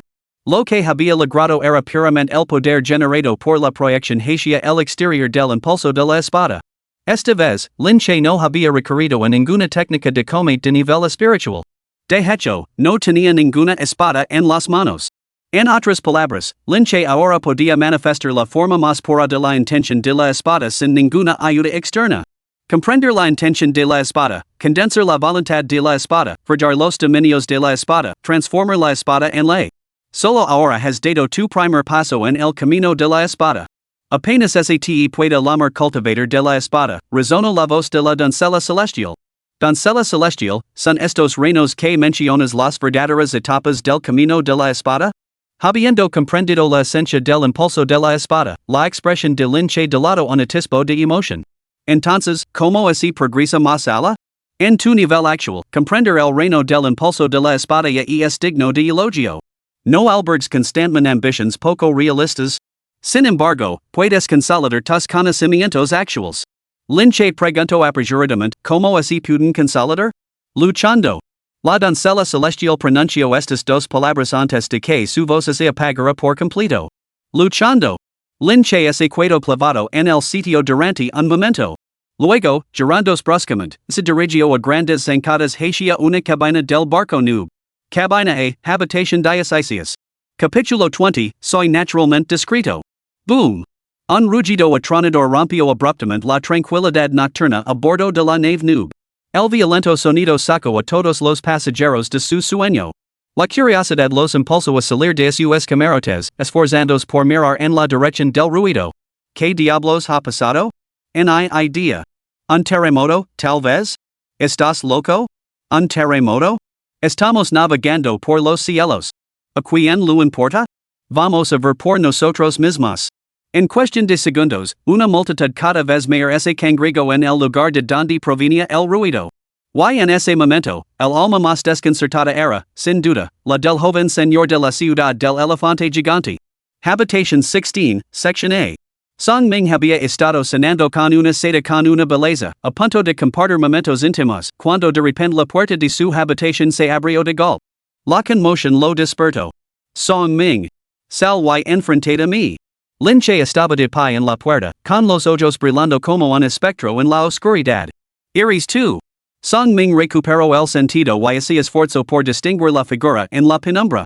Pero un abrumador impulso asesino consumió rápidamente sus pensamientos.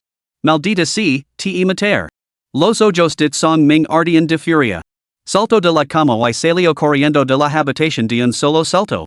Mientras tanto, Lin Che ya había llegado a la cubierta del barco noob. ¿Qué demonios? Están peleando. Los prodigios reunidos, atraídos por la curiosidad, presenciaron las feroces posturas de los dos hombres. ¿Cómo no iban a comprender lo que estaba sucediendo? La conmoción se extendió por todos los rostros. Pequeño mocoso. Ya te lo dejé claro la última vez. ¿Ahora vienes a buscar problemas? ¿Crees que te tengo miedo? Rugió Song Ming. Al resto, el anillo del dedo de Lin Che brilló. Una sencilla espada de hierro se materializó en su mano, apuntando directamente a Song Ming. Basta de charla. Luchimos. Qué arrogant. Song Ming estaba fuera de sí por la rabia. Toda su vida había sido el quien intimidaba a los demás, cuando había venido alguien a llamarlo a la puerta de esta manera? La última vez que se enfrentaron, se retiró por voluntad propia, pero solo para evitar la destrucción mutua. Eso no significaba que le temiera al muchacho. A decir verdad, si locaban sin restrictions, Song Ming estaba seguro de que su fuerza superaba con crex la de su oponente. Parece que la última vez te mostré demasiado respeto. Estás pidiendo la muerte. Ya que estás tan ansioso por morir, te considera tu deseo. La furia ardía levo at Song Ming a jurar en silencio, golpearía a ese miserable hasta convertirlo en un perro muerto tirado en el suelo antes de que su ira se apaciguara. Cuerpo de batalla inmortal. Con ese pensamiento, Song Ming rugió, activando su físico especial despertado. Una capa de luz amarilla terrosa lo envolvió rápidamente, formando una armadura sobre su cuerpo. Entonces, lanzó un puñetazo. El chi verdadero surgió, formando un aura ardiente alrededor de su puño de hierro. La ferocidad del golpe hizo que el aire temblara ligeramente. Song Ming es realmente formidable. El poder de ese solo puñetazo lo colocaría entre la elite de esta nave repleta de prodigios. Al presentar el poder desatado por el cuerpo de batalla inmortal de Song Ming en el segundo nivel de las artes marciales espirituales, todos los espectadores sintieron un escalofrío recorriendo su espina dorsal. Sin embargo, en ese momento, Lin Che hizo su movimiento. Son Long. El sonido agudo de una espada saliendo de su vaina resonó. Sin ninguna floritura, Lin Che desenvainó su espada y atacó. Un corte simple y directo. Todos los ojos presentes lo vieron claramente, pero parecía llevar un ritmo inexplicable. Boom! Una explosión atronadora estalló cuando el golpe aparentemente ordinario de Lin Che chocó de frente con el colosal aura del puño de Song Ming. El resultado dejó atenidos a todos los testigos. Zaz. En un instante, la imponente figura de Song Ming salió volando 10 metros hacia atrás. 2. ¿Cómo has podido? En ese momento, la mente de Song Ming se tambaleó. Por muy seguro que estuviera, podía sentir que este joven había crecido mucho más allá de lo que era durante su último encuentro. Sin embargo, antes de que Song Ming pudiera terminar sus palabras, Lin Che saltó hacia adelante, su figura se precipitó como un torbellino hacia su oponente una vez más. El segundo golpe siguió en rápida sucesión.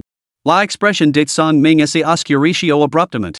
Rápidamente reunió toda la fuerza de su cuerpo y empujó ambos puños hacia adelante para bloquear. Ante él, su verdadero chi se fusionó en una gruesa capa de armadura. Boom! Sin embargo, bajo este golpe, la armadura formada por chi se rompió instantáneamente, enviando el cuerpo de Song Ming otros 10 metros hacia atrás. No solo eso, sino que un hilo de sangre manchaba ahora la comisura de la boca de Song Ming, clara evidencia de las lesiones internas sufridas por el violento impacto. Los dos golpes de Lin Che fueron casi idénticos, apenas calificables como técnicas de espada, y mucho menos mejorados por las artes de combate. Eran simplemente simples golpes con la espada. Sin embargo, cuando el oponente no pudo resistirlos, se convirtieron en el arte ofensivo más formidable. Abrumar a alguien con puro impulso, eso era impulso. Impulso de la espada.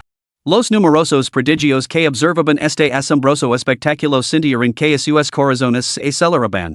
Un muchacho tan joven y, sin embargo, un cultivador de la espada que había comprendido el impulso de la espada. Esto desafía toda lógica. El aspecto más irritante del cuerpo de batalla inmortal es su formidable destreza defensiva. Sin embargo, bajo el impulso de la espada de este joven, parece completamente desconcertado. La capacidad de un cultivador de la espada para perforar las defensas no puede subestimarse. Los susurros de discusión se elevaban sin cesar, despertando la cautela entre estos prodigios procedentes de las principales ciudades. Un joven aparentemente anodino había demostrado ser un cultivador de la espada que había captado la esencia del impulso de la espada. En efecto, abundaban los talentos ocultos a bordo de esta nave noob. Lo mejor era mantener un perfil bajo a partir de ahora y evitar hacer enemigos. En ese momento, Lin Che podía sentir claramente que, con cada golpe, su dominio del impulso de la espada se hacía cada vez más natural. La doncella celestial no lo había engañado, la experiencia en el combate era realmente la fuente del progreso. Song Ming tenía ganas de orar. Al sentir el abrumador poder del impulso de la espada de Lin Che, se quedó completamente conmocionado.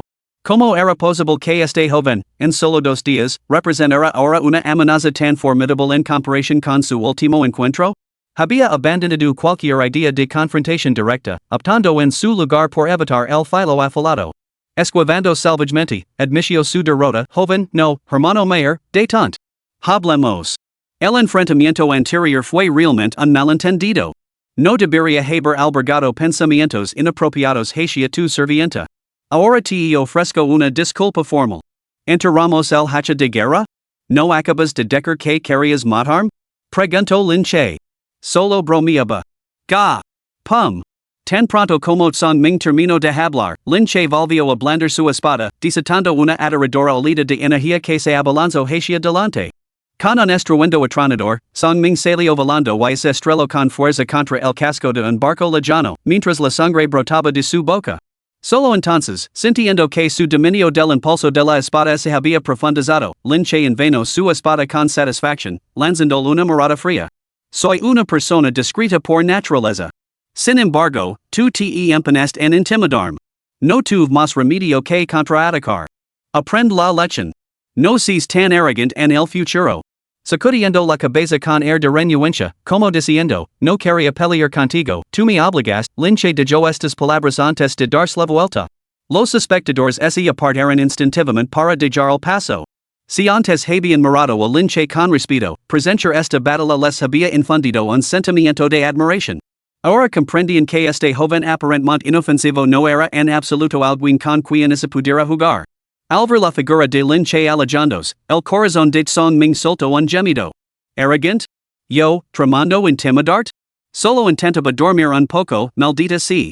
¿Quién estaba intimidando a quién, entonces? Arg. Esto es indignante. Has ido demasiado lejos. Song Ming estaba a punto de llorar por la injusticia, con su ira interior rugiendo incontrolablemente. Capítulo 21, El reino divino de la ilusión celestial. La noticia se extendió como la pólvora a bordo de la nave noob, un prodigio había captado la esencia del impulso de la espada. Era inevitable. Al vivir en un espacio tan reducido, incluso el más mínimo incidente se convertía en conocimiento común de la noche a la mañana. Durante los días siguientes, todos miraban a Lin Che con una pizca de admiración, probablemente clasificándolo entre las pocas personas a las que era mejor no molestar. Song Ming, procedente de la ciudad del elefante gigante, evitaba inmediatamente a Lin Che cada vez que lo veía, como si fuera un portador de la peste. Todo esto dejaba a Lin Che sintiéndose bastante impotente. Este tipo de vida es absolutamente tediosa, pensó Lin Che tumbado en su cama, con una mirada melancólica en su rostro. Solo estoy en la cima de la recolección de chi, el nivel de cultivo más bajo a bordo de esta nave noob. ¿Por qué nadie viene a molestarme? Este pensamiento no provenía de ninguna inclinación masoquista, sino de la inquietud que surge cuando uno domina una nueva habilidad pero no puede ejercerla.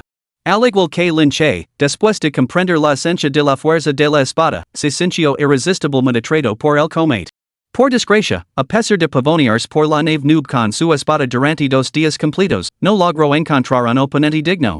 En cambio, había reducido significativamente el número de personas que solían disfrutar contemplando el paisaje desde la cubierta. Afortunadamente, esta agonizante espera no duró mucho. Un día, la nave noob navegó por el espacio aéreo sobre una determinada región. La Academia Daotsong. ¿Es esta la Academia Daotsong? Por fin hemos llegado. Todas las miradas a bordo del barco noob se dirigieron hacia el horizonte. A través de las nubes, una antigua academia se alzaba en medio de las montañas. Dentro de sus muros, vastas estructuras se extendían hasta donde alcanzaba la vista, una vista tan magnífica que despertó un deseo inmediato en todos los que la contemplaban. Nunca había visto un complejo de edificios tan grandioso en mi vida. Y es absolutamente espectacular. Muchos jóvenes de las grandes ciudades no pudieron evitar quedarse boquiabiertos. Era como si los aldeanos de las tierras salvajes hubieran visto por primera vez una colosal ciudad de acero. Justo cuando todos se maravillaban, una grula blanca se elevó hacia el cielo.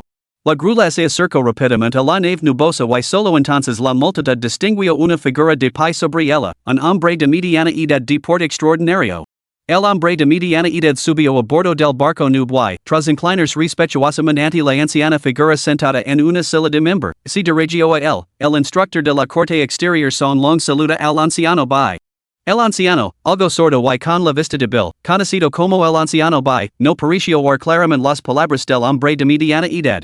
Se limitó a señalar con indiferencia el registro que había sobre la mesa. Inclinandos una vez más, son long tomo el registro y declaro, ahora verificaré los nombres de los reclutados. Todos aquellos cuyos nombres son llamados, den un paso al frente. Tras decir esto, el hombre de mediana edad pronunció el primer nombre, Chongping. Tras un momento, nadie respondió.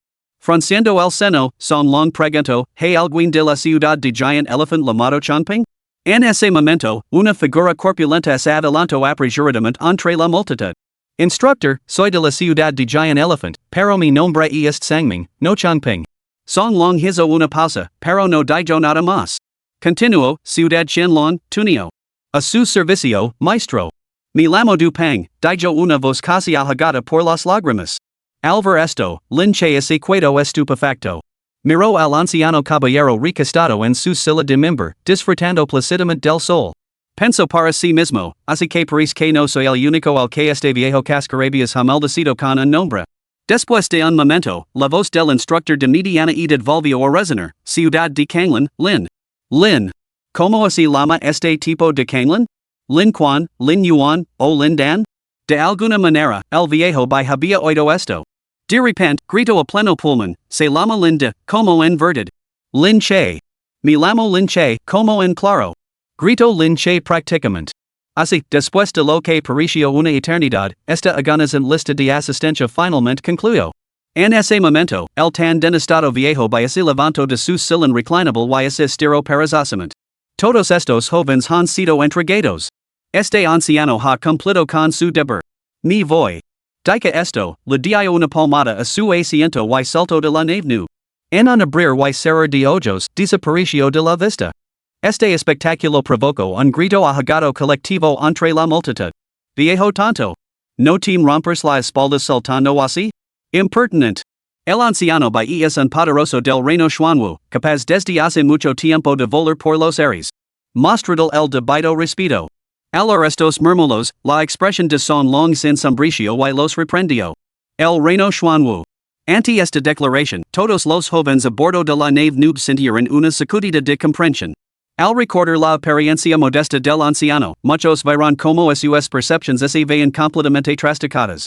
Al mismo tiempo, una ola de arrepentimiento los invadió. Si hubieran sabido antes que este anciano era un maestro de tal envergadura, habrían buscado todos los medios posibles para cultivar una relación favorable. Pero ahora era demasiado tarde. Sin prestar atención a las emociones de la multitud, Son Long lanzó su advertencia antes de dirigir la nave noob directamente hacia los terrenos de la academia. A medida que se acercaban a la academia Daotsong, se escuchó un grito ahogado. Mirad. ¿Qué es eso?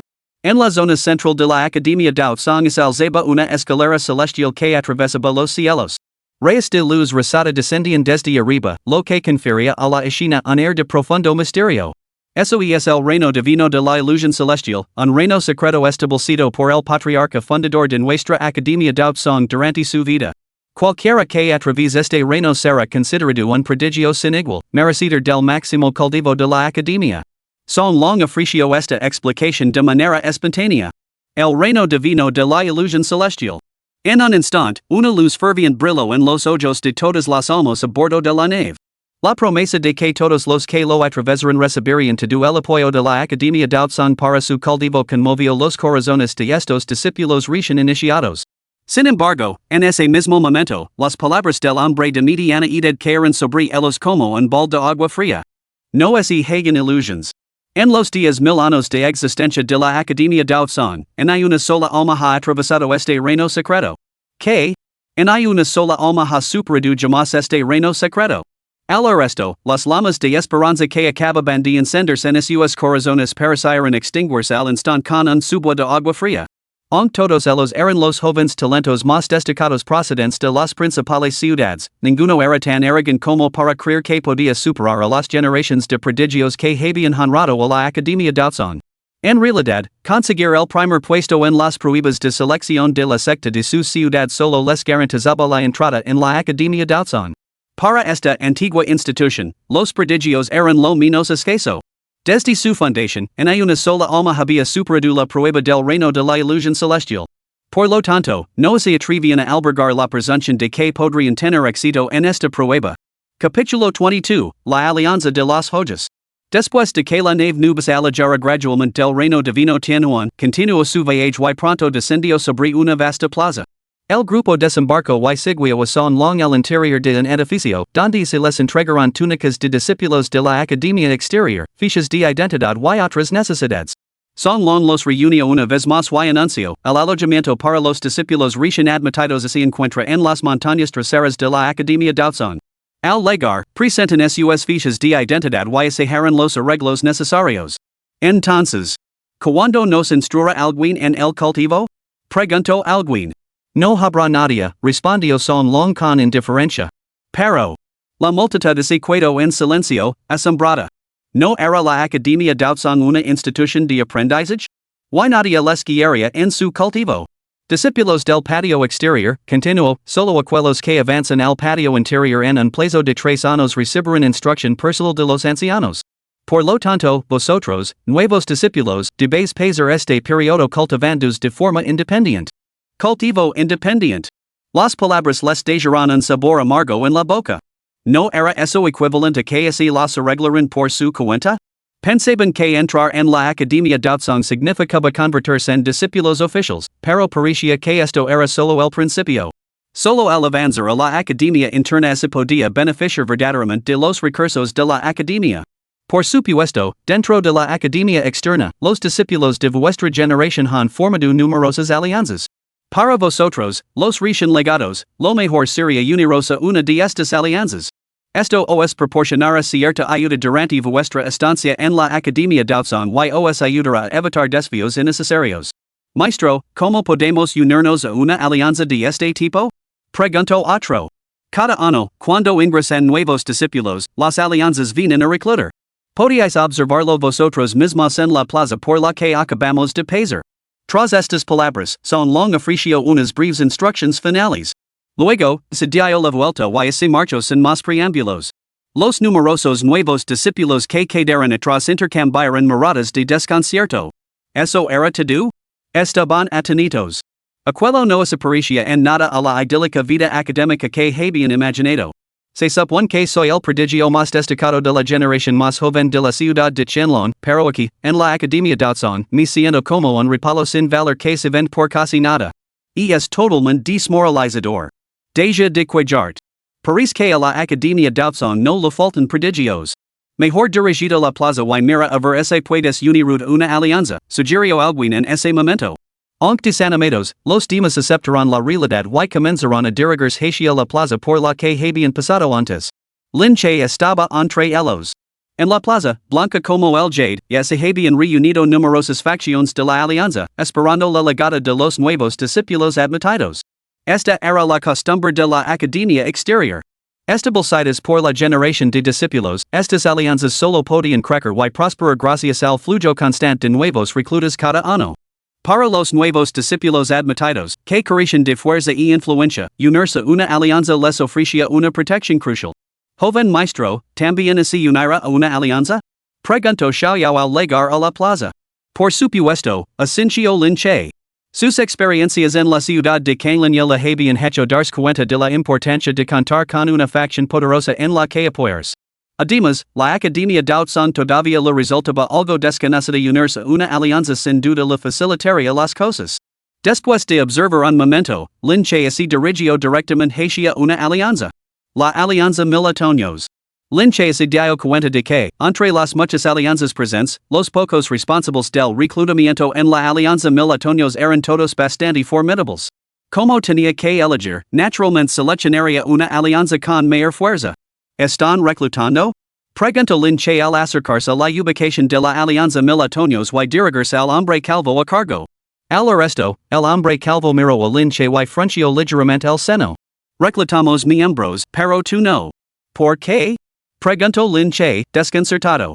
Un simple cultivador del pico de reunión de chi que ni siquiera ha alcanzado el reino marcial espiritual no tiene las cualificaciones necesarias para unirse a la alianza Milatoños. El tono denotaba un claro destino. La expresión de Lin Che se ensombreció.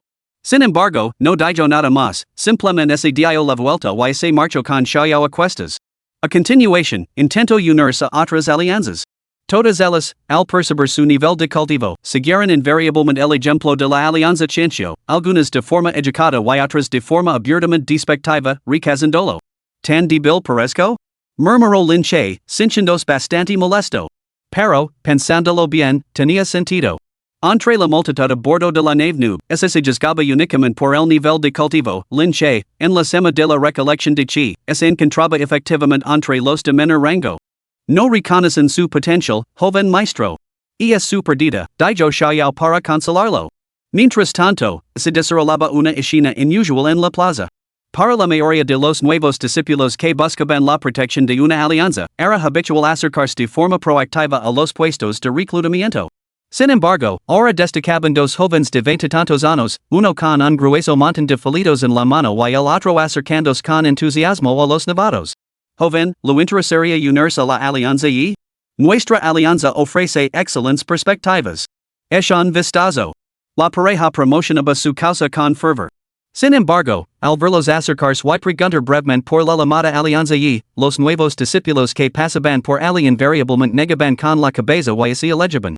En ese momento, un hombre de una facción aliada vecina a Ciberlo, y Tianlang, Wu Yuran, arroz la molestia.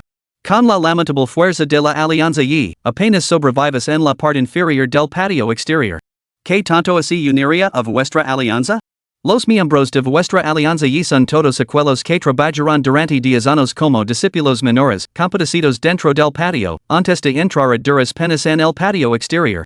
No creerías en serios que convertirse en discípulos del patio exterior significa que podíais estar a la altura de nosotros, los verdaderos genios, ¿verdad? Con vuestras lamentables habilidades, ¿intentáis formar algún tipo de alianza? Y es ridículo. Cuando el hombre terminó de hablar, una olida de risas burlonas estalló entre la multitud que había detrás de él. Al estas burlas, y Tianlang y Wu Yuran se sonrojaron. Sin embargo, aparentemente recelosos de algo, ninguno se atrevió a replicar.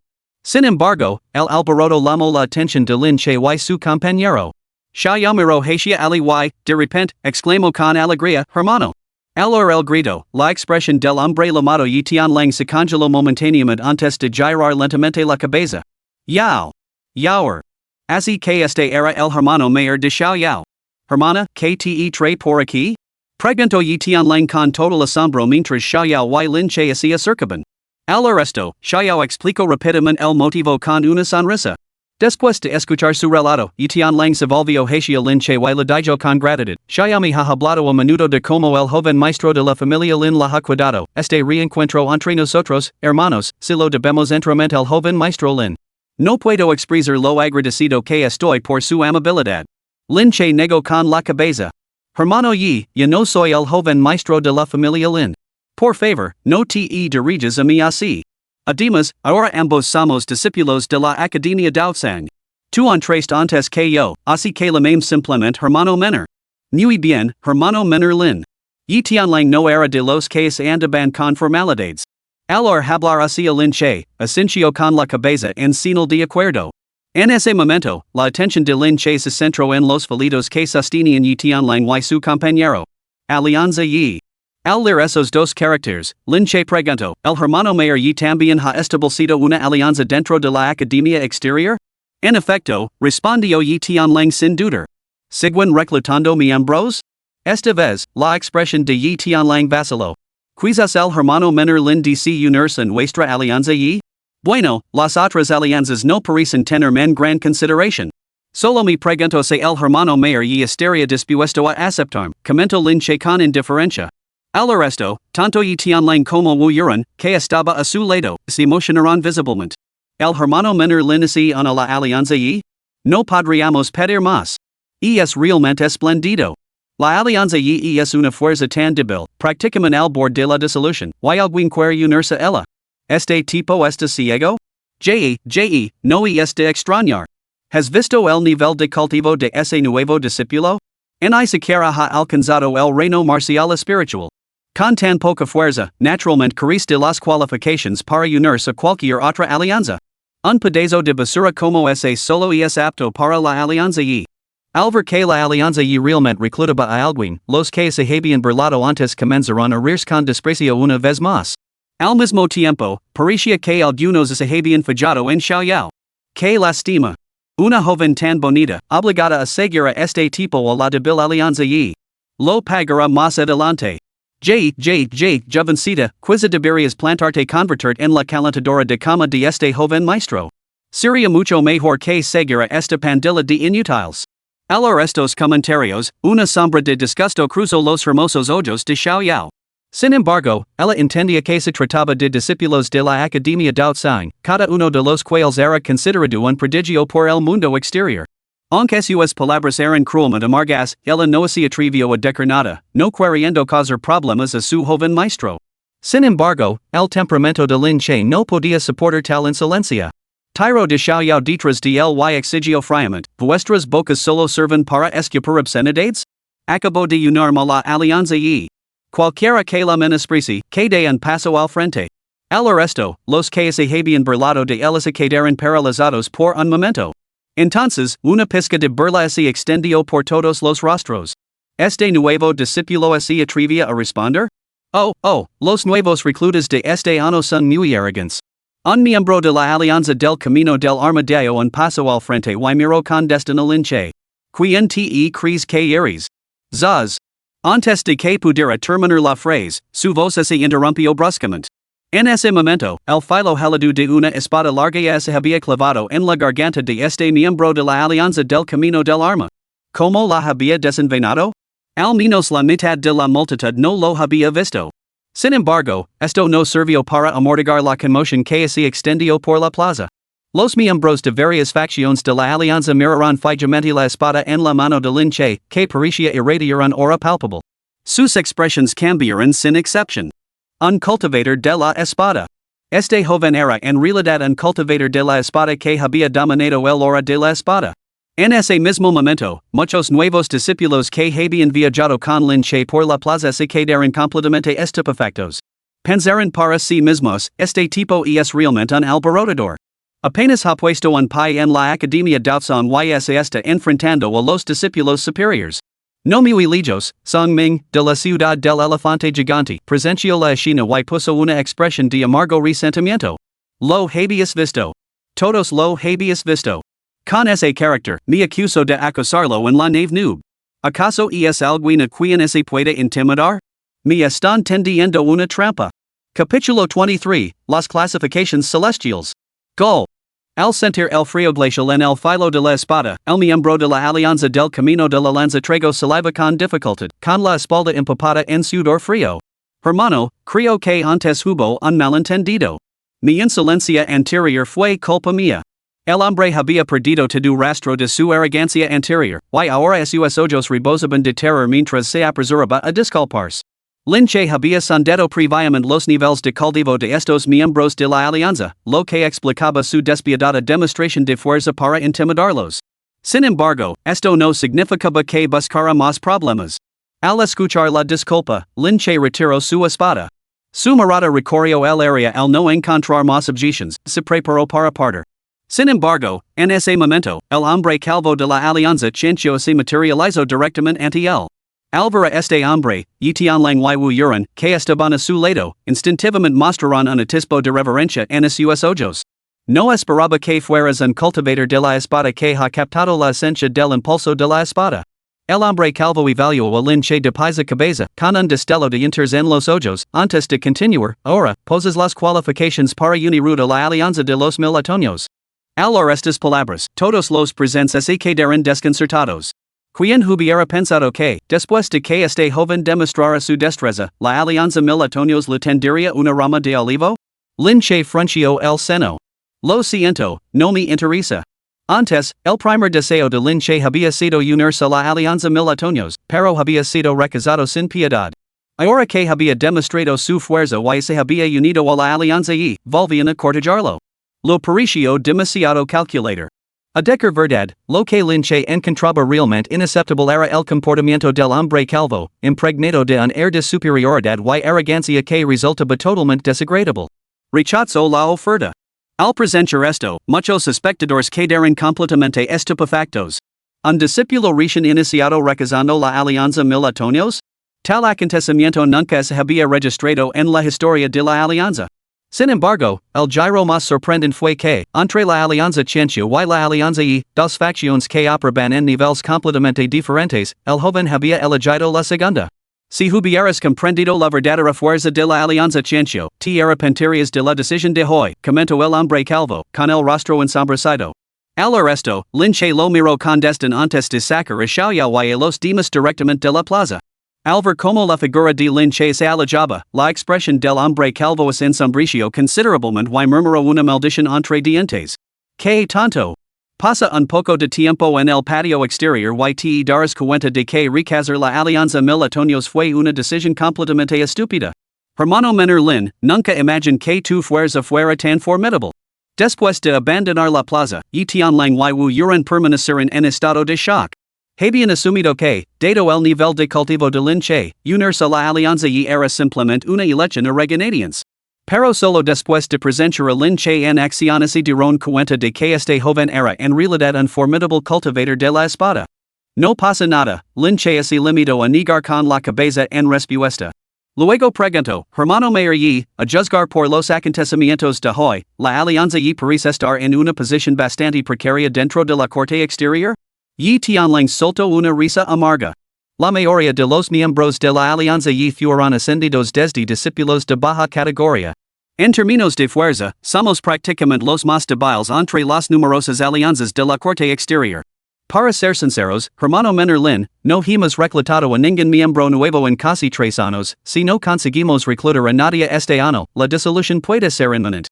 Al resto, huyeron ofreció consuelo desde un lado, hermano mayor y, no te desanimes tanto.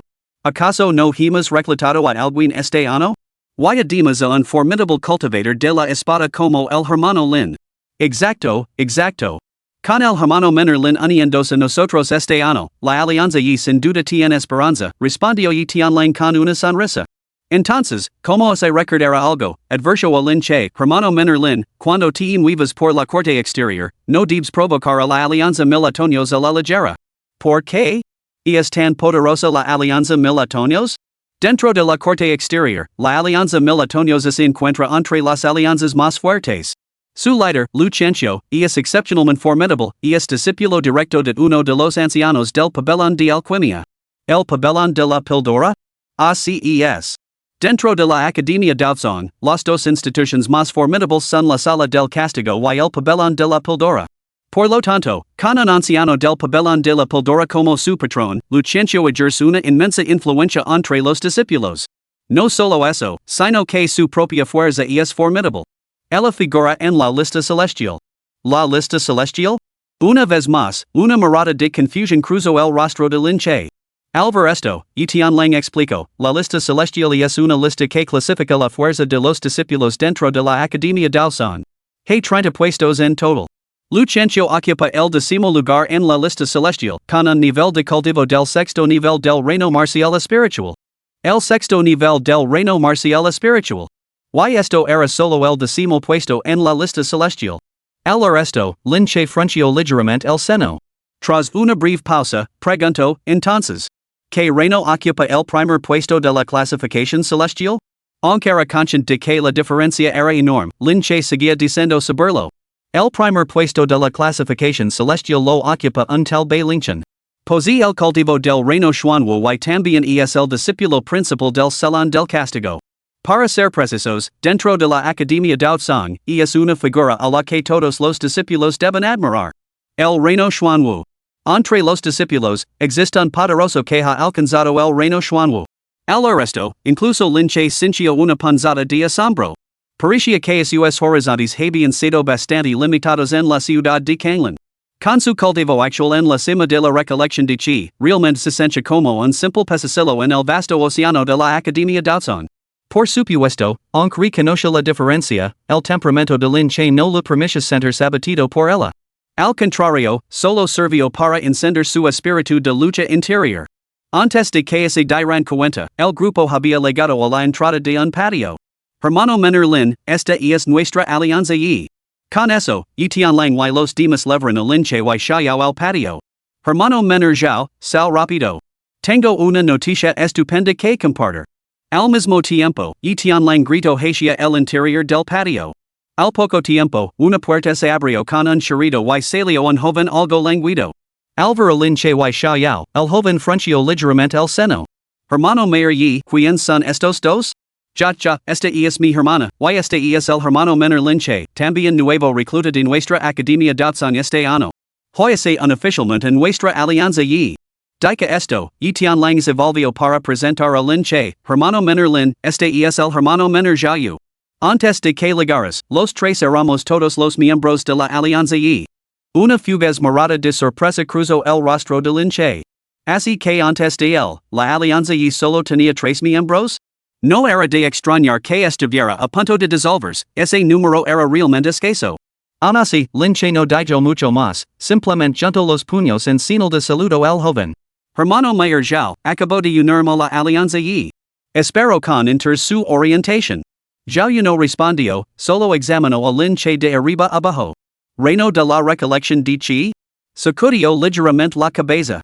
Parece que la alianza y realmente no tiene ninguna esperanza. Mejor no perturbar más mi sueño. Dica esto, se dio la vuelta y se dirigió directamente a sus aposentos, sin prestar atención a las reacciones de los presentes. Al presenciar esto, Yi Tianlang se sintió un poco avergonzado.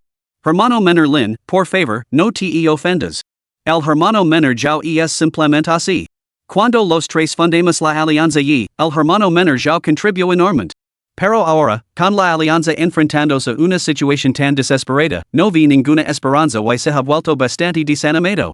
Aun así, creo que se conociera tu destreza, hermano Lin, seguramente respetaría con nuevos ojos. Lin Che se limitó a sonreír, indicando que lo aceptaba con naturalidad.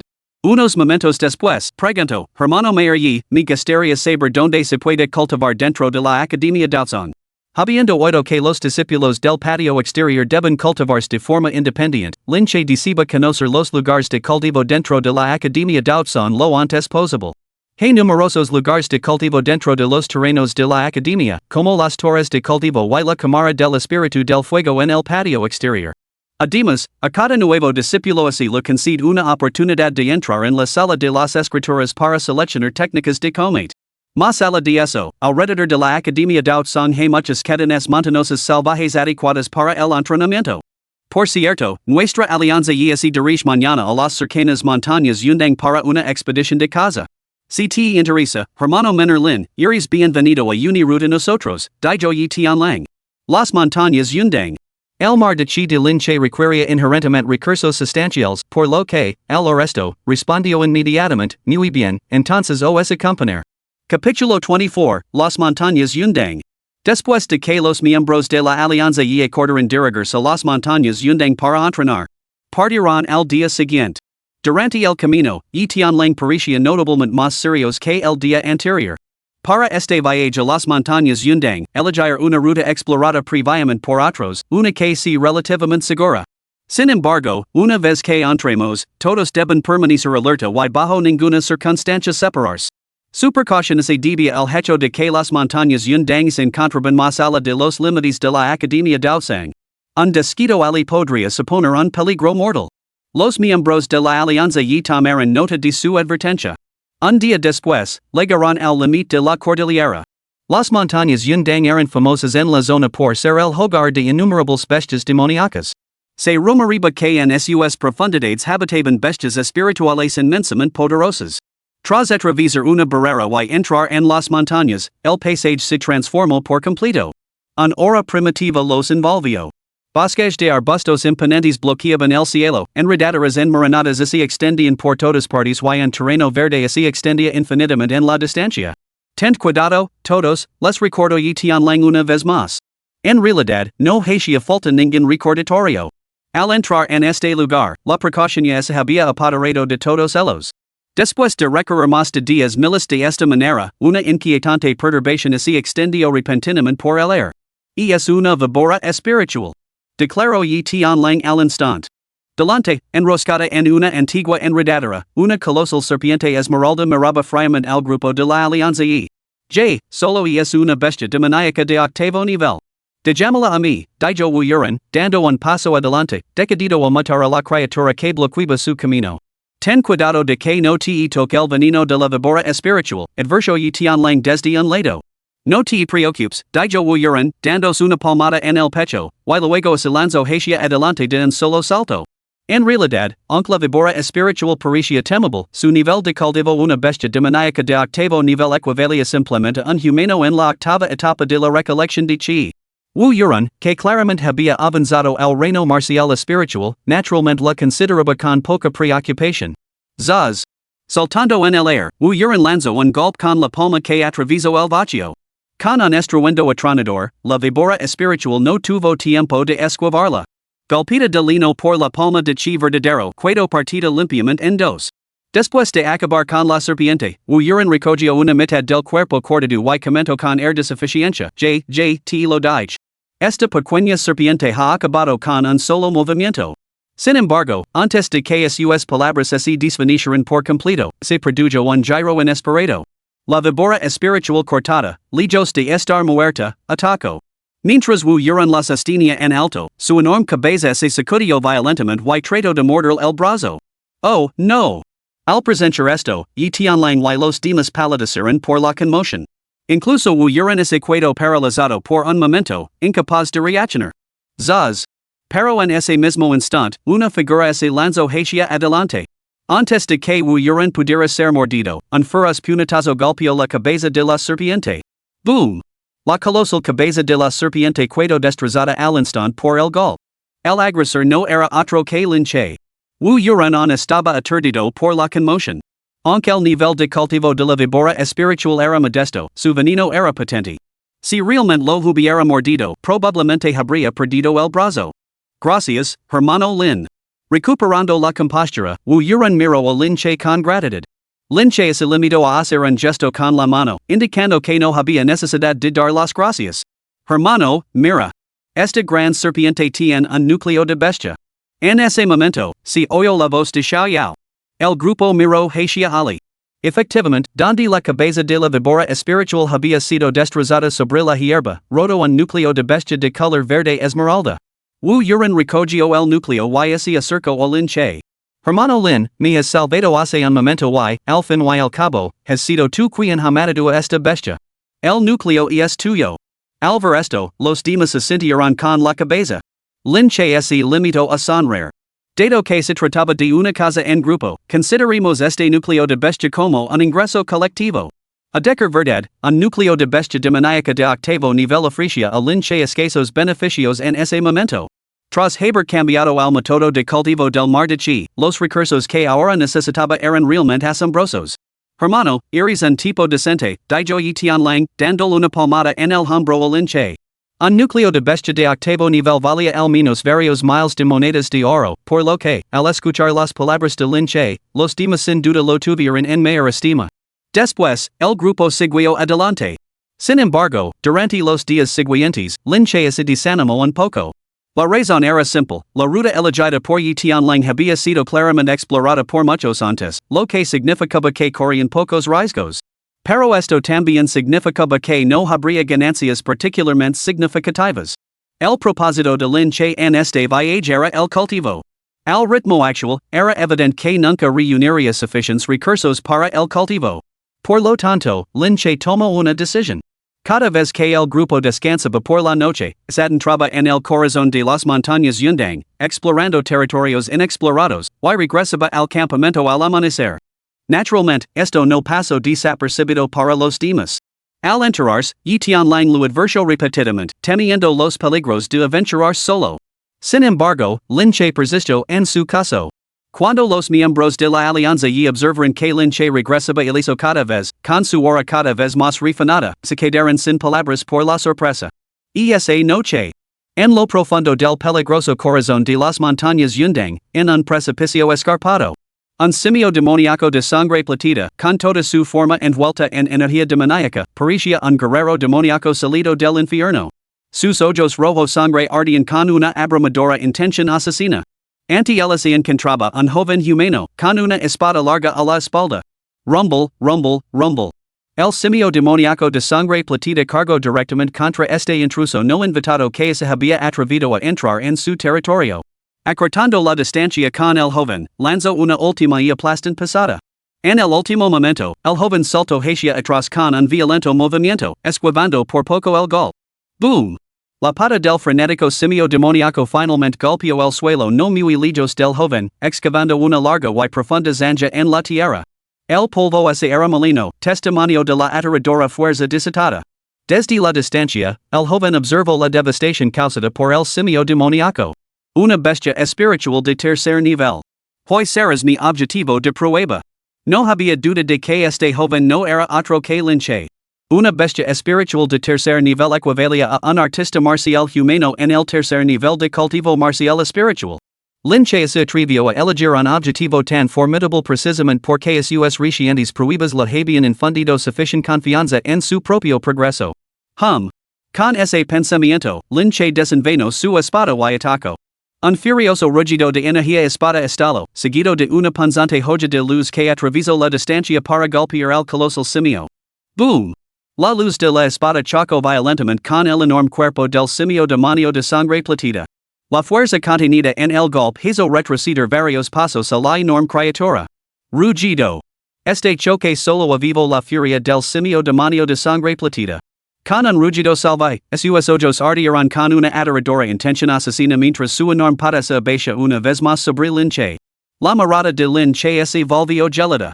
Frente a la colosal palma, saltó al aire y volvió a blandir su espada. Cuando Linche atacó, olitas de intensa energía surgieron de su espada como mareas embravecidas. Boom! Boom! Boom! Una vez más, la colosal forma del simio demonio de sangre platita retrocedió violentamente tras el impacto. Zaz, zaz. Por fin, un destello de inquietud brilló en las bestiales pupilas del simio demonio de sangre platita. Probablemente no había previsto que esa diminuta forma humana que tenía ante sí albergara una energía tan aterradora que incluso él se sintiera aprensivo. El físico de una bestia espiritual de tercer nivel y es realmente formidable, murmuró Linche, frunciendo el seno. La fuerza detrás de su golpe habría destrozado el cuerpo sin armadura incluso de un artista marcial espiritual típico de tercer nivel. Sin embargo, este simio demoníaco no solo lo había resistido, sino que había hecho que la defensa de Linche fuera casi impenetrable. El simio demonio de sangre platita pareció darse cuenta de ello y concluyó que su oponente no representaba ninguna amenaza. Así, en el instante siguiente, el simio demonio de sangre platita cargó contra Linche con un mayor furia. Boom! Su colosal forma, que oscurecía el cielo, saltó violentamente. El simio demonio de sangre platita apretó el puño salvajemente y lanzó un puñetazo hacia la silueta de Linche. Ese solo golpe parecía capaz de destrozar toda una cima de montaña. Una sombra colosal envolvió la visión de Linche, pero aún así, hay una pizca de emoción cruzó por su rostro. Aunque antes había subestimado la destreza física del mono demonio de sangre platita, amenazarlo resultó ser mucho más complicado de lo que pensaba. A medida que el ataque del mono demonio de sangre platita se acercaba, la forma de Linche parpadeó violentamente, desapareciendo de su posición original. Esta extraña exhibición hizo que las pupilas del mono demonio se contrajeran bruscamente. En el instante siguiente, la figura de Linche se materializó a la altura de la cabeza del mono demonio. ¡Taha! Con un grito feroz, Linche ejecutó inmediatamente un golpe con la espada a dos manos. El impulso de la espada. El impulso de la espada desatado por la espada Linghan, un arma espiritual de alto grado. El chi verdadero surgió salvajemente a su alrededor mientras una luz de espada deslumbrante y brillante se extendía. Shu. La joya se hundió directamente en el cuello del mono demonio de sangre platita. La escena se congeló por un momento. A continuación, se vio como la enorme cabeza del mono demonio de sangre platita se separaba limpiamente de su cuerpo. La sangre platita brotó de la herida como mercurio derramándose por el suelo. Con un estruendo atronador, la forma de montaña de la criatura finalmente se derrumbó sobre la tierra, enviando nubes de polvo al aire. Capítulo 25, avanzando hacia el espíritu marcial. ¡Qué espada tan buena! Tras acabar con esta bestia colosal, Linche pasó los dedos por el filo de la espada Linghan. Un artefacto espiritual de grado superior resultó ser verdaderamente extraordinario. Potenciado por la espada Linghan, la potencia del golpe había aumentado al menos un 30%, lo que permitió a Linche romper las defensas de la bestia en el momento crítico y cortar la cabeza. Por supuesto, más allá de la ayuda de la espada, el dominio del impulso de la espada perfeccionado a través de las recientes pruebas y combates resultó igualmente fundamental. Dentro del reino de la esgrima, cada nivel de cultivo se divide en logro mayor y dominio consumado. Cuando estaba a bordo de la nave noob, Lin Che apenas había alcanzado el logro menor en el impulso de la espada. Sin embargo, desde que entró en las montañas Yundang, su impulso con la espada había avanzado hasta el logro mayor, acercándose ahora a la perfección. Tal progreso en tan poco tiempo solo podía describirse como meteórico. Dejando a un lado estos pensamientos, Lin Che se dirigió directamente al lugar donde yacía el mano demonio de sangre platita. Zaz. Con un solo golpe de espada, lo abrió el corazón al mano demonio de sangre platita, revelando ante él un orbe espiritual platado. El núcleo de una bestia espiritual de tercer nivel. Esto debería ser suficiente para ayudarme a romper la barrera del reino de la reunión de Chi. La expectación se reflejó en el rostro de Lin Che. Sin dudarlo, se sentó con las piernas cruzadas en el desfiladero sin nombre, agarrando el orbe espiritual platado para comenzar su refinamiento. Al instante, una formidable fuerza devoradora surgió dentro de él. Como un dragón que drena un río, se tragó la violenta energía del orbe, vertiéndola en sus usos, tendons, meridianos y carne. Cuando la primera luz del amanecer tocó el horizonte, el orbe espiritual platado que Lin Che sostenía en sus manos se había vuelto opaco y agrietado. Con un leve crujido, el orbe se hizo añicos. Y un estruendo atronador resonó dentro del cuerpo de Lin Che. Boom! En un instante, todo el aura de Lin Che sufrió una transformación cataclísmica. La presencia que emanaba de él ahora levaba una grandeza implícita y majestuosa. El reino marcial espiritual. Por fin lo he logrado. Lin Che abrió los ojos, con la mirada llena de asombro y alegría. Aunque solo era una diferencia de un nivel, el salto del reino de la reunión de Chi al reino marcial espiritual se sentía como cruzar a otro mundo completamente diferente. Ahora, Lin Che podía percibir claramente el terror absoluto de la energía que corría por sus venas. Si tuviera que enfrentarme de nuevo a ese simio demoníaco, un solo golpe casual sería suficiente para matarlo. Habiendo dominado este poder completamente nuevo, Lin Che poseía una confianza absoluta. ¿Podría estar en peligro el hermano menor Lin? En un claro en el borde exterior de las montañas Yundang, los miembros de la alianza y descansaban mientras y Tianlang miraba hacia las profundidades de la montaña, con voz tenida de preocupación. En los últimos días, aunque Lin Che había salido cada noche, solía regresar para reunirse con ellos al amanecer. Sin embargo, hoy el sol ya estaba alto en el cielo y aún no había señales de él. En consecuencia, los miembros de la alianza y permanecieron estacionados en su lugar. Este hermano Lin es bastante enigmático, comentó Yuran de repente desde un lado. Enigmático, sin duda. De lo contrario, no se atrevería a aventurar solo en las profundidades de la montaña. Cada vez que regresa, percibo una aura palpable de matanza. Además, en este breve lapso de tiempo, su energía parece haberse refinado increíblemente. Aunque se encuentra en la cima de la recolección de Chi, en esa quiera un poderoso guerrero espiritual de segundo nivel me impondría una prisión tan abrumadora y Tianlang asintió desde un lado. La razón por la que la alianza y se enfrentaba a una disolución inminente radicaba precisamente en el talento limitado de sus miembros. A pesar de levar años en la corte exterior, ninguno tenía esperanzas de avanzar a la corte interior. Sin embargo, ahora todos sienten que este joven que acababa de unirse a la alianza poseía una diferencia esencial con respecto a ellos. Hermana, tú debes ser la que mejor conoce al hermano menor Lin aquí. ¿Qué tipo de persona es realmente? El joven maestro es un prodigio desde la infancia. A los 15 años, ya era aclamado como el joven talento más destacado de la ciudad de Kanglan. La joven habló con admiración descarada por Lin Che. ¿Un prodigio? Ya negó con la cabeza y suspiró. Ay, unirse a la alianza y, incluso con tal talento, su futuro parece sombrío. Hermano menor Zhao, ¿qué quieres decir con eso? Al resto, y Tianlang frunció ligeramente el seno. A lo largo de los años, varios discípulos se han unido a la alianza y. Sin embargo, cualquiera con un mínimo de talento, una vez que comprendía la situación actual de la alianza, invariablemente decidía marcharse. Me pregunto cuántos días durará esta vez el hermano menor Lin en la alianza. Tú, y Tianlang abrió la boca para replicar. Sin embargo, en ese mismo momento, se oyeron pasos cerca. 4 o 5 figuras aparecieron rápidamente ante los miembros de la alianza. Miembros de la alianza milatoños. También han venido a esta cordillera para entrenar. Al ver su vestimenta, los miembros de la alianza fruncieron el seno. Al mismo tiempo, los miembros de la alianza milatoños los vieron claramente. Vaya, vaya. No son estos el grupo de inútiles de la alianza y?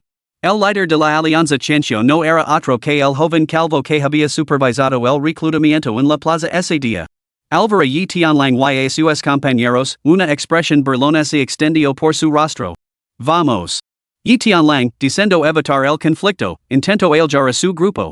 Sin embargo, los miembros de la alianza Chencio les bloquearon rápidamente el paso. ¿Os veis? ¿A dónde pensáis ir exactamente? Fomidao, ¿qué significa esto? Preguntó y Tianlang con expresión sombría, fijando la mirada en el joven calvo. Al arresto, el joven calvo llamado Fomidao esbozó una fría sonrisa. ¿Tú qué crees? Al ver la expresión del otro, y Tianlang dudó antes de decir, entregaremos todo lo que hemos reunido estos últimos días. Déjanos ir. ¿Es eso aceptable? Fomidao negó ligeramente con la cabeza. Nos quedamos con los bienes y nos quedamos con los hombres. La alianza mil otoños nunca deja cabos sueltos. El significado implícito en las palabras de Fomidao provocó un escalofrío a Yi Tianlang y a sus compañeros. Pero somos compañeros discípulos. ¿Seguro que no es necesario ser tan despiadado? ¿Compañeros discípulos? J.E. Precisamente porque sois compañeros discípulos, merecéis la muerte aún más. Secuir la propia orden sería bastante desagradable se corriera la voz. Pero mataros aquí, en estas montañas desoladas? Ningún alma sabrá jamás que hemos sido nosotros. Cruel. Aunque sabían desde hacia tiempo que la alianza mil otoños actuaba de forma tiránica dentro de la academia Daozon, y sus compañeros no habían previsto tal crueldad. Intentar asesinarlos y robarlos aquí, en las montañas Yundang. Y Tianlang, inútil líder de la alianza y, solo estás en el segundo nivel de cultivo lingüo. Yo, sin embargo, estoy en el tercer nivel. Si no fueras tan tonto, te darías cuenta de que resistirse es completamente inútil. El rostro de Fomidao estaba lleno de desprecio mientras miraba a Yi Mang y a los demás, como si no fueran más que una manada de presas esperando ser sacrificadas. Yi Tianlang apretó los puños con fuerza, pero una profunda sensación de impotencia brotó en su interior. Tras un momento de silencio, levantó la cabeza y dijo, perdona a mi hermana. Déjala ir primero. On es muy joven. Hermano, no me ir. Al ver esto, Xiao se aferró con fuerza al brazo de Yi Tianlang. Jaja. En ese momento, Xiao se volvió hacia Xiao y dijo ten por seguro que, con esa promesa, no solo no la dejaremos ir, sino que nos divertiremos con ella. ¿Qué has dicho? Cabrón, lucharé contigo hasta la muerte. Al oír las desvergonzadas palabras de Fomidao, Yi Tianlang se sintió invadido por la furia. Al instante siguiente, apretó los puños y se abalanzó sobre él. Capítulo 26, para matarte, basta con una sola espada. Presuntuoso. Fomidao se burló con frialdad. Al ver a Yi Tianlang cargar contra él, fue como si hubiera presenciado a una presa corriendo voluntariamente hacia la mira del cazador. Su rostro se retorció con burla. Boom. Cuando Yi Tianlang se acercó, Fomidao sacó abruptamente una pesada espada de batalla y la blandió. Un destello frío estalló cuando el chi de la espada silbó en el aire. Boom. El golpe no solo destrozó la ofensiva de Yi Tianlang, sino que también le dio de lino en el pecho. Clang, clang, clang. En el instante siguiente, el cuerpo de Yi Tianlang retrocedió violentamente, con una sangrienta herida ahora abierta en el pecho. Esto reveló claramente la considerable diferencia entre ellos. Incluso Yi Tianlang, líder de la alianza y, apenas podía resistir un solo golpe de su oponente. Mientras tanto, Fomidao avanzaba paso a paso, con la espada en alto, su imponente aura irradiando poder. Ya te lo dije antes, no eres rival para mí. ¿Por qué te avergüenzas a ti mismo? Ahora, ser el primero en enviar al otro mundo. Al pronunciar estas palabras, Fomidao irradió un escalofrío de intención asesina. Volvió a blandir su espada, y un poderoso aura envolvente envolvió instantáneamente a Yi Tianlang. Hermano mayor Yi. Al presenciar esto, Xiao y los demás palidecieron. Sin embargo, justo cuando todos los presentes creían que Yi Tianlang estaba a punto de encontrar su fin, lo que sucedió a continuación desafió todas las expectativas. Zaz. Cuando la espada descendió, una mano colosal se materializó a partir del chi verdadero cercano y se abalanzó hacia afuera. Una formidable fuerza de succión estalló, lanzando violentamente el cuerpo de Yi Tianlang más de 10 metros. ¡Pum! La espada golpeó el aire, su colosal energía cortó la tierra y dejó una profunda cicatriz mientras el polvo volaba por los aires. En el momento crítico, alguien había intervenido para salvar la vida de Yi Tianlang. Fonidao Frenchio el seno mientras su morada se desplazaba hacia una dirección concreta.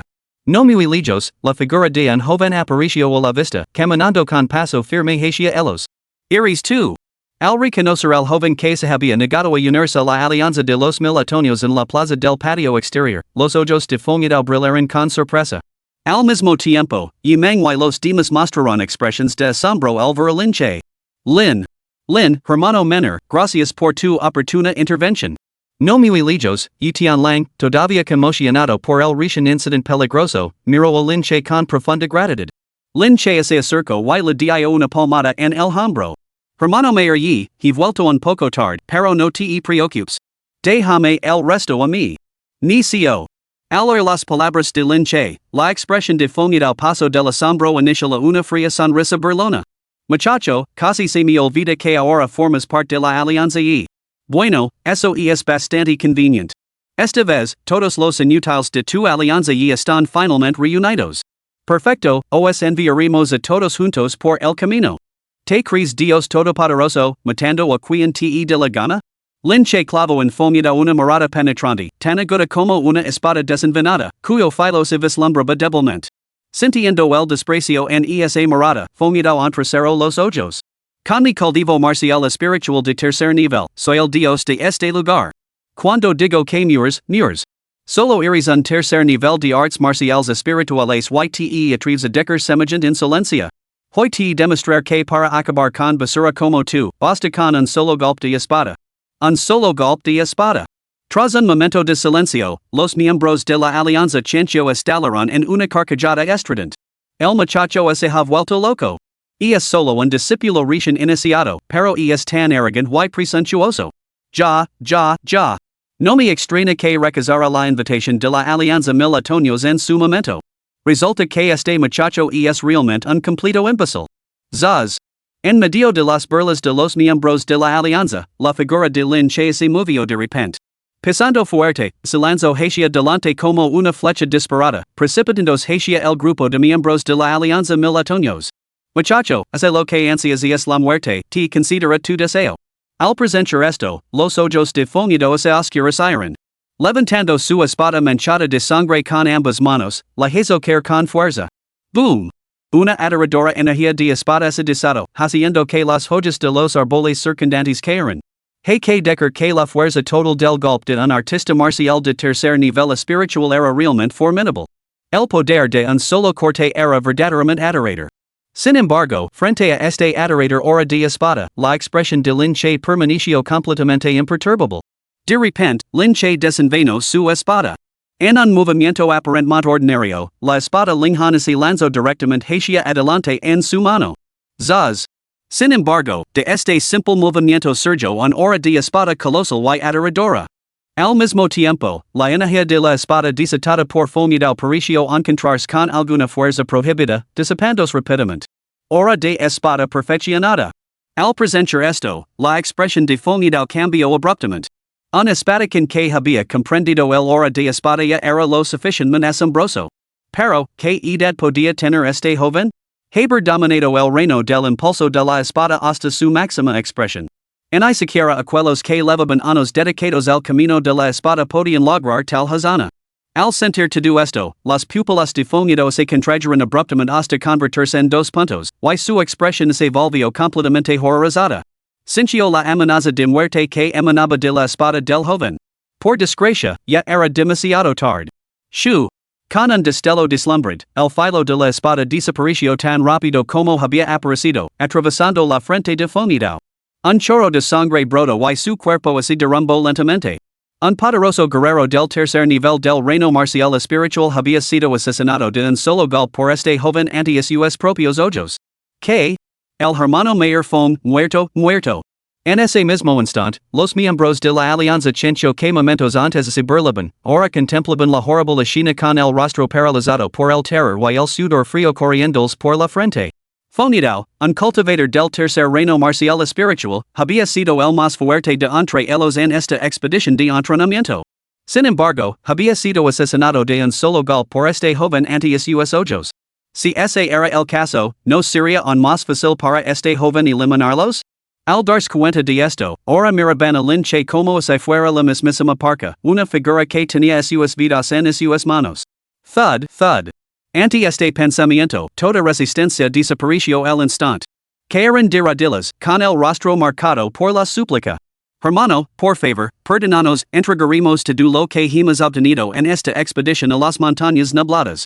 Os lo suplicamos, hermanos de la alianza y, perdonad nuestras vidas por el bien de nuestros orígenes comunes en la Academia Daosang. Ante sus súplicas, los ojos de Lin Che solo mostraban una frialdad glacial. Cuando estos mismos hombres habían intentado matar a los miembros de la alianza y momentos antes, no habían mostrado ningún respeto por los lazos entre compañeros discípulos. Ahora que las tornas habían cambiado, de repente recordaban que eran hermanos de la misma secta? SSSSHH. Lin Che blandió su espada larga y los mató a todos al instante. No puedo en un solo alma con vida. Lin Che no era en absoluto un hombre sanguinario, pero su viaje por el mundo marcial la había enseñado una dura verdad. El corazón humano es traicionero a veces, mostrar misericordia hacia un enemigo no es más que crueldad hacia uno mismo. Si hubiera perdonado la vida a estos hombres y si hubiera filtrado la noticia de los acontecimientos de hoy, la represalia de la alianza chancho recaería inevitablemente sobre la alianza y. Capítulo 27, Tabú.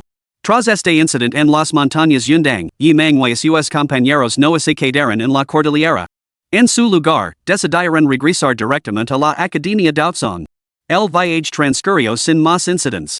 Sin embargo, durante todo el regreso, la mirada que todos dirigían a Lin Che denotaba una reverencia subyacente. Antes de esto, habían asumido que Lin Che, al igual que ellos, se había unido a la alianza y debido a su limitado talento innato. Pero después de presentar su verdadera destreza, los miembros de la alianza y ahora comprendían, este joven era un auténtico prodigio, a años luz de ellos. Un cultivador de la espada, alguien que había dominado a la perfección el reino del impulso de la espada, y a una edad tan temprana. Era fácil imaginar que un prodigio así brillaría con un esplendor deslumbrante incluso dentro de la Academia Daosang, un lugar repleto de genios. Por supuesto, más allá del asombro y la admiración, los miembros de la alianza y también sentían una profunda gratitud hacia Lin Che. Si Lin Che no hubiera estado presente esta vez, probablemente habrían encontrado su fin en las montañas Yundang.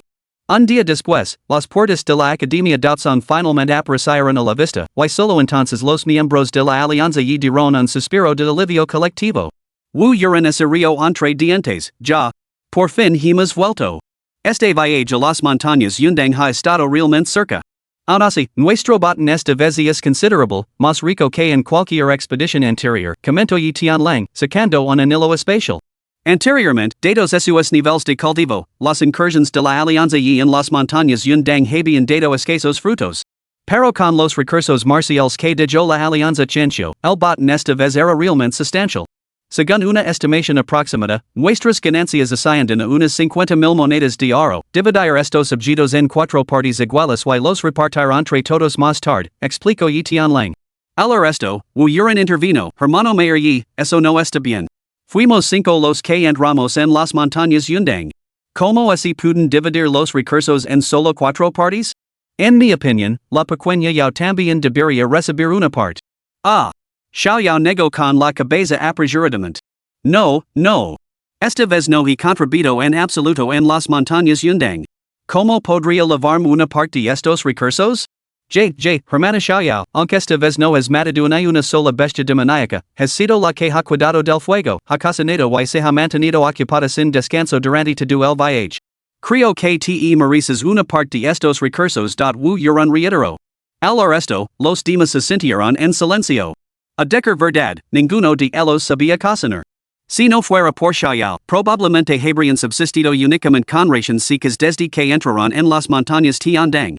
Además, durante sus recientes batallas con las bestias demoníacas, era Xiao Yao quien atendía sus heridas cada vez que resultaban heridos. Por lo tanto, aunque Xiao Yao era joven, todos tenían en gran estima a esta niña tan sensata. Bueno, entonces, ¿qué opinan, hermanos menores Lin y Zhao? Al fin y al cabo, Xiao Yao era la hermana menor de Yi Tianlang. Para evitar favoritismos, Yi Tianlang pidió educadamente la opinión de Lin Che y Zhao Yu. Lin Che, naturalmente, no tuvo ninguna objeción. Zhao Yu, sin embargo, se detuvo un momento al resto, como se acaba de registrar la pregunta. Lo que el hermano mayor Yi ordena se hará. Al notar la expresión de Zhao Yu, y tian lang sintió una pizca de desconcierto. Durante todo el viaje, este hermano yo había parecido algo distraído, perdido en sus propios pensamientos. Y tian lang simplemente lo atribuyó a la confusión que seguía a los acontecimientos en las montañas Yundang y no le dio más importancia. Muy bien, y tian lang se volvió hacia Xiao. Hermana, dado que todos te reconocen, deberías aceptarlo. No hay necesidad de rechazarlo. En ese momento, Xiao no podía negarse. Sin embargo, añadió rápidamente, entonces, mi parte debería ir al joven maestro. Lin Che se detuvo sorprendido, pero antes de que pudiera hablar, Xiao sonrió, el joven maestro nos ha salvado todo este tiempo, si merece la mayor parte de los recursos. Además, yo solo soy una pequeña serviente que no puede cultivarse. Por favor, no lo rechaces, joven maestro. Aunque Lin Che no necesitaba especialmente esos recursos, no se atrevió a rechazar el amable gesto de la niña. Al ver su actitud obediente, le revolvió el pelo y dijo, muy bien, lo aceptar. ¿Y es esta realmente mi propia hermana? Al presentar esto, Yi Tianlang se encontró cuestionando su existencia. El hecho de que la joven, al recibir su parte de los recursos de cultivo, no pensara inmediatamente en cuidárselos para su propio hermano, supuso un golpe para el orgullo de Yi Tianlang. Por supuesto, aunque Tianlang fingía una angustia sincera, solo era una broma. A decir verdad, todos consideraban natural que Lin Che recibiera la mayor parte de los recursos. Tras un momento de risas y bromas, Lin Che se puso serios. Hermano mayor y, dicho, he oído que a cada discípulo recién iniciado se le concede una oportunidad para entrar en la sala de las escrituras y seleccionar una técnica de combate. ¿Puedo preguntar dónde se encuentra esta sala de las escrituras? Una sola técnica de combate podía mejorar significativamente la destreza de un artista marcial. Sin embargo, hasta ahora, Lin Che solo había cultivado una técnica de combate de bajo nivel del rango espíritu, sin duda demasiado poca. Por lo tanto, Lin Che había tenido esto en mente. Ahora, al regresar al salón d'audición, su primer pensamiento fue dirigirse al salón de las escrituras para ver si podía seleccionar algunas técnicas de combate poderosas. Hermano menor Lin, si vas al salón de las escrituras, yo te llevaré. En ese momento, Yi Tianlang habló directamente. Entonces te estoy en deuda, hermano mayor Yi. Al oír esto, Lin Che sonrió y asintió con la cabeza. Después, el grupo se separó y Yi Tianlang condujo a Lin Che hacia la sala de las escrituras. Después de caminar un rato, Yi Tianlang pareció recordar algo de repente. Su expresión se volvió solemne cuando dijo, Lin, debo advertirte. Cuando llegues al salón de las escrituras, si te encuentras con la anciana que lo custodia, asegúrate de mantener una actitud extremadamente respetuosa. ¿Por qué? Preguntó Lin Che, desconcertado. Aunque solo supervisa el salón, su estatus es muy peculiar. Ni siquiera los ancianos del patio interior se atreven a provocarla a la ligera. Una anciana que custodia la sala de las escrituras, a la que ni siquiera los ancianos del patio interior se atreven a provocar? Al oír esto, la perplejidad de Lin Che no hizo más que aumentar. En ese momento, Yi Tianlang habló con la mayor solemnidad. En realidad, la identidad de esta anciana es la de una antigua anciana de la sala marcial. El salón marcial. Al oír estas palabras, el corazón de Lin Che se agitó. Porque, si no recordaba mal, aquel misterioso poderoso personaje vestido con una túnica platida que la había ayudado en la ciudad de Kanglin parecía estar afiliado al salón marcial. El salón marcial del que habla el hermano Yi también es una facción dentro de la academia d'Aotsong. Yi Tianlang negó con la cabeza, miró a su alrededor con cautela y luego susurró, el salón marcial es un tabú dentro de la academia d'Aotsong. Un tema que los altos mandos de la academia evitan como la peste. ¿Un tabú? La expresión de Lin Che se tensó ligeramente al oír esa palabra. Hermano menor Lin, ¿recuerdas la estructura de poder dentro de la academia d'Aotsong? Sí, el hermano mayor Yi lo mencionó una vez. Dentro de la academia d'Aotsong, las dos facciones más poderosas son el salón del castigo y el pabellón de las píldoras. Lin Che reflexionó antes de responder. El hermano menor Lin habla con razón, pero eso es ahora. Hace 10 años, la academia d'Aotsong solo tenía una facción verdaderamente dominante, el salón marcial. Capítulo 28, Gloria Pasada. Durante el apogeo del salón marcial, surgieron sucesivamente guerreros formidables. Realmente se le podía llamar la espada invencible de la academia d'Aotsong. Por desgracia, hace una década, esta institución que una vez fue supremamente poderosa cayó en la ruina total en medio de un periodo de agitación. ¿Cómo pudo ser eso? Exclamó Lin Che con asombro. Solo con el relato de Yi Tianlang, era evidente lo formidable que había sido el salón marcial. Teniendo esto en cuenta, como pudo haber sido destruido por completo por una sola revuelta? Esto nos lleva a los orígenes del salón marcial. El salón marcial se estableció en el momento mismo de la fundación de la Academia Daotsung, con la tarea de supervisar a todos los altos funcionarios de la academia. Dentro de la Academia Daotsung de aquella época, solo dos cargos ostentaban la máxima autoridad y prestigio, el estimado cargo de director de la academia y el de maestro del salón marcial. Al resto, Lin Che pareció comprender el significado. Así que el maestro del salón marcial era esencialmente un contrapeso al director de la academia, una presencia que se controlaba mutuamente. El propósito mismo del salón marcial era evitar la concentración excesiva de poder dentro de la academia, garantizando el equilibrio de poderes. Una vez comprendido esto, Lin Che continuó, entonces, ¿la desaparición del salón marcial debe estar relacionada con el actual decano? No era difícil de deducir. La ambición humana no conoce límites a lo largo de la historia, la lucha por el poder nunca ha cesado. Cuando una figura ambiciosa alcanza una autoridad considerable pero sigue estando limitada, es lógico que intente eliminar esas limitations. Hermano menor Lin, eres astuto, comentó y Tianlang con una sonrisa. A decir verdad, hace una década, el decano y el maestro del salón, estas dos poderosas figuras, albergaban profundos desacuerdos ideológicos. Con frecuencia chocaban abiertamente y se enzarzaban en una rivalidad encubierta. Esta tensión acumulada finalmente estalló por completo un día. Se desató una prolongada lucha entre el alto mando de la academia, liderado por el director, y el salón marcial. Este conflicto se prolongó durante 3 años completos. Durante esos 3 años, innumerables discípulos de la academia se vieron envueltos en sangrientos enfrentamientos, sufriendo heridas y muertes. Incluso entre los ancianos de la academia, no menos de 10 cayeron. Al escuchar el relato de Yi Tianlang, Lin Che sintió una punzada de emoción. Los ancianos de la academia eran, como mínimo, poderosos que habían alcanzado el reino Xuanwu. Incluso figuras como esas habían quedado en tal número. Aunque Lin Che no lo había experimentado de primera mano, podía imaginar fácilmente lo oscuros y turbulentos que debieron de ser esos 3 años en la academia Daotsung. Hermano Mayor Yi, ¿significa esto que fue durante esos 3 años cuando el salón marcial perdió terreno gradualmente frente a la facción del director, lo que finalmente condujo a su completo declive? No. Al resto, Yi Tianlang negó con la cabeza. La facción del director era realmente formidable, pero el salón marcial no era en absoluto débil. Incluso durante ese conflicto, la facción del director nunca llegó a suprimir realmente al salón marcial. En el mejor de los casos, se podría considerar un empate. En realidad, el salón marcial fue disuelto por el propio maestro del salón, concluyó Yi Tianlang. ¿Qué? Exclamó Lin Che, palideciendo de asombro. Si el salón marcial no estaba necesariamente destinado a perder, ¿por qué su maestro del salón lo disolvió personalmente? Sin embargo, tras reflexionar, Lin Che comenzó a comprender la lógica. Tomamos como ejemplo la Academia Daotsung, una vez que surgieron las luchas internas por el poder y las facciones se igualaron, la situación evolucionó inevitablemente hacia la fragmentación. Es fácil imaginar que, esa lucha hubiera continuado en aquel entonces, una de las partes habría salido victoriosa, dejando a la Academia gravemente debilitada e incapaz de recuperarse. O bien, la Academia se habría dividido en 2 entidades completamente separadas. Cualquiera de los dos resultados habría supuesto un golpe fatal para una institución de este tipo. La Academia Daotsung había permanecido en pie durante 10,000 años, encarnando la sabiduría colectiva de innumerables sabios. Quizás el maestro del salón marcial sentía un profundo afecto por esta antigua academia y no podía soportar ver cómo su antigua gloria se desmoronaba poco a poco. Por eso, decidió admitir la derrota.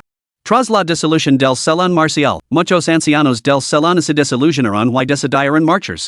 Solo quedaron unos pocos, pero ellos también se retiraron de los asuntos mundanos y optaron por el aislamiento.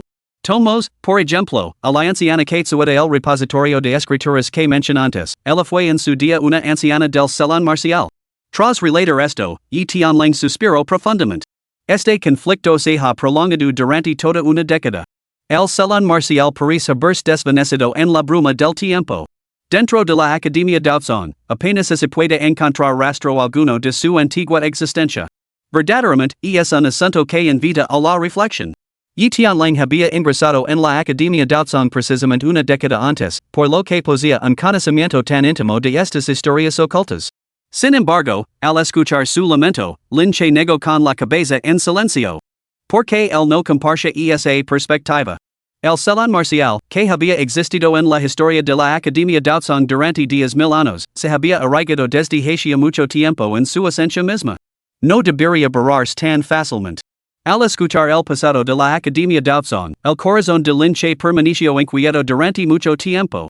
Sin embargo, era igualmente consciente de que ese no era un reino al que pudiera acceder después de todo, su estatus actual era simplemente el de un discípulo externo de la Academia. Y Tianlang condujo a Lin Che un poco más lejos antes de detenerse finalmente ante una estructura blanca. Yahima's legado. Hermano menor Lin, este es el salón de las escrituras. Al resto, Lin Che miró la imponente estructura que tenía ante sí, le dirigió a Yi Tianlang un gesto de agradecimiento con la cabeza y entró. Solo después de que la figura de Lin Che desapareciera, Yi Tianlang se dio la vuelta para marcharse. Regresó al patio que albergaba la alianza y, solo para encontrar a Wu Yuran y Xiaoyao solos en su interior. ¿Dónde está el hermano Zhao? Preguntó Yi Tianlang con curiosidad. Oh, el hermano Zhao acaba de mencionar que tenía asuntos que atender en otro lugar, respondió Wu Yuran con indiferencia. Yi Tianlang asintió con la cabeza, sin darle mucha importancia, y se dispuso a retirarse a sus aposentos. Boom! En ese mismo instante, la puerta principal del patio de la alianza y fue violentamente derribada. Inmediatamente después, más de una docena de figuras irrumpieron en el lugar, cada una irradiando un aura intimidante. La alianza mil atoños. Al reconocer la vestimenta de estas personas, las expresiones de Yi Tianlang y los demás cambiaron abruptamente. Sin embargo, cuando vieron a la mujer que lideraba a los miembros de la alianza mil atoños, sus corazones dieron un vuelco. Esta mujer no era otra que la líder de la alianza mil atoños, Lu Chenxiu. No solo ocupaba el 10º puesto en la lista celestial, sino que también era discípula directa de un anciano del pabellón de la píldora. En consecuencia, Yi Tianlang no pudo evitar tratarla con la máxima cautela. Líder de la alianza Lu, que la trajo en nuestra alianza y? Al resto, Lu Chenxiu soltó una risa fría. Su alianza y se ha vuelto bastante arrogante. He oído que tendieron una emboscada y mataron a 4 miembros de mi alianza mil atoños en las montañas Yundang. ¿Por qué crees que ha venido aquí hoy la líder de la alianza? El corazón de Yi Tianlang dio un vuelco al oír estas palabras. Al mismo tiempo, se quedó completamente atenido. Líder de la alianza Lu, está bromando. Nuestra alianza y es inferior en número y en fuerza. ¿Cómo podríamos haber matado a miembros de su estimada alianza? Debe de ser alguien difundiendo rumores infundados. ¿Es eso cierto? Lu Chenxiu volvió a sonreír con frialdad y luego hizo un gesto detrás de ella. De un paso adelante. A su orden, una figura emergió de entre la multitud. No era otro que Zhao Yu. Hermano menor Zhao, tú. Al verlo, Yi Tianlang y los demás palidecer invisiblemente, como si hubieran dado cuenta de algo. Un traitor. Los acontecimientos de las montañas Yundang solo los conocen unos pocos dentro de la alianza y, lógicamente, mientras permanecieran en silencio, la noticia nunca debería haberse filtrado. Sin embargo, al presenciar esta escena, ¿cómo podían Yi Tianlang y los demás no entenderlo? Zhao Yu los había traicionado. ¿Por qué? Yi Tianlang clavó una mirada penetrante en Zhao Yu. Zhao Yu bajó ligeramente la cabeza, aparentemente incapaz de sostener la mirada de Yi Tianlang. Hermano mayor Yi, por favor, no me culpes. El hombre por sí mismo, el cielo y la tierra lo destruyen. Después de todos estos años en la alianza Yi, realmente no había ninguna esperanza. No quería continuar con esta espiral descendente. Solo haciendo esto obtuve la oportunidad de unirme a la alianza Chenxiu, así que, Zhao Yu, bastardo. Yi Tianlang rugió furioso ante las palabras de Zhao Yu. Pero en ese momento, Lu Chenxiu dio un paso adelante, aprovechando la ventaja. Te lo pregunto por última vez, Fongidao y los demás fueron asesinados por miembros de tu alianza y? Habiendo legado las cosas a este punto, Yi Tianlang solo pudo explicar, líder de la alianza Lu, el incidente en las montañas Yundang no fue una provocación deliberada de nuestra alianza y. Fue Fongidao quien intentó tender una emboscada y matarnos. Pero antes de que Yi Tianlang pudiera terminar, la figura de Lu Chenxiu parpadeó como un espectro y se materializó ante él. Al instante siguiente, su palma se estrelló contra su hombro. Crack. Con un giro repentino, el hombro de Yi Tianlang quedó atravesado al instante, acompañado del repugnante sonido de huesos rotos. El brazo quedó destrozado. ¡Ea! El dolor de la extremidad amputada hizo que Yi Tianlang gritara de agonía y se derrumbara en el suelo, empapado en sudor frío. Hermano mayor yi. Al mismo tiempo, al presentar esta espantosa escena, Shayawayu yuran dejaron escapar gritos de sorpresa, y sus rostros se volvieron mortalmente pálidos. Capítulo 29, Control de la espada del chi verdadero. Dentro de la sala de las escrituras. Alto. En el momento en que la figura de Lin Che entró, una voz anciana resonó de repente detrás de él. Antes de que Lin Che pudiera reaccionar, una anciana de cabello blanco se paró frente a él. Tenía el rostro profundamente arrugado y el cuerpo demacrado y frágil, como si una simple brisa pudiera derribarla. Sin embargo, inexplicablemente, mientras permanecía en silencio ante él, parecía fundirse con el vacío mismo, emanando una cualidad etérea y esquiva. Intention.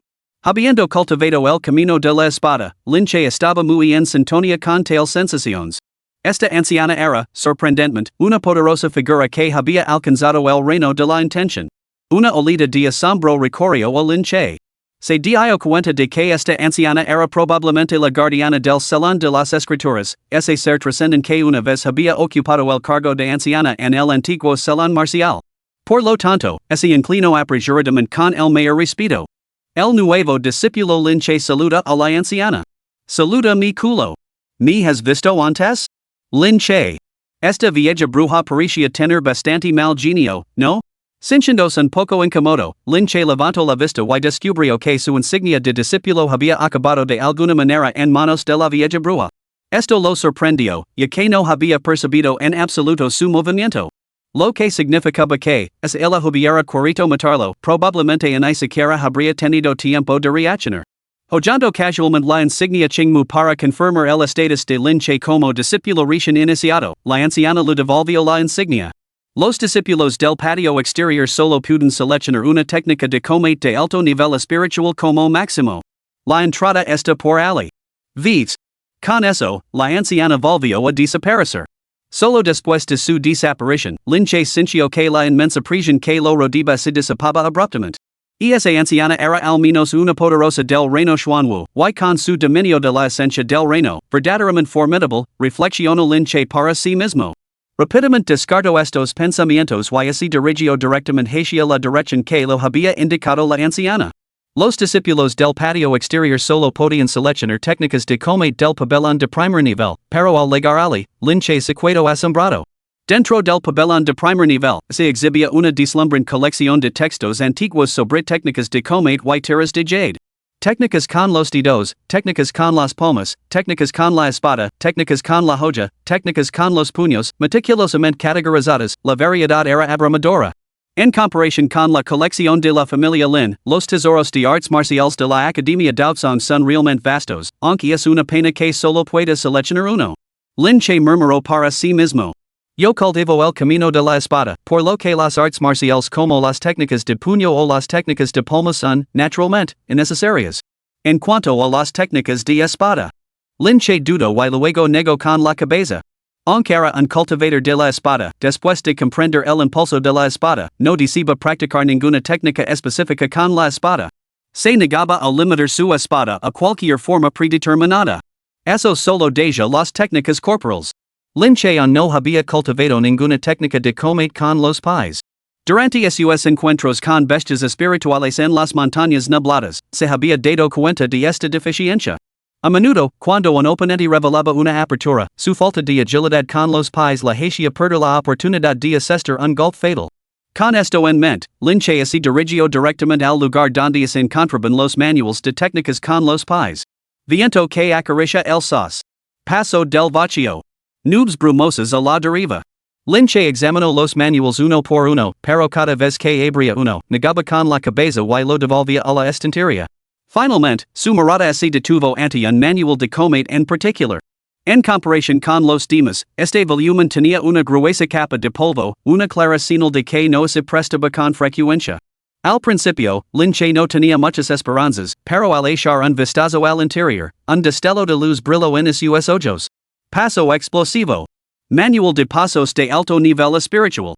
Después de examinar detenidamente la descripción del pergamino, Lin Che tomó una decisión.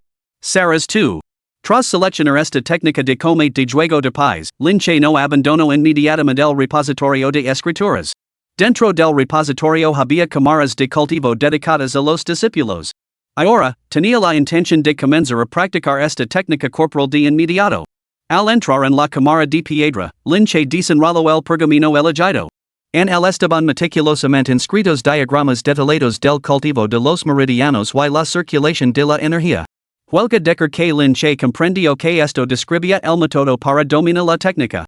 Anteriormente, al seleccionar las habilidades de combate, las había examinado detenidamente antes de decantarse instantáneamente por este paso explosivo.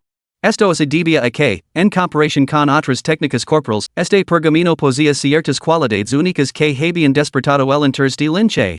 Aunque clasificada como una técnica de combate de alto nivel del rango espíritu, el paso explosivo rara vez era intentado por los artistas marciales que habían alcanzado el reino marcial espíritu.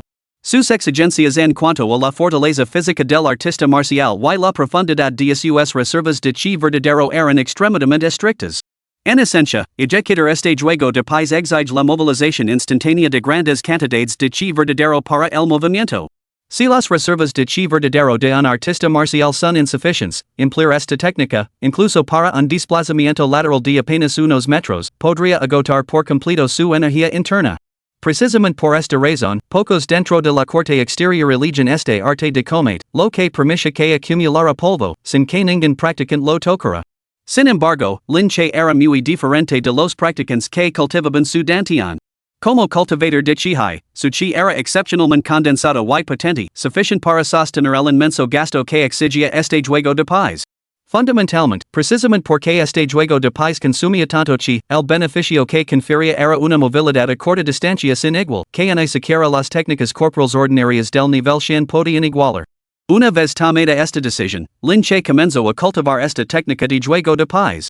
Naturalmente, resultó ser un proceso extremadamente tedioso.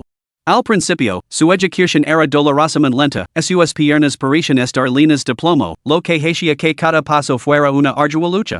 Sin embargo, con el tiempo, su dominio del paso explosivo creció y su velocidad aumentó de forma constante. 3 días después. Zaz. Linche activó la técnica, canalizando su chi a través de sus meridianos para alimentar continuamente sus piernas mientras corría a toda velocidad dentro de la sala de entrenamiento. Con cada zancada, se formaba un vortiz dorado bajo sus pies, que estalaba en un instante con una tremenda fuerza de retroceso que lo impulsaba a velocidades asombrosas. Desde lejos, parecía como si se teletransportara, dejando solo una imagen residual en su lugar original. Ya. ¡Qué emoción! Con esta velocidad fantasmal, si mi oponente muestra la más mínima abertura, estoy seguro de que podré provocarla en un instante y asestar un golpe fatal. Habiendo dominado por completo este manual de juego de paz, los ojos de Linche brillaban con satisfacción. Por supuesto, durante este periodo, además de perfeccionar esta técnica, Linche no había descuidado en lo más mínimo su cultivo del impulso de la espada. Dejando de practicar el paso explosivo, Linche concentró su intención y la espada Linghan flotó en el aire ante él. Control de la espada a través del chi verdadero. Esto representaba el avance más notable de Linche desde que alcanzó el reino marcial espiritual, la capacidad de controlar una espada espiritual con su chi interno. Sin ningún movimiento visible, pero en ese instante, se podían sentir oleadas de impulso de espada enrolándose alrededor de Linche como verdaderos dragones. Cuando este impulso alcanzó su cenit, la espada Linghan ante Linche de repente se abalanzó. Boom! Rumble! La joya golpeó la pared de piedra frente a él, dejando una terrible hendidura en la superficie mantenida por una formación especial. Las violentas ondas hicieron temblar toda la cámara de piedra. El impulso de la espada era completo. Al presentar esta escena dentro del invisible espacio divino de jade, un destello de luz bailó en los ojos de la misteriosa mujer de purpura. El cultivo de este muchacho más allá del reino de la esgrima realmente desafía las expectativas. Refinar el impulso de su espada a la perfección en tan poco tiempo, parece que este joven posee un talento en el camino de la espada que supera el de los hombres comunes. Naturalmente, Linche permaneció ajeno a los pensamientos de la misteriosa mujer. Sin embargo, al observar la fuerza destructiva desatada por su golpe, Linche se sintió profundamente satisfecho. Manipular la espada con chi verdadero, elevar el impulso de la espada de la maestría a la perfección, junto con mi completo dominio de la técnica del paso explosivo, mi progreso en estos últimos días debe ser realmente notable, ¿no? Linche mostraba una expresión de profunda satisfacción. Recuperó la espada Linghan, decidió concluir su entrenamiento en la sala de las escrituras y salió directamente de la cámara de piedra.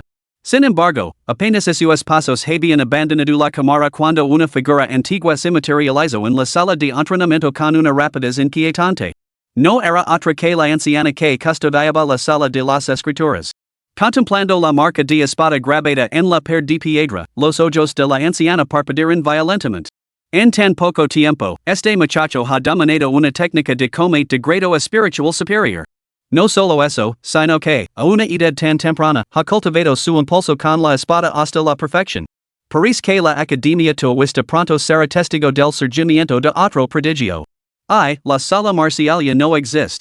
De lo contrario, con el talento innato de este muchacho, seguramente habría entrado en sus filas. Con un suspiro de pesar, la anciana secuedo un momento antes de que su figura volviera a desaparecer silenciosamente de la cámara. Capítulo 30, La muerte no sería una perdida. Al salir del salón de las escrituras, la luz del sol le hizo entrecerrar ligeramente los ojos a Lin Che. Una vez que sus ojos se acostumbran al brillo, se estiró perazosamente. Después de haber entrenado en la cámara de piedra estos últimos días, me pregunto cómo les irá a los demás. Con este pensamiento, Lin Che se dirigió hacia la alianza y, en poco tiempo, llegó al patio donde residía la alianza y. Sin embargo, Lin Che percibió una atmósfera opresiva y pesada que flotaba allí. El patio yacía en ruinas, reducido a muros derruidos y estructuras rotas, claramente el resultado de una severa destrucción. Al presenciar esta escena, una sensación de aprensión se apoderó de Lin Che. Entró rápidamente en el patio. Allí, en una esquina debajo de una pared, Lin Che vio una figura sentada. Tenía el pelo revuelto y el rostro pálido. Un brazo le colgaba flácido a un lado del cuerpo y sus ojos estaban completamente apagados mientras permanecía sentado con la mirada perdida. Este hombre no era otro que Tianling. Solo cuando Lin Che se acercó, apareció un destello de reconocimiento en los ojos de Tianling. Lin, hermano menor Lin. Lin Che miró el brazo, ahora claramente inútil. Su voz era grave. ¿Quién ha hecho esto? Tianling no respondió. Pero Lin Che pareció comprender algo. De repente, preguntó, ¿podría ser obra de la alianza de los mil años? Esta vez, bajo la mirada penetrante de Lin Che, Tianling finalmente sintió. El hermano menor Wu, él también, como yo, tenía un brazo lisiado. La alianza de los mil años se ha enterado del incidente que ocurrió en las montañas New Barida. Esta vez, vinieron en busca de venganza. Al arresto, el corazón de Lin Che se hundió. Los artistas marciales del reino marcial espiritual carecen de la resistencia física necesaria para regenerar miembros amputados. Perder un brazo significaba que su futuro camino de cultivo se vería gravemente limitado. ¿Cómo se enteró la alianza mil años? Preguntó Lin Che, con expresión de desconcierto. Zhao Yu. Fue Zhao Yu quien nos traicionó. Dijo Tianling apretando los dientes con fuerza. Así que era eso. En ese momento, Lin Che comprendió perfectamente toda la situación. ¿No tiene la academia Dao Song una sala de castigo? ¿Cómo puede la alianza mil años actuar con tanta crueldad sin que nadie intervenga? Ante esto, Tianling soltó una risa amarga y autocrítica. Luchencio es un prodigio en la clasificación celestial y un discípulo del pabellón de las píldoras. En cuanto a nosotros, unos don nadie insignificance. ¿A quién lo importamos? Al ver su expresión, Lin Che se quedó en silencio. En realidad, no tenía por qué haber hecho esa pregunta. Si la alianza Ciencio hubiera tenido alguna reserva, nunca habría cometido actos tan despiadados. No somos más que figuras insignificantes en el escalón más bajo de la academia, totalmente ignoradas. Por alguna razón, escuchar estas palabras fue como si una montaña se hubiera pasado de repente sobre el corazón de Lin Che, haciendo que su respiración se volviera más pesada. En ese momento, Lin Che se volvió de repente hacia Tianling. ¿Qué he de Xiaoyao? No preguntes, Lin. Debes abandonar la academia Daozong inmediatamente. Si la alianza mil años descubre que estás aquí, no te perdonarán la vida. Lin Che permaneció clavado en el sitio, con la mirada fija en Tianling. Tras un lapso de tiempo indeterminado, los ojos de Tianling se encendieron de repente con un brillo carmesí. Es culpa mía, dijo finalmente. Sus ojos. Fue ese bastardo de Luchencio. El llevó a la alianza mil años para mutilarnos a mí y al hermano Wu. Cuando se marcaban, se encontraron con Xiaoyao. Ella dijo, tienes unos ojos preciosos, pequeña, pero el odiaba que lo miraran así. Así que, le destrozó los ojos. En ese momento, las lágrimas brotaron incontrolablemente por el rostro de Etienne Lang, ahora un hombre adulto. Laro con voz ronca, soy un inútil. Ni siquiera pude proteger a mi propia hermana. Soy un completo y absoluto fracaso. Boom. Al escuchar el relato de Etienne Lang, un rugido atronador resonó de repente en la mente de Lin Che. Inmediatamente, una intención asesina gelada irradió desde el como un torbellino. En una habitación tenuemente iluminada, los pasos de Lin Che eran pasados mientras se acercaba lentamente a la cama. Allí yacía una joven con gruesas vendas alrededor de los ojos, pero aún así, estaban manchados de sangre. Su rostro estaba mortalmente pálido, desprovisto de color, con el seno profundamente fruncido. Sus pequeñas manos estaban fuertemente apretadas, como si estuviera luchando por soportar el dolor. ¿Te duele mucho? Preguntó Lin Che en voz baja mientras se acercaba. Al oír la voz, la niña extendió la palma de la mano y tanteó a su alrededor. Joven. Joven maestro, ¿eres tú? Lin Che se agachó, dejando que Xiaoyalu agarrara la mano. Tras un momento de silencio, volvió a preguntar, ¿tus ojos? ¿Te duelen mucho? No. No me duelen, Xiaoyao dudó y luego negó con la cabeza. ¿No lu dolían? ¿Cómo era posible que no lu dolieran si la habían destrozado ambos ojos? Al oír la respuesta de Xiaoyao, Lin Che sintió como si algo le retorciera el corazón. Podía imaginar perfectamente por qué había hablado así, quizás solo para ahorrarles a quienes la querían el dolor y el remordimiento. Una niña tan amable y sensata, y sin embargo había perdido la vista por una sola palabra pronunciada por otra persona. Solo tenía 14 años. Era difícil imaginar lo oscura y agonas en que sería su vida futura, desprovista de luz en sus ojos. En este brutal mundo marcial, la bondad y la debilidad solían ser pecados. Lin Che no esperaba que esto fuera así incluso dentro de la Academia Daosan. Xiaoyao, ¿confías en mí? Preguntó Lin Che de repente tras un largo silencio. Al oír esto, Yao asintió solemnemente. Confía en mí. No importa lo que cueste, te devolverá la vista y traer la luz de vuelta a tu mundo. En cuanto a aquellos que te hicieron daño, les haré pagar 10 veces, 100 veces más. Con estas palabras, Lin Che se levantó bruscamente y se dio la vuelta para marcharse. Camino en silencio desde la alianza y sus pasos lo llevaron rápidamente a un lugar determinado. La alianza chenció. Al llegar, Lin Che vio inmediatamente una figura familiar. Ya se había unido recientemente a la alianza 1000 y, dada su condición, su posición era naturalmente humilde. En ese momento estaba custodiando la entrada. Al ver a Lin Che, la expresión de Xiao cambió ligeramente, claramente sorprendido de que el joven se atreviera a aparecer allí. Lin. Hermano Lin, tú. SSSH. Antes de que Xiao pudiera terminar la frase, Lin Che levantó la mano. Una espada larga lu atravesó la garganta al instante. La China se desarrolló en un instante, demasiado rápido para que Xiao pudiera reaccionar. Lin Che lo miró fijamente, con el rostro helado. ¿Traicionas a tus compañeros por la gloria? ¿Mereces morir? Ugh. La expresión de Xiao se congeló en estado de shock, y la luz de sus ojos se apagó rápidamente. Quizás, incluso en la muerte, nunca imaginó que su implacable ascenso por el poder terminaría de esa manera. Splash. Después de acabar con su enemigo, Lin Che retiró lentamente la espada, y la sangre caliente salpicó el suelo. Al mismo tiempo, este espectáculo brutal y sangriento atrajo naturalmente la atención de todos los miembros de la Alianza de los 1000 Atonios presentes. Toda la multitud se quedó en silencio, atonida y completamente conmocionada. Asesinato. Este hombre se atrevió a matar dentro de la Academia Daosan, y su víctima era un miembro de la Alianza de los 1000 Atonios. Aunque Xiao se había unido recientemente a la Alianza 1000 Atonios y no era más que una figura menor, este acto era, sin embargo, absolutamente impactante. 2. Un miembro de la Alianza 1000 Atonios, recuperando el sentido, señaló furiosamente Lin Che, dispuesto a exigir una explicación. Sin embargo, antes de que pudiera hablar, Lin Che abrió la palma de la mano y un destello frío y penetrante salió disparado. Control de la espada Qigong. Pum. En el instante siguiente, la espada Linghan barrió horizontalmente el aire, cortando limpiamente la cabeza del hombre. La sangre brotó como una fuente. El cadáver decapitado se derrumbó lentamente hacia atrás. Capítulo 31, Encarnación del Dios de la Muerte. Esta vez, los miembros de la Alianza Chencho comprendieron perfectamente la situación. Loco. Este hombre estaba completamente loco, un lunático imprudente que se atrevía a matar a un miembro de la Alianza Chencho a plena luz del día. ¿Cómo se podía tolerar eso? Se atreva causar estragos en nuestro territorio y matar a nuestros hermanos. Matadlo. Un grito estalo entre la multitud y, al instante, todos los miembros de la alianza chencho cargaron hacia adelante con frenesí. Más de una docena de figuras, todas ellas artistas marciales que habían entrado en el reino marcial espiritual, desataron sus movimientos let ellos simultáneamente.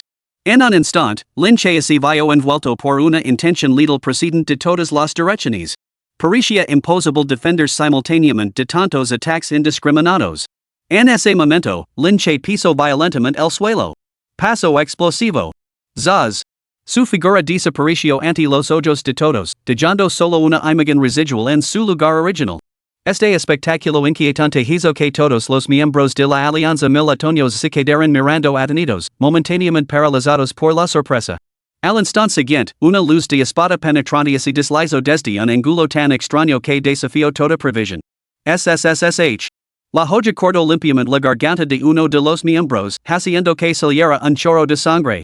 Sin pausa, la espada volvió a descender, sin perder impulso, y partió a otro miembro en dos, de la cabeza a los pies. La sangre carmesí fluyó, manchando el suelo de rojo. Dos muertos más, en el lapso de un solo suspiro. A decir verdad, todos los miembros de la alianza militares poseían una fuerza formidable. Sin embargo, frente a este joven, un temblor palpable de miedo se apoderó de ellos. Cuatro muertos en un solo encuentro, eliminados instantáneamente ante sus propios ojos. El grupo finalmente comprendió el peligro. Este joven era formidable, lo suficientemente poderoso como para amenazar sus propias vidas. Problemas. Este joven es un cultivador de la espada, uno excepcionalmente potente. Retirada. Por desgracia, cuando se dieron cuenta, ya era demasiado tarde. Lin Che volvió a desaparecer de su sitio. Con cada paso, un vortiz dorado se remolinaba bajo sus pies, y su velocidad era fantasmal y esquiva. Sin embargo, cada vez que se materializaba ante alguien, lo quitaba la vida sin esfuerzo. En cuestión de segundos, al menos 10 miembros de la alianza militares fueron asesinados, todos en un instante. Él era se espeso con el olor de la sangre. Así que esta es la fuerza que hay detrás de la alianza militares? ¿Intimidar a los débiles y campar a sus anchas por los terrenos del patio? No es nada del otro mundo. Al ver a los miembros restantes de la alianza retirarse terrorizados, las palabras de Lin Che resumaban desprecio. Sin embargo, en el momento en que pronunció esas palabras, una presión intangible surgió de repente. ¡Boom! Fue un puñetazo, con una fuerza similar a la de una montaña, que detuvo por la fuerza la matanza de Lin Che. La mirada de Lin Che se agudizó mientras blandía su espada, enfrentándose de frente al puñetazo que se le venía encima. Rumble. Las dos fuerzas colisionaron violentamente. Al instante siguiente, Lin Che y el agresor retrocedieron. Hermano Mayor Yuan Chong. Al ver la figura aparecer de repente en la escena, los miembros restantes de la alianza militares se quedaron paralizados. El recién legado era Yuan Chong, un cultivador marcial espiritual de cuarto rango. Aunque fue fundada por Luchencio, los asuntos cotidianos de la alianza eran gestionados en gran medida por Yuan Chong, dado el talento excepcional de Luchencio y su posterior enfoque en los estudios internos de la academia. Sin duda, Yuan Chong era la segunda fuerza más formidable de la alianza después del propio Luchencio. ¿Mataste todos estos hombres? Yuan Chong observó los cadáveres de los miembros quedados, con los ojos llenos de una aterradora intención asesina.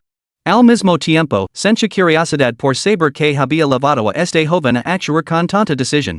¿Quién eres exactamente? Al arresto, Lin Che respondió con calma, Alianza Y. Lin Che. La Alianza Y. Al estas palabras, todos los miembros de la Alianza Chencho palidecieron.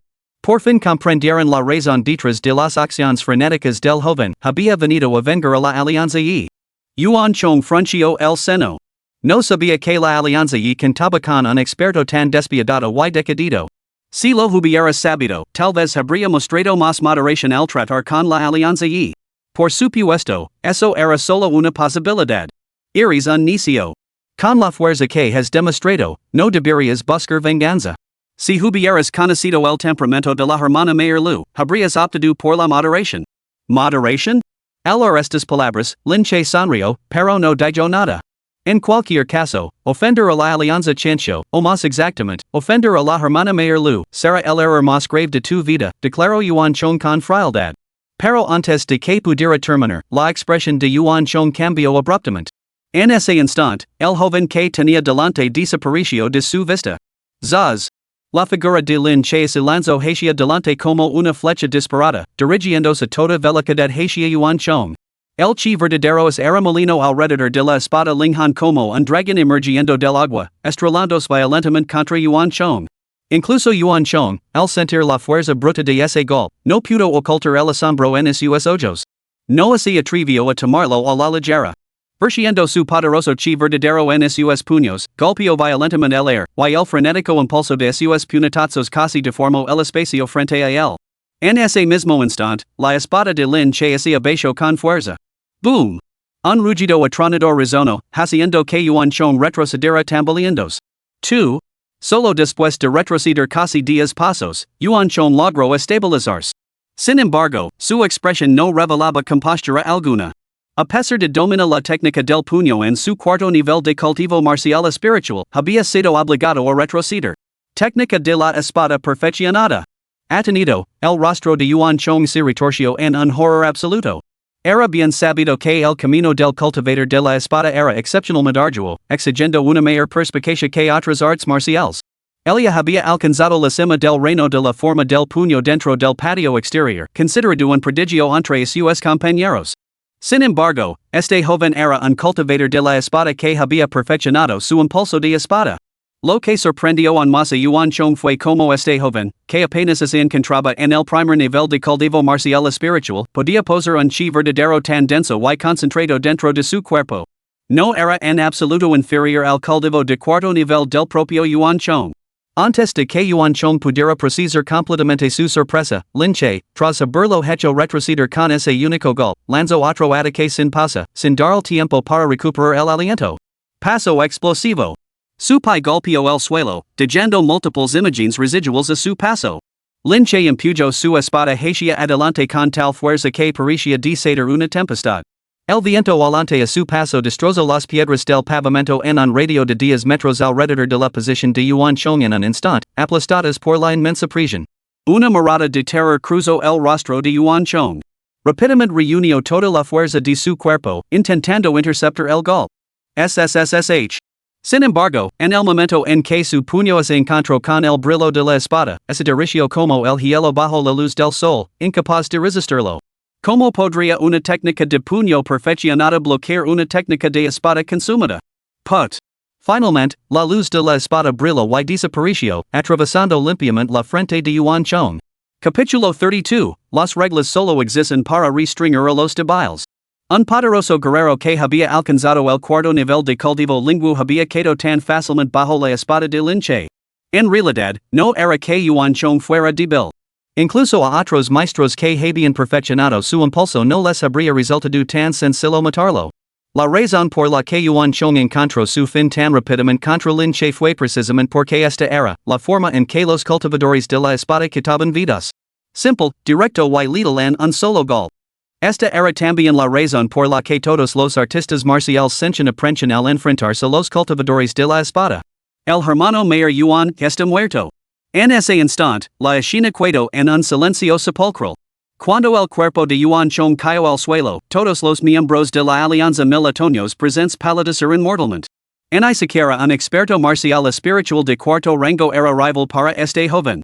Miraron fijamente a la figura que se erguía con la espada en alto en el centro de la arena, como se contemplaran un dios demoníaco de la matanza surgido del mismísimo infierno. Un temor escalofriante brotó de lo más profundo del alma de todos los presentes. Fluid. Al instante siguiente, los miembros restantes de la alianza Chencho abandonaron toda idea de resistencia y huyeron locamente hacia las salidas. ¿Podíais escapar?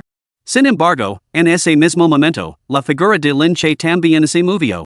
Como había dicho Lin Che, con su velocidad, no había forma de que esos hombres pudieran evadir las espadas espirituales que él manipulaba con su chi verdadero.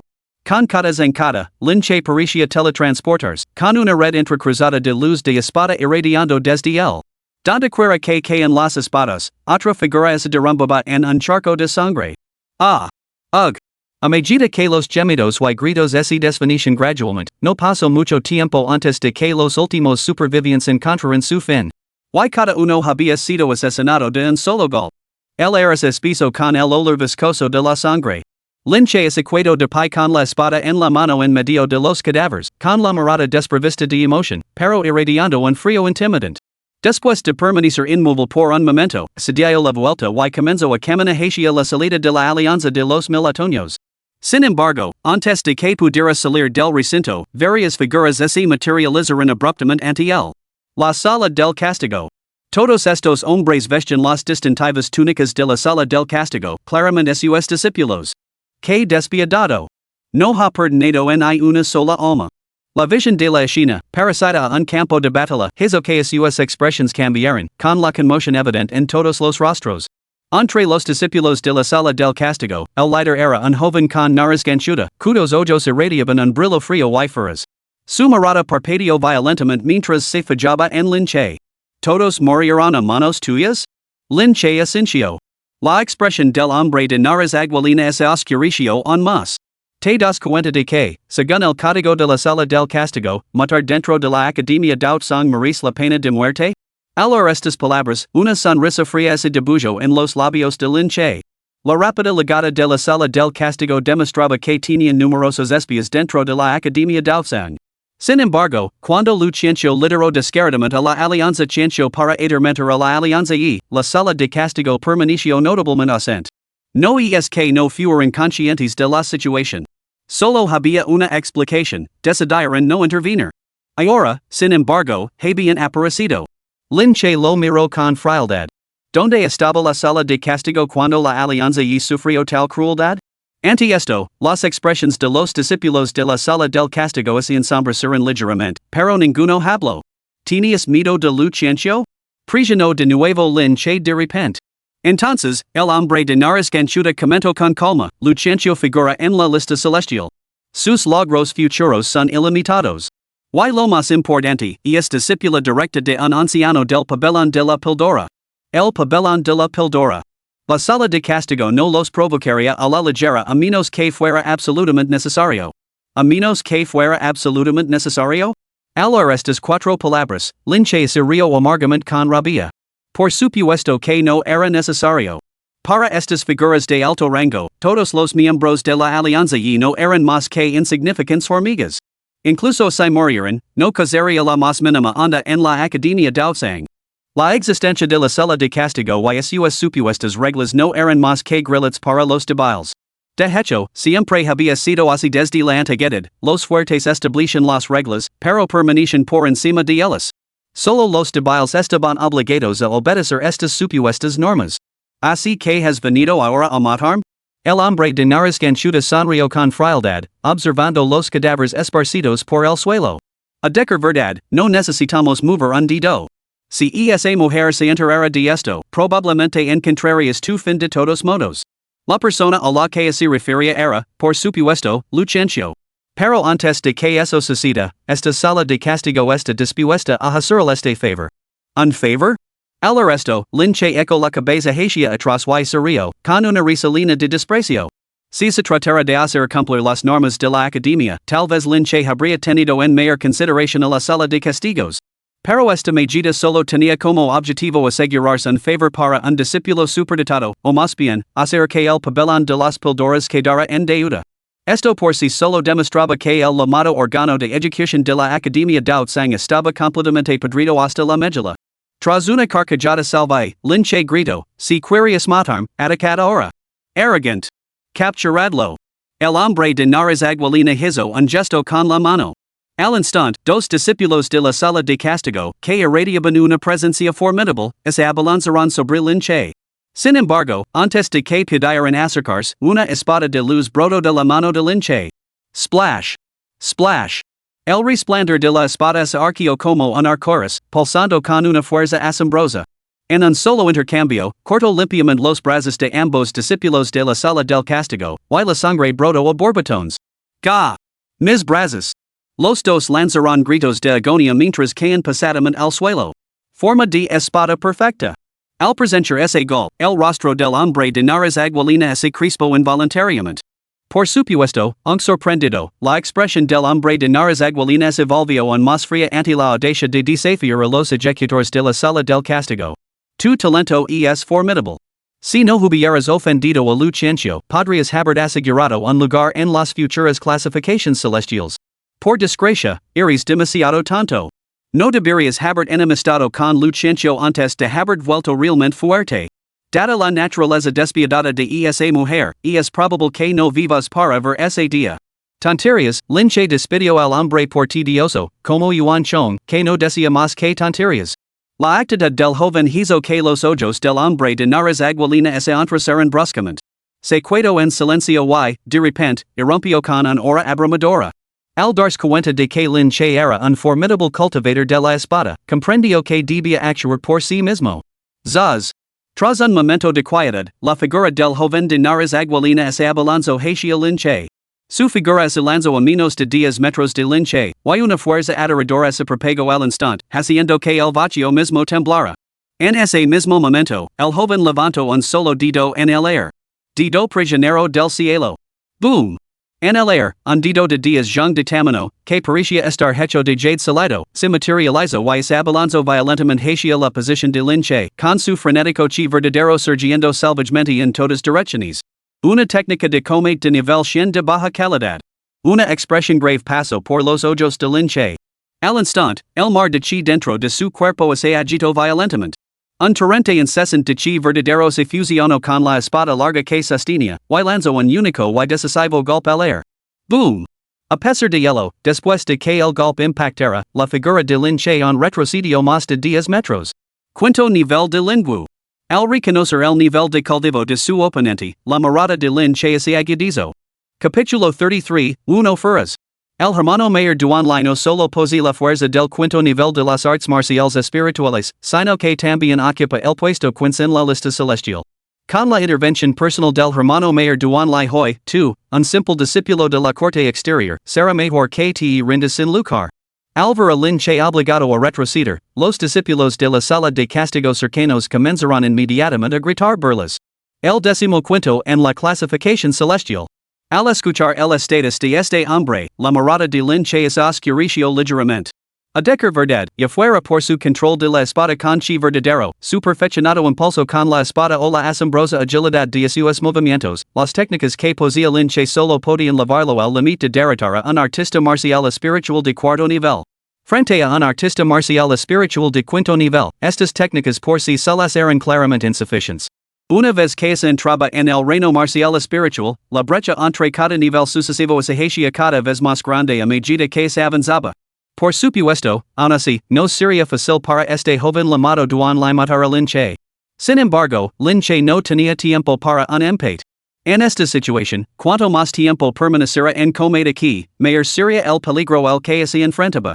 Tras hacer esta valoración, Lin Che movió la muñeca y volvió a lanzar la espada Linghan. Al sentir el gran impulso contenido en ese golpe, incluso Duan Lai, un practicante de artes marciales espirituales de quinto rango, no se atrevió a tomárselo a la ligera y volvió a contraatacar con un poderoso golpe con el dedo. Boom! Las dos fuerzas colisionaron una vez más. Pero en ese instante, Lin Che ejecutó un paso explosivo, difuminándose en una estela de imágenes residuales mientras esquivaba al joven de nariz aguilina en el aire. Cuando reapareció, el discípulo del salón del castigo que había hablado antes estaba atrapado en las manos de Lin Che con la velocidad del rayo. Agarrando al discípulo por la nuca con una mano, Lin Che invocó la espada Linghan. Con un movimiento de muñeca, la hoja jalada se cernió amenazadoramente sobre la garganta del discípulo. ¡Qué velocidad tan inquietante! Al presenciar esto, Duan Lai volvió a quedar atenido. Esa extraña técnica de paz que acababa de mostrar probablemente superaria incluso a una técnica corporal de nivel 100 de baja categoría. Y este joven, claramente vestido con las túnicas de un discípulo recién iniciado, ¿cómo podía ser tan difícil de manejar? No. No mi mates. El discípulo del salón del castigo, sostenido en alto por Lin Che, sintiendo la intención asesina que irradiaba de él, palideció al instante. Al ver esto, Duan Lai amenazó fríamente, puede que hayas escapado por los pelos de la muerte cuando acabaste con la alianza militares en el patio exterior, pero se matas a un discípulo del salón del castigo, te garantizo que no escaparás de la muerte, en el cielo y en la tierra. Al oír esto, Lin Che soltó una risa fría. Si un discípulo del salón del castigo muere mis manos, entonces todo el salón del castigo perderá prestigio dentro de la academia Daozong, ¿no? En ese caso, no me sigas más. De lo contrario, no mostrar piedad. Con eso, linche salto hacia atrás, levando al discípulo del salón del castigo en sus brazos. En un abrir y cerrar de ojos, desapareció más allá de las puertas de la alianza de los mil otoños. Al ver desaparecer la figura de linche, Duan Lai apretó los puños con fuerza. Hermano mayor Duan Lai, vamos a dejar que se retire así sin más? Le preguntó un discípulo del salón del castigo a Duan Lai. No puede escapar. Esto es la academia Daozon. ¿Qué puede lograr un simple discípulo nuevo? Después de hablar, Duan Lai hizo una pausa y luego añadió, via informar a Luciencio. Duan Lai conoce muy bien los métodos despiadados de esta mujer. No solo era fría, sino que también era rencorosa. Una vez que se enterara de este incidente, el muchacho no solo no lograría escapar de la academia Daozon, sino que, aunque tuviera 10 vidas, estaría prácticamente muerto. Al recibir la orden de Duan Lai, un discípulo del salón del castigo desapareció al instante. Mientras tanto, Duan Lai miró en dirección a donde se había marchado linche. Más allá del brillo helado de sus ojos, se vislumbraba un atisbo de emoción. Hacía mucho tiempo que la academia Daozon no veía a un individuo tan temerario, lo que prometía ser muy entretenido. Persíguelo. Tengo mucha curiosidad por ver cómo este tanto arrogante encuentra finalmente su fin. Tras abandonar la alianza Qianxiu, linche atravesó a toda velocidad el patio exterior. Sin embargo, su destino no era la puerta de la montaña de la academia Daozon. En realidad, para un discípulo de Daozon que había matado a tantos, escapar de la academia era totalmente imposible. Cualquier anciano del patio interior podría vencer fácilmente a linche con su fuerza actual. Por lo tanto, intentar huir de los terrenos de la academia era nada menos que buscar la muerte. La dirección que linche eligió fue una cadena de picos imponentes dentro de la academia Daozon. A lo largo de este camino, su figura sin duda atrayó innumerables miradas. ¿Quién es ese hombre? A juzgar por su atuendo, parece ser un discípulo recién iniciado. Sin embargo, al que ha capturado, parece ser un discípulo del salón del castigo. Maldita sea, realmente es un discípulo del salón del castigo. ¿Ha perdido la cabeza? ¿Está intentando desertar de la academia? ¿Provocar al salón del castigo? ¿Qué hombre tan duro? Este joven es sin duda un hombre duro. Álvaro linche, manchado de sangre y atravesando la academia como un guerrero demoníaco salido del infierno, arrastrando a un discípulo del salón del castigo. Todos los discípulos que presenciaron esta escena dentro de la academia Daozon se quedaron boquiabiertos, paralizados en el sitio. Mientras tanto, Duan Lai y los discípulos del salón del castigo que lo perseguían sintieron que su ira hervía. Finalmente, los ojos de Duan Lai se endurecieron mientras señalaba la figura de linche. No así contengan. Matenlo. Si se permite a linche pavonearse tan descaradamente, incluso si el rehen sobrevivía, el salón del castigo quedaría completamente degenerado dentro de la academia Daozon. Tan pronto como Duan Lai terminó de hablar, dos discípulos del salón del castigo se lanzaron hacia adelante, cada uno golpeando con la palma de la mano hacia la espalda de linche, que se retiraba. Al sentir las fluctuaciones del chi verdadero detrás de él, los ojos de linche se volvieron fríos. Zaz. Control de la espada con chi verdadero. La espada Linghan salió disparada de la mano de linche, transformándose en un rayo de luz que barrió horizontalmente hacia la amenaza que tenía detrás. Esta vez, linche no se contuvo. Pum. Pum. Un solo golpe envió dos cabezas al aire. Ante las miradas atenidas de todos los presentes, estas cayeron pesadamente al suelo y rodaron lejos. Este joven se atrevió a matar a discípulos del salón del castigo.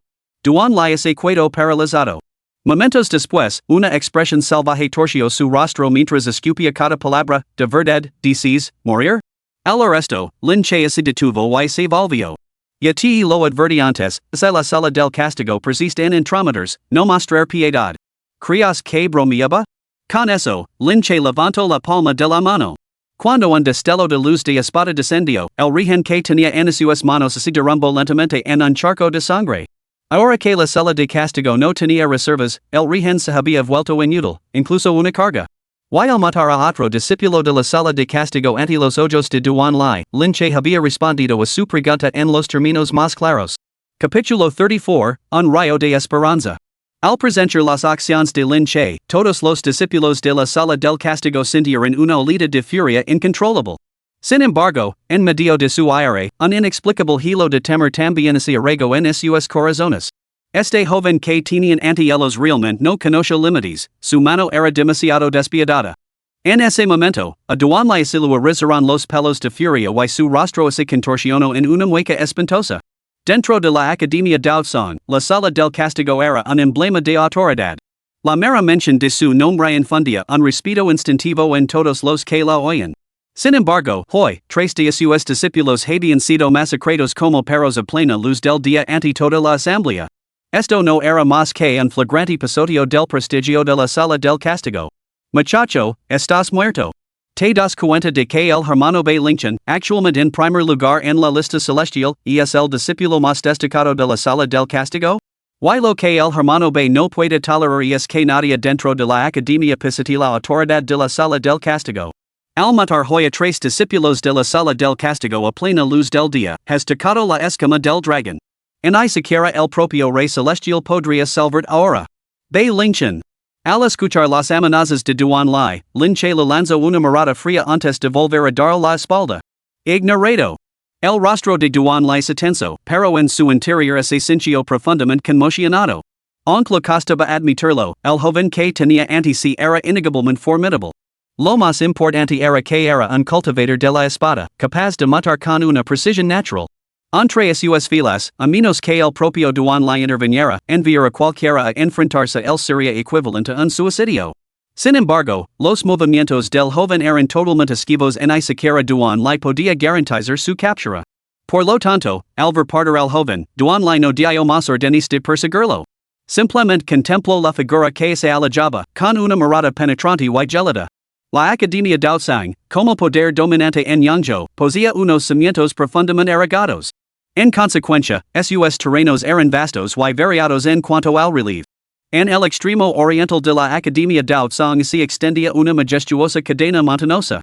En ese momento, la figura de un joven se precipitó hacia ella, apareciendo entre las montañas. Este joven no era otro que Lin Che. Sin los perseguidores de la sala de castigo pisando los talones, la situación de Lin Che había mejorado considerablemente. Al llegar a este lugar, Lin Che miró hacia arriba y vio un reino ilusorio desplegándose ante él. El reino divino de la ilusión celestial. Según la leyenda, este reino secreto había sido creado por el patriarca fundador de Daotsong. Durante 10,000 años, ningún discípulo había atravesado jamás esta ilusión, lo que envolvía el lugar en un hora de profundo misterio. Lin Che no era un bruto simplón. Comprendía las consecuencias de su alboroto en la Academia Daotsong. Sin embargo, antes de eso, ya había ido una ruta de escape. Consiste en provocar una pizca de esperanza dentro de este reino ilusorio. Con esta determinación, Lin Che siguió adelante. Sin embargo, en ese mismo momento, una intensa sensación de peligro lo envolvió de repente. ¡Boom! Una colosal olita de chi verdadero se extendió hacia él en un ángulo imposiblemente, con su trayectoria marcada por aterradoras explosiones de aire. Lin Che frunció el seno con fuerza mientras se lanzaba rápidamente hacia el lado opuesto, al tiempo que esgrimía su espada contra el ataque que se le venía encima. En ese golpe, Lin Che levó el impulso de su espada al límite absoluto. Pum! Pum! Pum! Aun así, tras el golpe, Lin Che salió despedido más de 10 metros. Al caer, un sabor metálico le llenó la garganta mientras la sangre le goteaba por la comisura de los labios, revelando importantes lesiones internas. Su mirada se volvió fría hacia la emboscada. Una mujer vestida de carme se encontraba ante él, irradiando una belleza escalofriante. Sus ojos, venenosos como los de una serpiente, brillaban con una intención despiadada. En su mano sostenía un largo latigo, y todo su ser irradiaba una intención asesina y gelada. Lu Chencio. Aunque Lin Che nunca había visto a esta mujer antes, no le resultó difícil deducir su identidad. Has huido hasta aquí, pero seguro que no imaginas que podrás superar esa prueba de la que se habla en los rumores. Luchencio miró el reino ilusorio detrás de Lin Che, con una cava burlona en los labios. Entonces solo puedo decir que tu idea es completamente ridícula. Mirando a esta mujer, los ojos de Lin Che se oscurecieron con una intensa intención asesina. Era ella quien había destruido los ojos de Xiao Yao. Sin duda, esta mujer tenía un corazón tan venenoso como el de un escorpión. Por supuesto, Lin Che era muy consciente de que carecía de la fuerza necesaria para matar a esta mujer despiadada. Realmente no podía. Su cultivo en el sexto nivel del reino marcial espiritual estaba muy por encima de lo que él podía soportar en ese momento. Habiendo legado a esta conclusión, Linche decidió no enfrentarse a la directamente. Se limpió la sangre de los labios, se dio la vuelta y se dirigió directamente al reino divino de la ilusión celestial. Al presentar esto, Lucentio se abstuvo de intervenir una vez más. Porque observara sus preces lucar en su agonía siempre había sido uno de sus pasatiempos. Sin embargo, mientras observaba la figura de Linche alejándose, Gruno, y oído que mataste tantos miembros de mi alianza chancho para vengar a esos inútiles de la alianza y? Pues bien, ten por seguro que, una vez que estés muerto, no quedará en un solo miembro vivo de la alianza y. Esa pequeña zora. No la matar. La última vez solo le sac los ojos. Esta vez, le cortaré la lengua, le cortaré las extremidades y la convertiré en un cerdo viviente, condenado al tormento eterno. Y todo esto es el precio que pagaréis por cruzaros en mi camino. Boom! Al pronunciar estas palabras, una intención asesina gelada irradió de Linche, pareciendo bajar la temperatura ambiente. Las venas así lo marcaban prominentemente en los puños fuertemente apretados. Sin embargo, no pronunció ni una palabra, y su paso se volvió más decidido mientras avanzaba hacia el reino divino de la ilusión celestial, hasta desaparecer finalmente en su entrada. Sin embargo, nadie podía saber que, en ese momento, un único pensamiento ardía con una intensidad abrumadora en su corazón. Lucentio, si no te matara, no sería digno de mi nombre. Al entrar en el reino divino de la ilusión celestial, el espacio circundante cambió y se transformó. Ante Linche apareció una escalera celestial. Talada como si fuera de jade blanco, parecía ascender directamente a los cielos, con su cima desapareciendo entre las nubes. Al mismo tiempo, una hora vasta y abrumadora descendió del cielo, haciendo que cada escalón brillara con una luz radiante. ¿Podría ser este el legendario camino celestial? Ante un espectáculo tan majestuoso, Linche se sintió profundamente insignificante. Este era el legado dejado por el patriarca Daotsong, una hazana que rivalizaba con el poder mismo del cielo y la tierra. Era difícil imaginar las alturas alcanzadas por esta extraordinaria figura que había fundado por sí sola la Academia Daotsong. Por supuesto, aunque asombrado por la escena que tenía ante sí, Linche no olvidó su propósito. Sin más dilación, subió los escalones de piedra blanca como el jade. Boom! En ese instante, una prisión aplastante descendió, casi haciendo que Linche se tambaleara y se derrumbara. Era como si una mano colosal se hubiera pasado de repente sobre sus hombres, intentando clavarlo al suelo. La gravedad. Que gravedad tan aterradora. Linche finalmente comprendió por qué nadie había alcanzado la cima del reino divino de la ilusión celestial en 10,000 años. El simple hecho de subir el primer escalón lo había sometido a una prisión tan aplastante. Era inimaginable lo terrible que sería la gravedad si alguien realmente llegara a la cima.